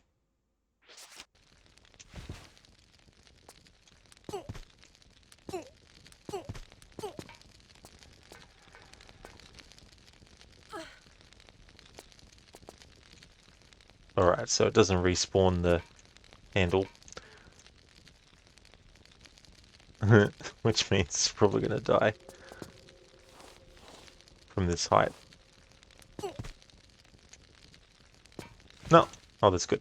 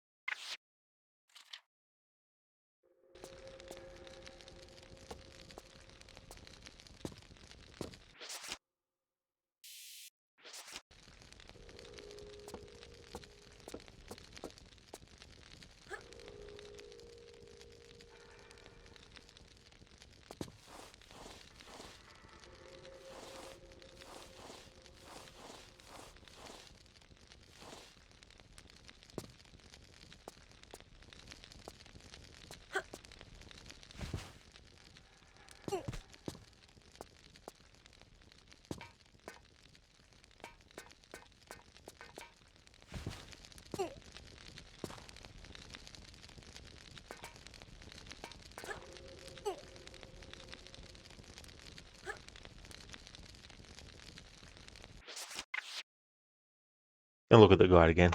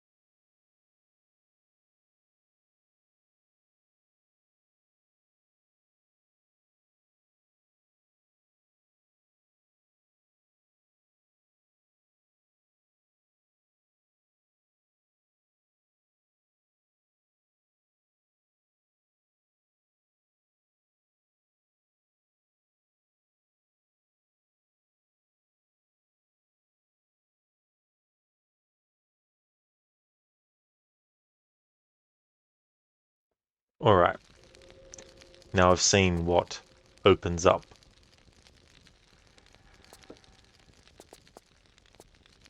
When I press that button that I pressed earlier.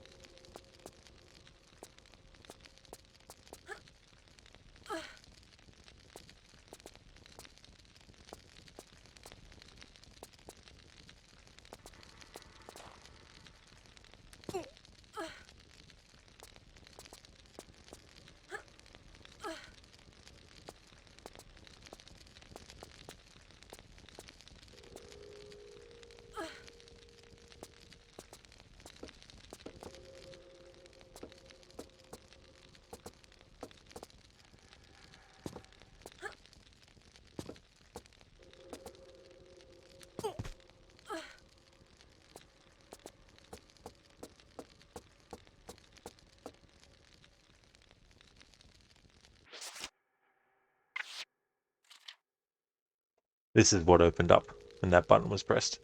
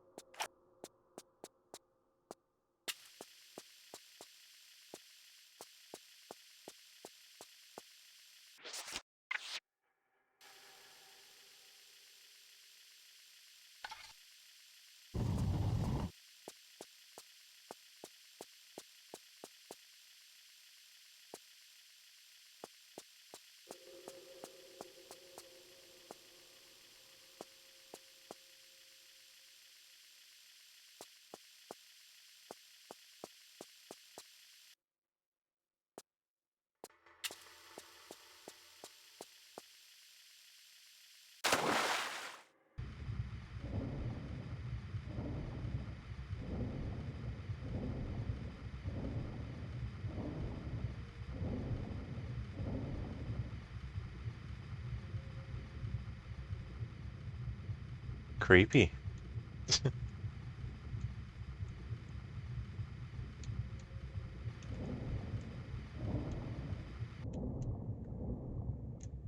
Some dead thing.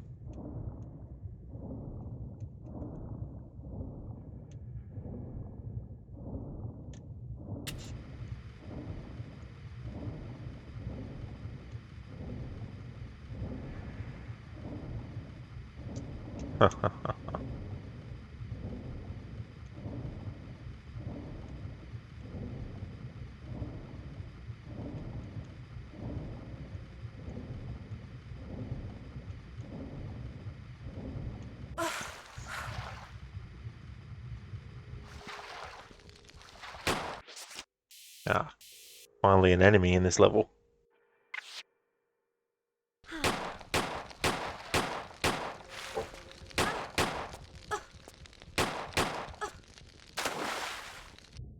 Of fucking course, would climb up where the fucking bloody fire is. Where the fuck did I save last? Here, of course.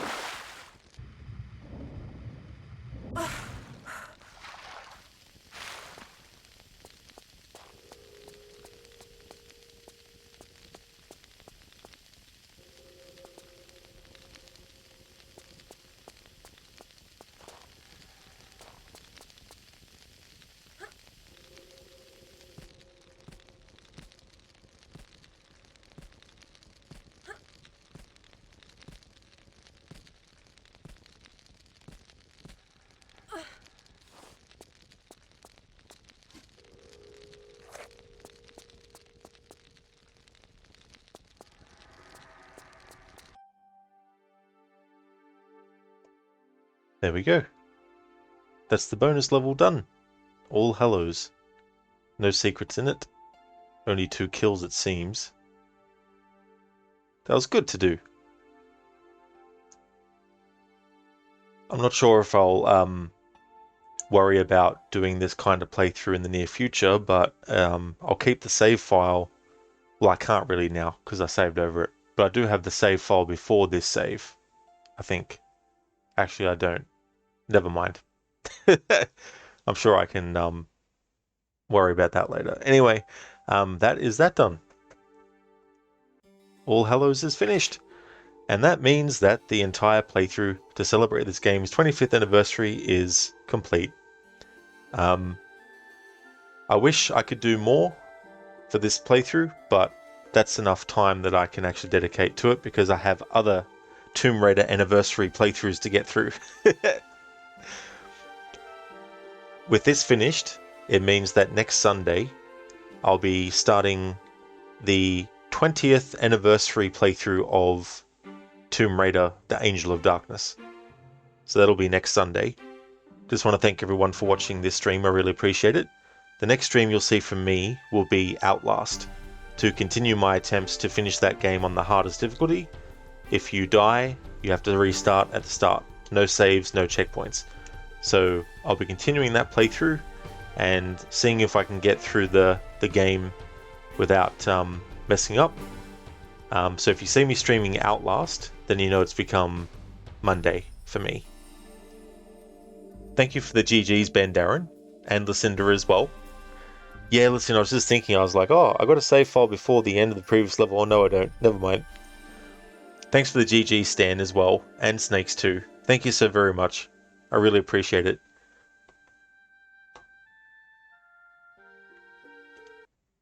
Oop. There we go. Go to that, and I'll get some Tomb Raider music from the game playing as I do my outro stuff. Be right back.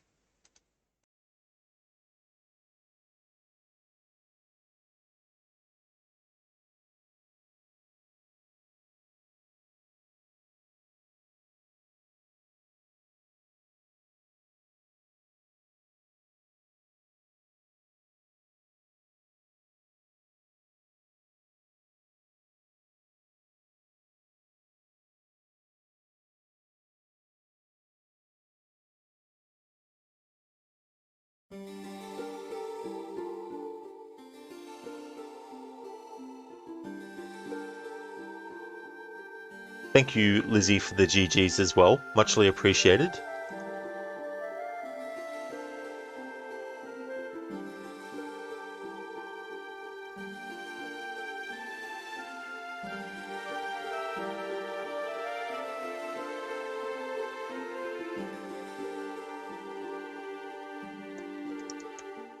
Time for some shoutouts.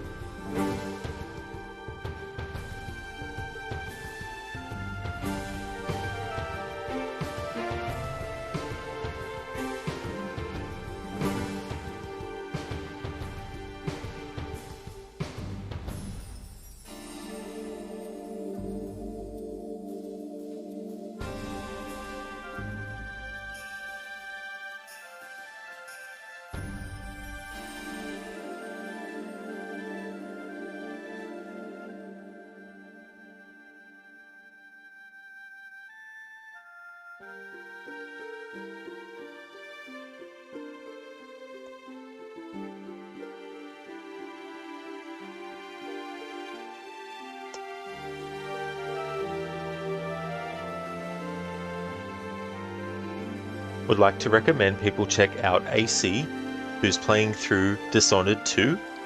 Amateur Tech has been doing some Tomb Raider 3 themselves, playing through that game.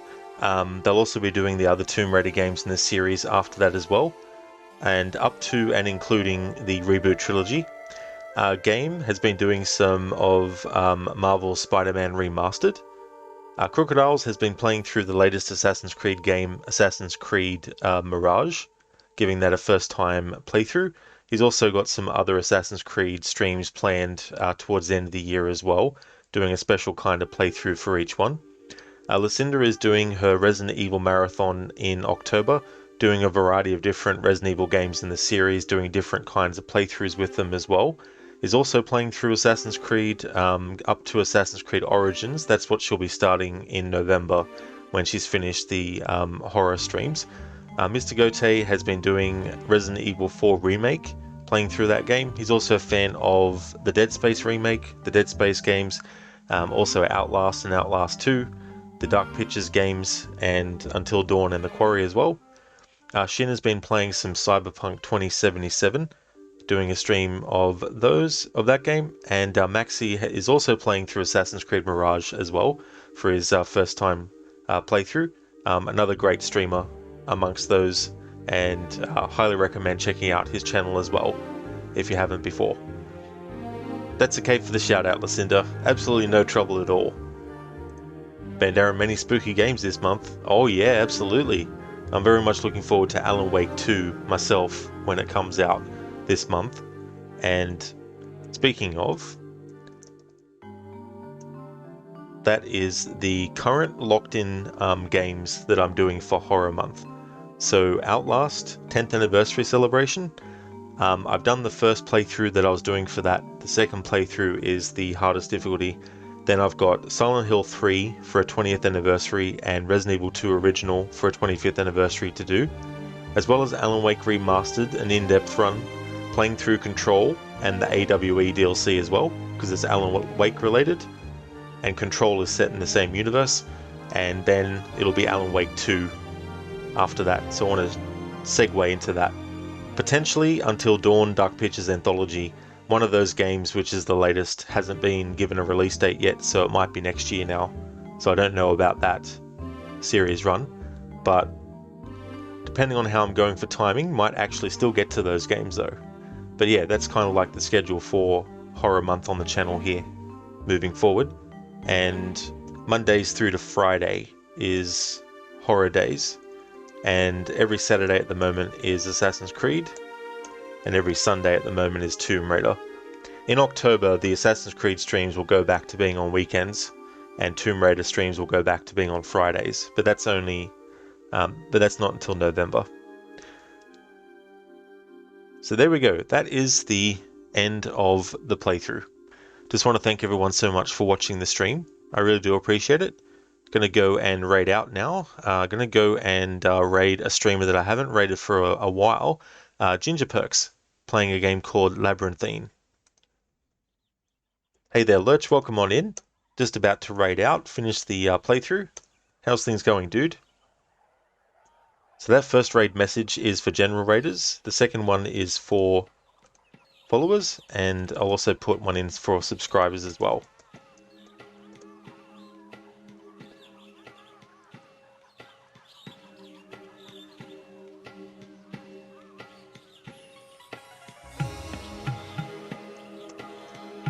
There we go. Lurch, I've not seen you in a while, buddy. Yeah, a couple of days. See you later, Stan.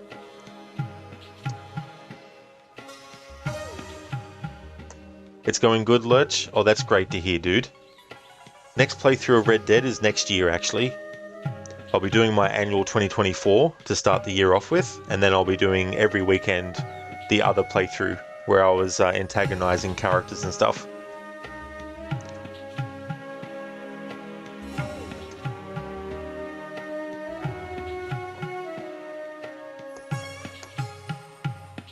See you, Snakes. Hope you have a good one. He is, Lurch, yeah. Kieran still is in that playthrough. Still up against the tree. He will be for a long time though too, given what type of playthrough that is. But yeah, I'll be resuming that next year. Thanks again everyone for watching. Until next time. That's okay, Senny. Absolutely no worries at all for the stream. Hope you have a great rest of your Sunday.